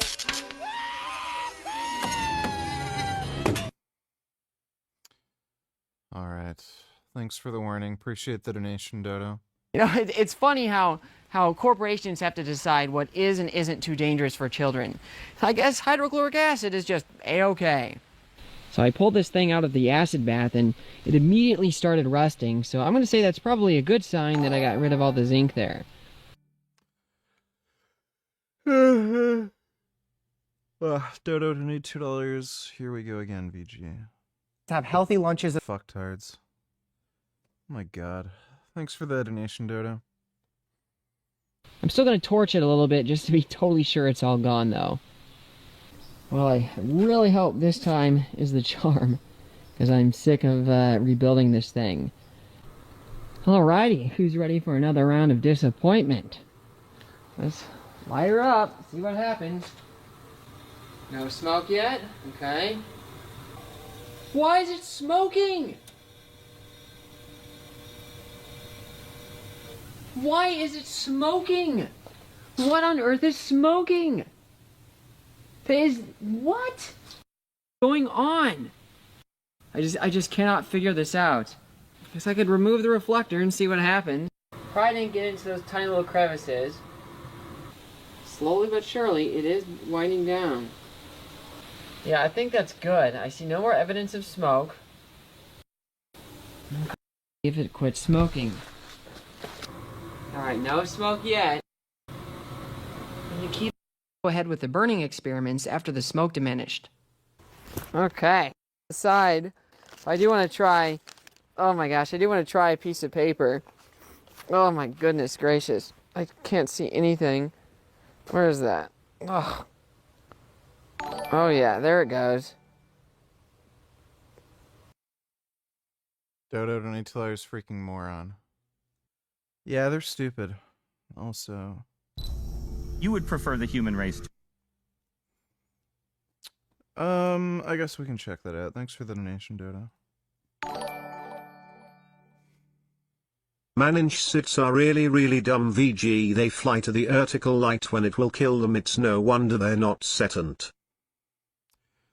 I think some of them are. Maybe some aren't. Like, I mean, people do stupid shit too. Like, you know, people drive drunk, so I don't know, is that any smarter than an insect flying into a bright light? Yeah. Who knows? Thanks for the donation, though, Dodo. Dodo donated $2 except for bees, that is. Yeah, bees are kind of smart. Thanks for the donation, Dodo. To endure, right? You're hesitating. Yeah, well, Yes? I don't know. I would... This is Peter Thiel. This is a long hesitation. There's so many questions and Should the human race survive? Yes. Okay. But He's been a major player in Silicon Valley for a long time. I'm Peter Thiel. I build companies and I support people who are building new things, from social networks to rocket ships. You might know him as the multi-billionaire who co-founded PayPal and Palantir, as Facebook's first outside investor, the guy who funds out their projects like floating countries, private space travel, and the quest for immortality. Peter Thiel rejects the idea that death is inevitable. He wants to transform humanity. Transhumanism was this radical transformation where your human natural body gets transformed into an immortal body. We want you to be able to change your heart and change your mind and change your whole body. But he also wants to change something else. For decades, Thiel has schemed from the shadows to reshape American politics. Tonight, I urge all of my fellow Americans to stand up and vote for Donald Trump. He bankrolled Trump's first campaign. He turbocharged J.D. Vance's career. Thiel openly questions the democratic system, and he's declared that to him, freedom is incompatible with democracy. His vision of an ideal society sounds more like an oligarchy, a country ruled by a few powerful rich people. Or even just one. Today, his influence is rapidly expanding across the world. From the beginning of his career, he's been building tools to rewire how power works. Palantir, his brainchild, enables intelligence agencies and militaries to anticipate their enemy's next move before it's made. Maybe even your next move, too. None of this happened by accident. Peter Thiel plays the long game. He's patiently planned his moves for decades, always several steps ahead. So what does Peter Thiel actually want? What's his problem with democracy? And is there an end game? This video is largely based on the research collected in The Contrarian, Peter Thiel and Silicon Valley's Pursuit of Power by Max Chafkin. You'll find a link in the description. New York City, 2010. A TV show has set up a night for... Gummy's dreaming.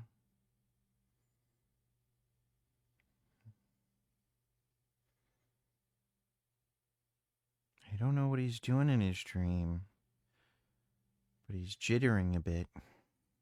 For Peter Thiel to meet Garry Kasparov, one of the greatest chess players of all time. Thiel and Kasparov have met before and get along well. They like chatting about politics, technology, and of course, chess. Peter Thiel's a diehard chess fan. In fact, he's a national chess master. He's admired the Grandmaster Kasparov since he was a teenager. And the respect is mutual. Kasparov admires Thiel's intelligence and business sense. He's one of the probably most successful entrepreneurs of his generation. He's very aggressively investing. He looks for the future. Thiel's legendary status in business is hard to overstate. His companies have created technologies that have changed the course of the modern world. And his influence helped define tech, an industry that has produced millions of jobs and trillions of dollars of wealth. That night, Kasparov and Thiel hit up a chess club. Thiel plays a game of speed chess with the owner and wins. I'm totally embarrassed. Yes. Embarrassed as well. Kasparov suggests his chess skills are probably why Thiel's such a successful businessman, and why he tends to hire chess players for his companies. That's why he's hiring chess players, People just told me the story that one day had the IPO for PayPal. So he did a sign-off for 10 employees of PayPal. And sure, Thiel is probably onto something. Chess skills transfer well into the world of business. It's a game of strategy, where it pays off to think several moves ahead. Skills that don't hurt in politics either. Sometimes... Yeah, Natasha Offey lives pretty close by to me. She lives a little closer to, like, Ottawa, the city, but she lives pretty close by. She's pretty hot, but, probably would never go vegan, probably like a dumb bitch, Time after this evening, Kasparov and Thiel drift apart. Maybe the two don't have that much in common after all. It's not just that the Russian Kasparov is a way better chess player. He's also one of the world's most prominent pro-democracy activists. He's a major thorn in Putin's side, tirelessly campaigning for a freer Russia. So I'm fighting to restore democracy in my country. Trump's potential victory could threaten not only democracy in this country, but democracy worldwide. And Peter Thiel? Well, kind of the opposite trajectory. Critics warn he's emerging as a major threat to American democracy. Billionaires like Thiel reshaping politics is terrifying. Connecting to airport Wi-Fi ranks way lower on the scale. But having your data floating around unprotected online is a threat you can actually do something about. This is where today's sponsor NordVPN comes in. NordVPN encrypts your internet traffic so your personal data stays private. With the shopping season in full Peter Thiel is around 8 years old when his family arrives in Swakopmund, a former German colony on Namibia's coast. He moved here with his parents and brother after some years in Ohio. During the 1970s, the city is occupied by apartheid South Africa. At the time, it's a town clinging to its German roots, where Hitler's birthday is still celebrated and the Nazi salute is a casual greeting. Jesus, what the fuck? For some. Peter's father, Klaus, takes an engineering job at a uranium mine just outside town. The mine is controversial and shrouded in secrecy. According to international law, South Africa isn't allowed to mine here, but they go ahead anyway. Extracting Namibia's uranium is part of South Africa's nuclear weapons program. The regime is secretly developing bombs to defend against a possible Soviet attack and to protect the apartheid way of life. According to a former British activist group, black laborers have worked at the mine under dangerous conditions. Meanwhile, white families like the Thiels enjoy a privileged life. Brand new medical facilities, country club memberships, kids in private school. Young Peter is reportedly first put in a whites-only school in Johannesburg, then in a German-language school in Swakopmund, where the curriculum pushes a Christian nationalist worldview and even paints white South Africans as the real victims of the region. This is where Peter Thiel spends formative years. It's a world where his family benefits from a white supremacist regime, where his father actively advances its military interests. A world where the founding belief is that some people are meant to rule, and the majority must serve. When Peter's 10, he and his family return to the US. Peter's developing into a classic nerd. He loves sci-fi and fantasy, especially Lord of the Rings. He's top of the class and becomes one of the country's top chess players under the age of 13. It's not cool to be a nerd in the 70s and 80s, so Peter is reportedly bullied on the regular. But he knows he's smart and going places. His chessboard has a sticker that says "Born to Win." Peter wants the best for himself, so he studies hard to get into the top university. At the time, Stanford is ranked #1 in the US. When he makes it there in 1985, Stanford's a huge letdown. Peter expects fellow overachievers, but finds a party scene instead. He'd rather hit the books than the bung, and he's once again teased for being a nerd. According to the author Max Chefkin, many of the students he perceived as bullies also identify as liberals, a connection that reportedly sticks with him. We in fact asked Thiel ourselves, but didn't get a response. Peter developed into a Reagan-supporting conservative. The campus itself feels far too left-wing for him. Anti-Reagan and anti-apartheid protests are prominent, and Peter starts to clash with demonstrators. In The Contrarian, Chefkin describes how classmates recall at least one instance where Peter defended apartheid as economically sound, an allegation that Thiel has since denied. At the time, some defenders of apartheid drew on libertarian arguments. Libertarians believe the best society maximizes personal and economic freedom while minimizing government control. They see free, unregulated markets as the best way to allocate resources and drive innovation.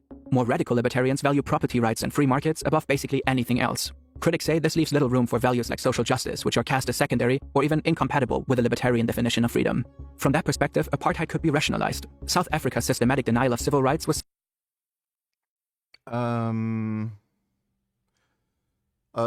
something like an apartheid is completely counter to libertarian ideals.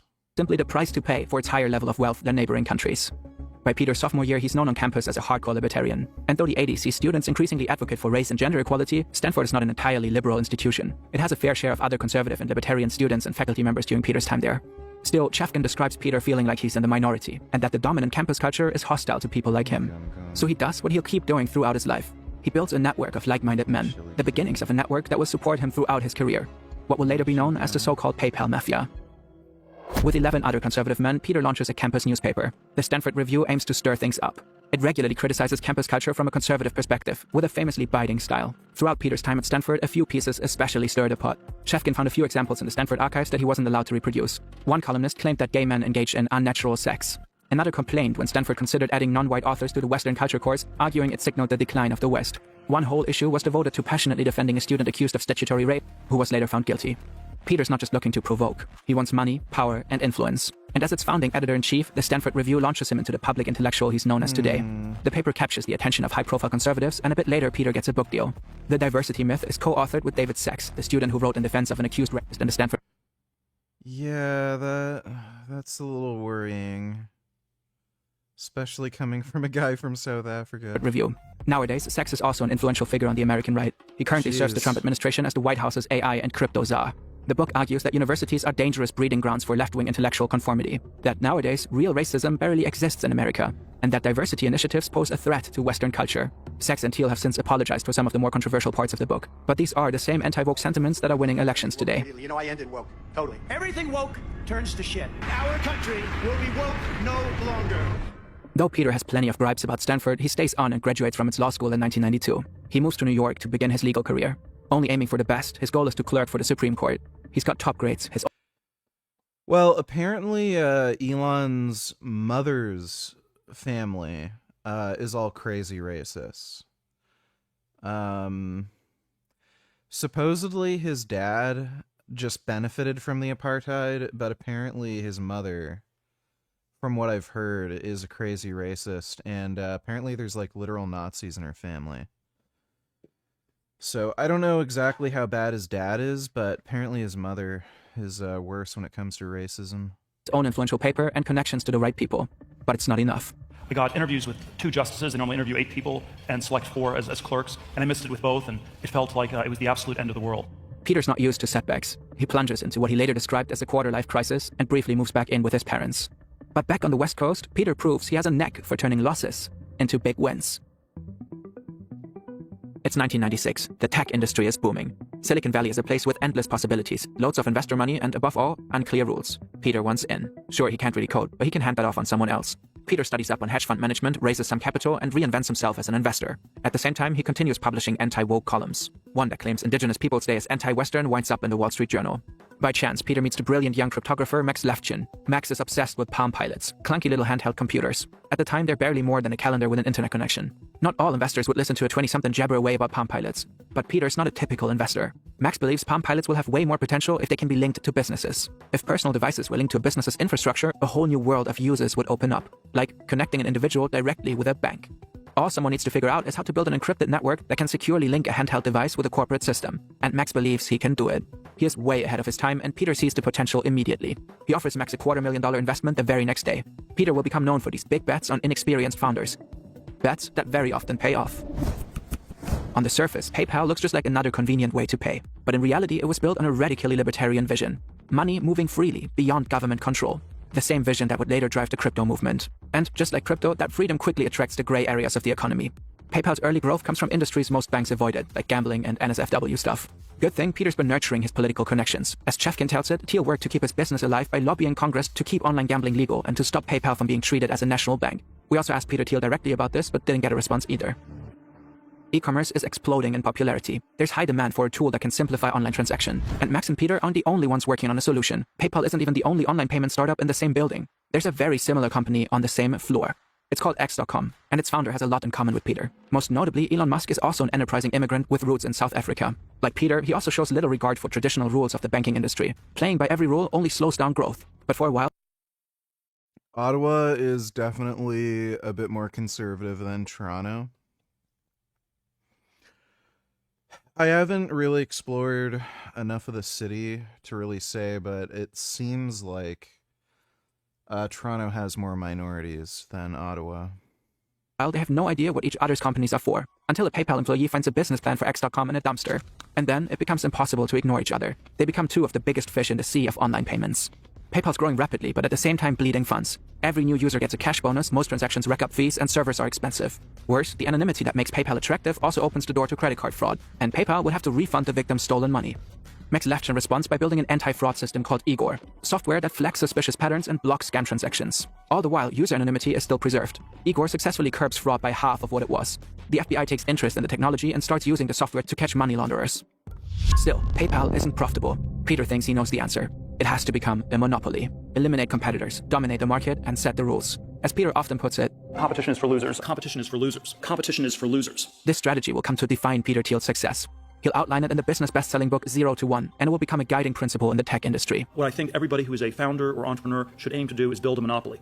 And all the great companies that people have built are monopolies of one sort or another. By 2000, the online payment space has grown more competitive, and PayPal is still operating at a loss. Elon suggests a merger, and Peter agrees. Uniting is their best chance for survival. According to The Contrarian, they clash from the start. Over the name, over the software. Elon becomes CEO because he's a bigger shareholder, but Peter allegedly can't stand his leadership. He's said to think Elon's a reckless egomaniac, and Elon is said to think Peter's a sociopath who only cares about money. Their battles stall the company's growth. So Thiel decides to end them. Elon goes on his honeymoon, leaving the CEO position undefended. And in an elegant, calculated move, Peter captures it. Levchin and others loyal to Thiel start voicing their gripes about Musk. They manage to convince enough board members to oust Musk and to insert Thiel as temporary CEO, a position he'll keep. It won't be Thiel's last tactical takedown. As CEO of PayPal, Peter Thiel is on a whole new playing field. In 2002, he secures a landmark deal. eBay acquires PayPal for $1.5 billion. Teal becomes a multi-millionaire at 35 years old, walking away with at least $55 million from the deal. Now he has the capital and credibility to pursue his wildest dreams. Jeez. The day he signs the deal is the day he also steps down as CEO. PayPal was just a stepping stone. Now he's ready to move on to bigger and bolder projects, and to live the high life as a very rich person. He buys a silver Ferrari and fancy apartments. Now the former... Saw a clip of Clav maxing out with 185 by 4 on incline bench. Gotta lay off the meth, bro. Yeah, dude, when you start taking steroids when you're 14, and 5 years later, the best you can do is 185 for 4 on the incline. Wow, you are doing things wrong. What the fuck is that guy doing? That is fucking pathetic.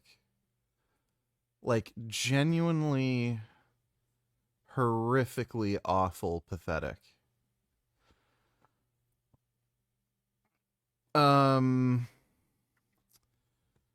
So yeah, not good. Formerly bullied kid is the life of the party. More and more people want to be in his orbit. Teal's personal trajectory is skyrocketing, but the country is spiraling. Dude, I swear there's girls who can outlive Why him. are all the villains from South Africa? This man makes Elon Musk look like a good guy. Like we rather have him for world leader if the choice was him or Peter Thiel, huh? Yeah, seriously. I think South Africa just makes a lot of shitheads. Pretty fucked. I think I'd choose Peter Thiel over Musk. Thanks for the donation, Dodo.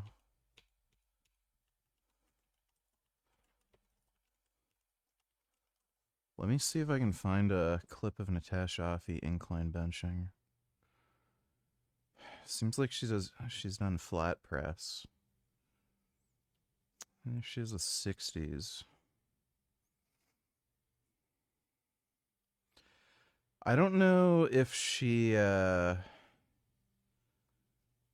incline benches with a barbell ever. It's 225.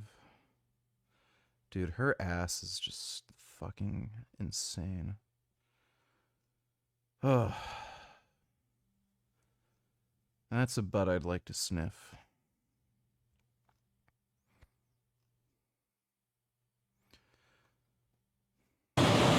So, like, before some of you say, oh, well, she's on steroids, well, clavicular's on steroids too, so... This chick can literally... Like, there are literally girls outlifting clavicular. So, like, what the fuck is the guy doing?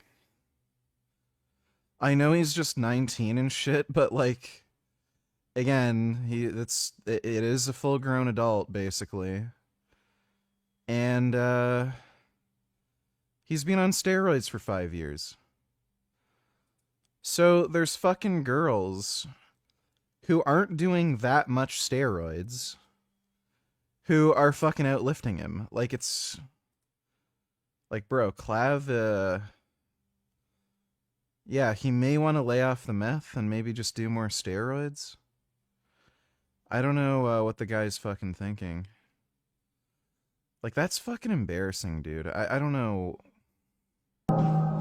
And what's funny, too, is, like, you know, normies like Aiden Ross were literally saying, you look natty. You know?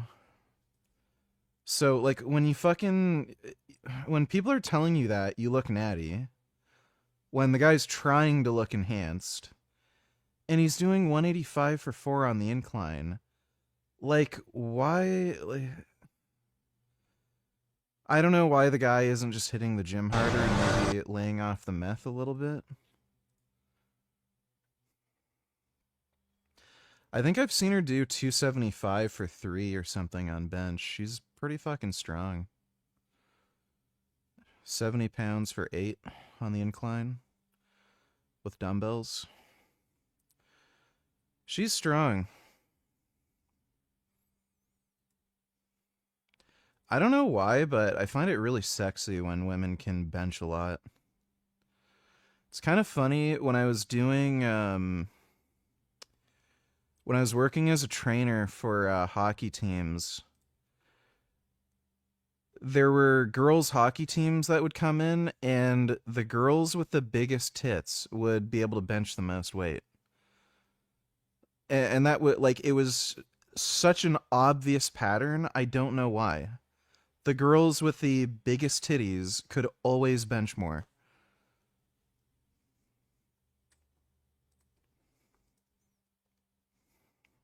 So yeah, she's pretty fucking jacked, but like, what the fuck? Clav is getting mogged by fucking like girls. In the wake of 9/11, Americans also face a recession, an unpopular war, and widespread trauma. Teal is anxious too. He's increasingly concerned with the threat of religious terrorism. He finds the Bush administration isn't tough enough on Islam. His politics seem to shift. At Stanford, he wrote fiery libertarian. Yeah, she's obviously on roids. She's benching... Like, dude, she's benching over 225 for reps. Like, what do you fucking think? Essays. Yeah, like, girls aren't lifting that much weight if they're natural. Railing against government power. Now, he's arguing the opposite, that the US must use extrajudicial methods to catch terrorists. As he put it, outside the checks and balances of representative democracy as described in high school textbooks. For Teal, the trade-off is clear. The West must compromise. More security, less freedom. And he sees a business opportunity in it. What if Igor, the software Max Levchin built to catch fraudsters, could be retooled to catch terrorists? Wouldn't the CIA be interested? In 2003, Teal gets a team to start working on it right away. They'll call the company Palantir. In The Lord of the Rings, a Palantir is a mythical stone that sees and communicates across far distances. Sauron, the evil character who seeks to dominate Middle-earth, uses a Palantir to spy on enemies and conspire with allies. The power of Isengard is at your command, Sauron, Lord of the Earth. Basically, Teal is offering Sauron's power to anyone who can afford it. Palantir's promise? Use network analysis to find unforeseen patterns in vast troves of data. This is especially interesting to US intelligence agencies who had collected information on Al-Qaeda conspirators but failed to see the connections till after the attack. In the early years, many users are disappointed with Palantir's service, but their timing is excellent with everyone terrified of another attack. And Teal's chosen CEO is excellent at raising money. His name is Alex Karp. He's another former Stanford classmate. When Osama bin Laden is captured and killed, rumors circulate that Palantir was used to find him. Public interest in the company skyrockets. Based on what's known today about Palantir's abilities at the time, any meaningful involvement is questionable. When media outlets ask Alex Karp about that rumor, he's careful not to confirm or deny involvement. He tends to dodge the question with a smile and imply that some connection is there. Did your company help to track and kill Osama bin Laden? When you open the paper and look in the news about these kind of things, there's a 2/3 chance, depending on the country involved, that somehow my company was involved. One media outlet isn't buying the hype. A gossipy blog called Gawker. According to Max Chafkin, Gawker's Silicon Valley page reports no real link between Palantir and the bin Laden raid, and suggests the company spread the rumor just to boost sales. Valleywag is known for roasting the tech industry back when most news outlets tend to sing its praises, and a favorite target of Gawker's gossip and mockery is Peter Thiel. Look how sneaky Joey is. He thinks he's so smart. I wonder where Joey is. Oh. Oh. Yeah. Oh my god. Hi. Was he hiding? Glad you're alive. I wondered. You're so cute. Oh, he's out. No. No, he's not out. He's awake. Oh my god, he's so sentient. Uh-oh, he's stuck in his pouch. Oh my god. Hi. Hi. Oh my god, look how sentient. Hey, baby boy. Oh my god. Oh, mommy loves You can see the sentience right there. you. Look at you. Oh my goodness, that's a good cat. Thanks for the donation, Ethan, though. Teal will take care of Gawker later. Beyond founding Palantir, Teal spends the 2000s turning tech startups into giants. I was sort of the first angel investor in Facebook in summer of 2004. The business was already tracking quite well. They only needed money to buy more computers. So I think that was always sort of a promising sign. In 2004, he becomes Facebook's first big investor. Teal not only funds the company, but becomes Zuckerberg's mentor. Now Zuckerberg is one of the richest people alive, and Teal's investment will net him about $400 million. Teal doesn't stop there. Through his network, he backs Airbnb, Spotify, SpaceX, and later OpenAI. In 2007, Teal seems to have spotted the financial crisis early. He bets against the US housing market. The gamble pays off. A 60% return in just 6 months. Banks will collapse, and around 9 million Americans will lose their jobs. But for Teal, it's cause for celebration. According to Chafkin, he flies his stuff to Maui, with unlimited taps for food, booze, massages, and surfing. We asked Peter Thiel if this is true, but he didn't answer. But Thiel's golden run doesn't last. After a string of bad investments and mass redemptions, his hedge fund suffers huge losses and all but collapses. By 2011, he will have lost nearly 2/3 of his clients' money. The crisis seems to make Thiel more cynical. In 2009, he writes that he still believes in libertarian principles, but no longer in democracy.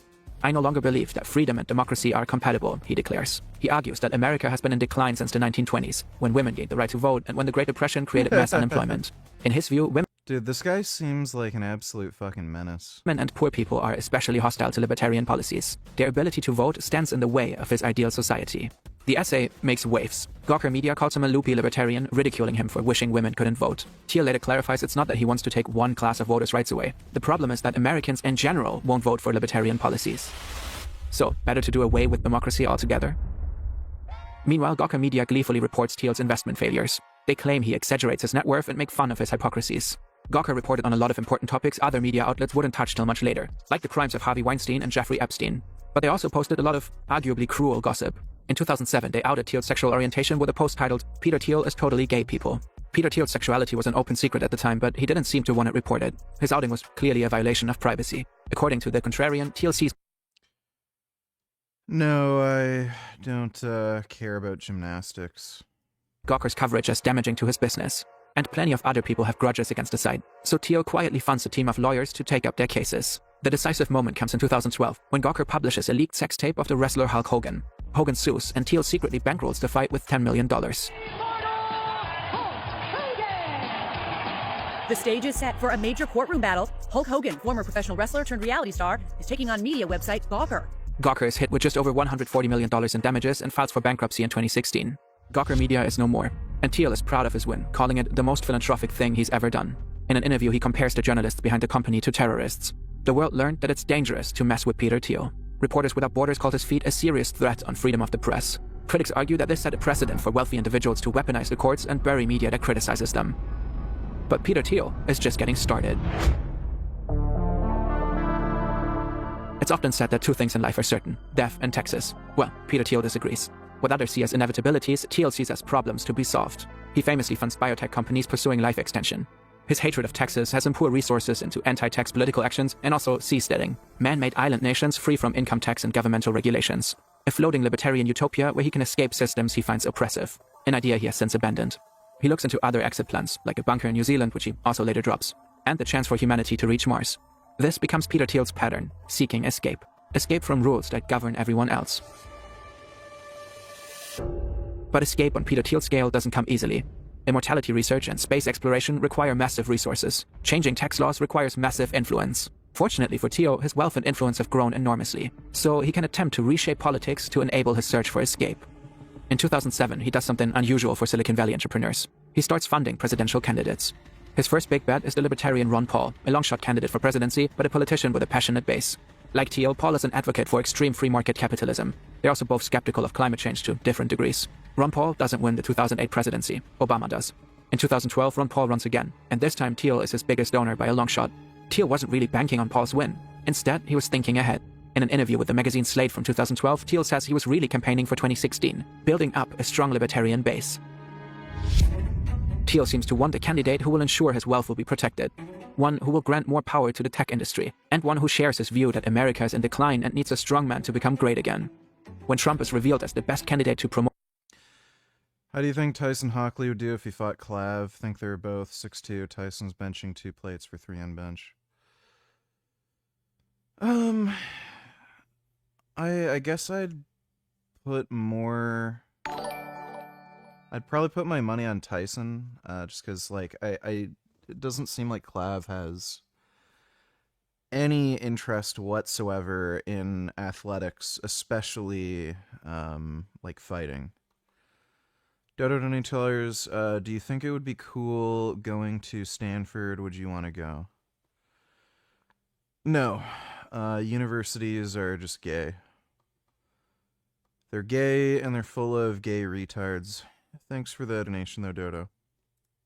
Promote those aims, Thiel donates $1.25 million to his campaign. In 2016, Thiel takes the stage at the Republican National Convention during primetime. Tonight, I urge all of my fellow Americans to stand up and vote for Donald Trump. Thiel campaigns for Trump as if his views represented Silicon Valley. But at the time, Trump is deeply unpopular in tech. Of the top tech companies in the Valley, not a single CEO donates to Trump's 2016 campaign. And Thiel's support of Trump makes him somewhat of a pariah. According to the contrarian, friends cut ties with him or refuse to discuss politics. Thiel is unbothered. They'll change their tune soon Yeah, they changed their tune alright. enough. Besides, he's starting to lean into his image as the Silicon Valley supervillain. He reportedly once said, "I'd rather be seen as evil than incompetent." When Trump shocks the world by winning, Thiel is part of the transition team. His role is to appoint people who will disrupt regulatory bodies like the Federal Trade Commission and the Food and Drug Administration. A dream job for Thiel, who's railed against governmental regulation for decades. Thiel reportedly suggests 150 names to Trump. According to Max Chefkin, his list includes, to no surprise, ultra-libertarians, but also very controversial figures. Fringe people from his growing network of far-right reactionaries. Trump only approves a handful of them, the least controversial suggestions that Thiel makes. So Thiel's first attempt at capturing the White House seems to have failed. Politically, Thiel retreats to the background for a bit. He and his partner have their first child and No, I wouldn't find it cool to have an exercise science PhD or bachelor's. It would be worthless. he seems to focus on family life for a while. But the background is where Peter Thiel thrives the most. Outside of politics, Thiel's businesses are skyrocketing, especially Palantir. During COVID, Palantir wins government contracts to analyze pandemic data, tracking infections and vaccines. In 2025, Business Insider reports that under the second Trump administration, ICE will use Palantir to track down immigrants who overstayed their visas. Palantir's involvement has only intensified under Trump and has been instrumental for over a decade, since Obama's second administration. The Guardian reports in 2025 that Palantir provides ICE with tools that help their agents fulfill Trump's aggressive deportation quotas using a vast data network. It includes government records such as text data from the IRS and private databases like location history from cell phone records. Now Palantir also incorporates facial recognition data from Clearview AI, another startup where Peter Thiel is the first investor. The pattern is clear. Palantir thrives in chaos, and chaos is only ramping up. What looks like a political setback with Trump may just be Thiel's chance to plan his next move. Thiel won't back Trump's second campaign, but he will build up another politician. We're effectively run in this country via the Democrats, via our corporate oligarchs, by a bunch of childless cat ladies who are miserable at their own lives and the choices that they've made. Thiel injects J.D. Vance's primary campaign with $15 million. Vance is now vice president of the United States. Thiel and Vance's relationship didn't come out of nowhere. Vance worked at one of Thiel's companies, and Thiel became his mentor, as Vance himself says. And it was also Thiel who brought J.D. Vance and Donald Trump together. After Trump is elected as president again in 2024, several members of the tech elite rally behind him. There's Elon Musk, who is against Trump in 2016 and becomes his most visible supporter in 2024. There's Mark Zuckerberg, who abolishes fact-checkers at Meta less than 2 weeks before Trump takes office. And there's Sundar Pichai, the CEO of Google, who donates $1 million to Trump just before inauguration. At the inauguration of Trump's second presidency in January 2025, major tech CEOs are clearly visible in the front row. But one person isn't there that day. He's in the background again. Peter Thiel. Instead, he watches Palantir's stock skyrocket and topping the market for much of 2025. The surge is in part fueled by government contracts. And not just in the US. Palantir has been hired by Israeli forces allegedly to enable AI-powered targeting of Palestinians, which the company denies, and by Ukraine in its war against Russia. These and other contracts not only boost Palantir's profits, they also give the company access to extremely sensitive data. Few assets carry more power or more potential for harm. So who decides how it's used? We reached out to Peter Thiel as well as Palantir because we had a lot of questions. Unfortunately, none of them were answered. Subject to democratic control and not subject to the majority, which I think is often hostile to change. A recent venture Thiel backed is called Erebor, a crypto bank named after the mountain in The Hobbit where a murderous dragon hoards treasure. And now Trump is pushing one of Thiel's wilder ideas, low-tax freedom cities where corporations can operate without federal regulations. We'll actually build new cities in our country again. These freedom cities will reopen the frontier, reignite American imagination. Freedom cities aren't just for making a lot of money. The goal is also to conduct research without governmental approval. One such place already exists, Prospera in Honduras. You already know who helped fund it. The libertarian utopia Peter Thiel dreams of no longer needs. Yeah, I don't know. Seems semi-retarded-ish.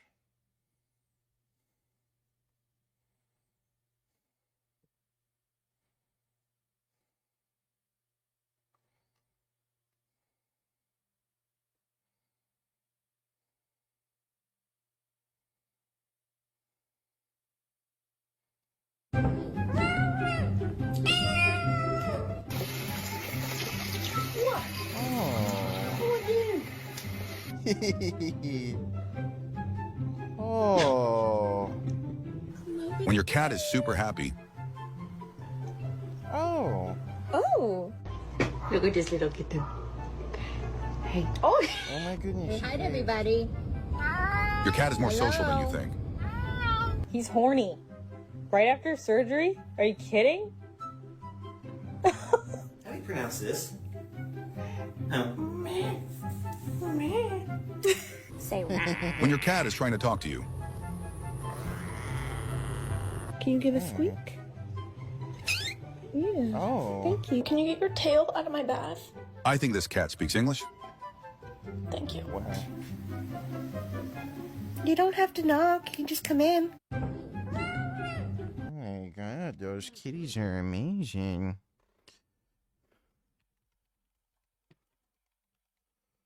Now this cat. Whoa. Whoa. This is Jack. Whoa. Oh. His voice is a little deeper than most cats. Whoa.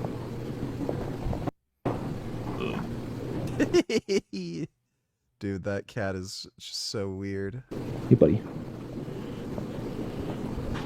Whoa. You say hi? You say hi?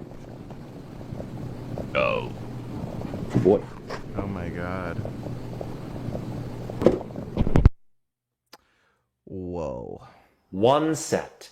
Just one set. Going from one set to two sets is the biggest mistake you could possibly make. It's not just a mistake, it's the biggest mistake possible. One ring to rule them. Probably drove Mike Mentzer crazy. It might have also been the math, but definitely the allure, the solidity of that idea, just the knowledge, the certainty that you would always be doing the right thing, and that right thing happens to be the least amount of work you could do. What a magical, wonderful world that would be.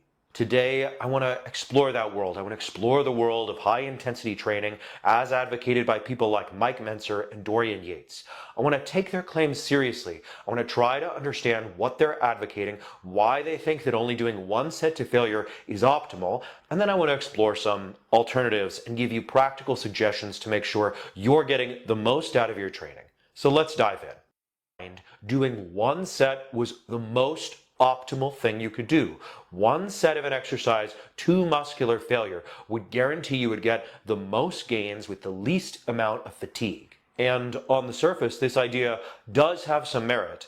Taking a set to muscular failure will guarantee that that set is as stimulative as it possibly can be. That is unequivocally true.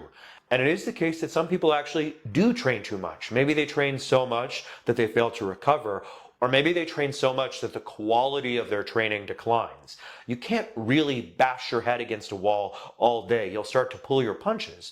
And so Mike and people like him were trying to push back against that. I applaud his thinking there. Additionally, there is just something so alluring about only a very clear set of ironclad rules.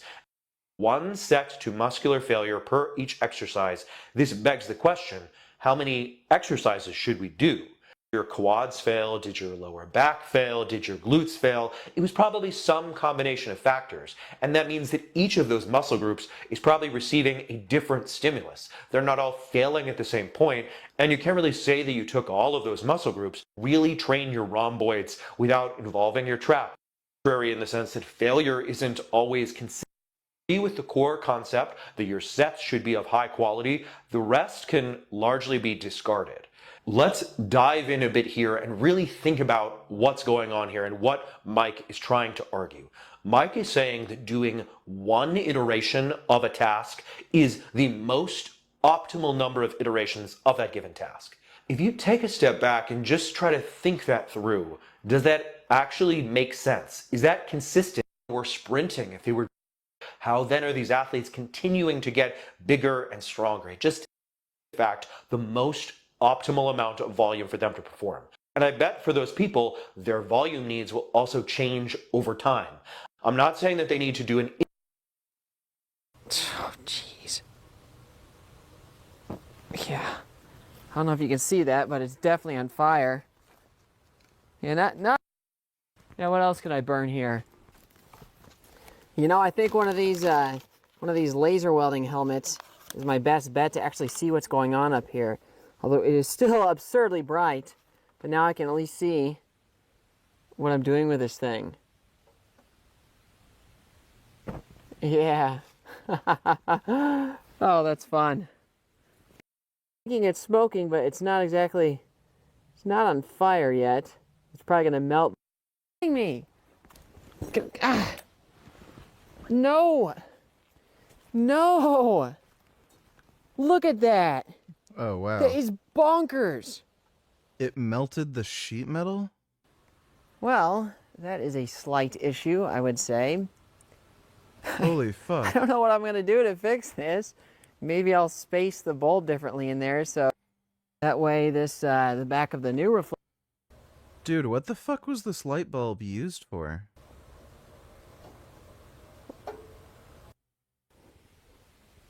Well, it's smoking and warping.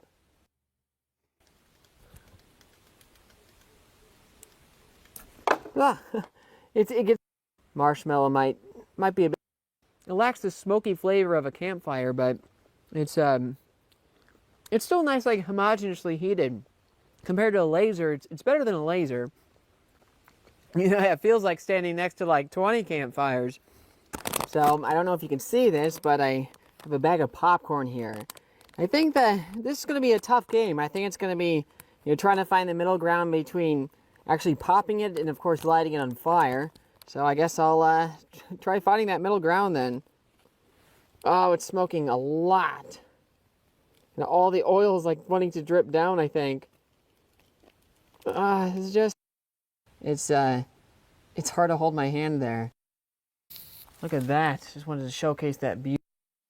That should drop to about 22 hours. But the problem with that is that one that's actually rated for the power would have to be bigger than this thing. So instead, I'm going to use this relatively little auto transformer. The cool thing about auto transformers is that it's only the difference in voltage that's being transformed. The mains voltage passes straight through. And that's why I can use something the size of this to do the job of something bigger than this. Okay. Wow. Okay. There is the full 30,000 watts. Wow. That is very, very bright. I can feel some of the warmth all the way back here. Jeez. Jesus Christ. Look at that. Dude, this is hot enough to melt through sheet metal. Off the scale. It's crazy the amount of illumination. Bro, imagine how many fucking mosquitoes you could nuke with that thing. I'd love to turn that thing on a night where there's a ton of fucking mosquitoes. I can go way back there and it's still enough to illuminate everything. I can see everything just fine. Just from the little amount that's coming through the window. Wow. Man, That's crazy. This is cannot beat tungsten for the color rendering. It is an ideal white light source because it's blocking it. For a 360 degree illumination, freezing. In this video. And the first in particular is regarding the incandescent light bulb ban. So when I started making this video at the beginning of the year, there was this executive order that claimed it was going to rescind some energy saving regulations, including those around light bulbs. Well, it turns out that this was pretty much legally meaningless and incandescent light bulbs are still banned. Now, I will say that I do think that a ban on incandescent light bulbs is dumb. It's not that I think you should all replace the bulbs in your house with them, but there are still specific use cases for them, and I at least want to have the option to buy them. Now, the real kicker is that big light bulbs like this were never even banned in the first place. They were actually exempt because they have these specific use cases where there's no direct replacement that's energy saving. So there's actually a couple industries that like using these giant light bulbs. The film industry is one. I know they like them because they're a compact and powerful light source, but specifically they like them because the color rendering is just unbeatable. I know there's LEDs these days that come really, really close, but apparently there are still purists out there that want the best you can get, which is tungsten. Then I guess the other big application is just for research stuff. These function as really good solar simulators, which shouldn't be a surprise. So on YouTube, and he's actually my biggest inspiration as a content creator.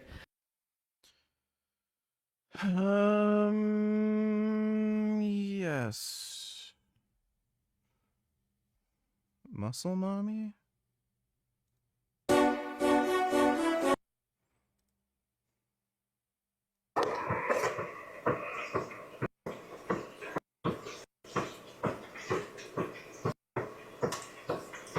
No. No, that was a mistake. Well, Fingers crossed. I'll be able to figure out how to get the fucking race wheel working.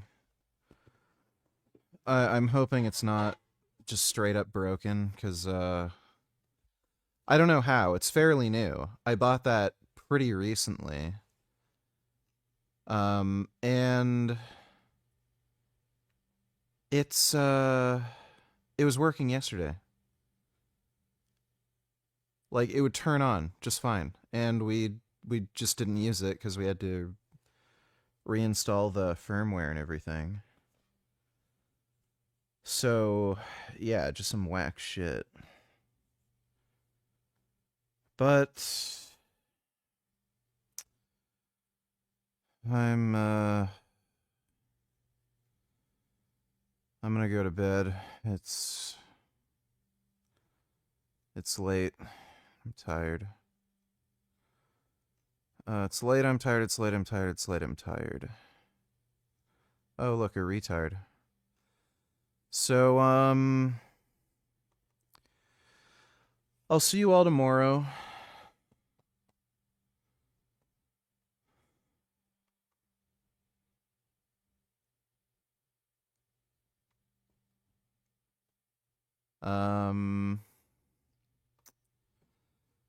Gonna start back training Tuesday. Not sure if I'm gonna stream the first workout, but, you know, we'll do some more workout live streams soon. And, the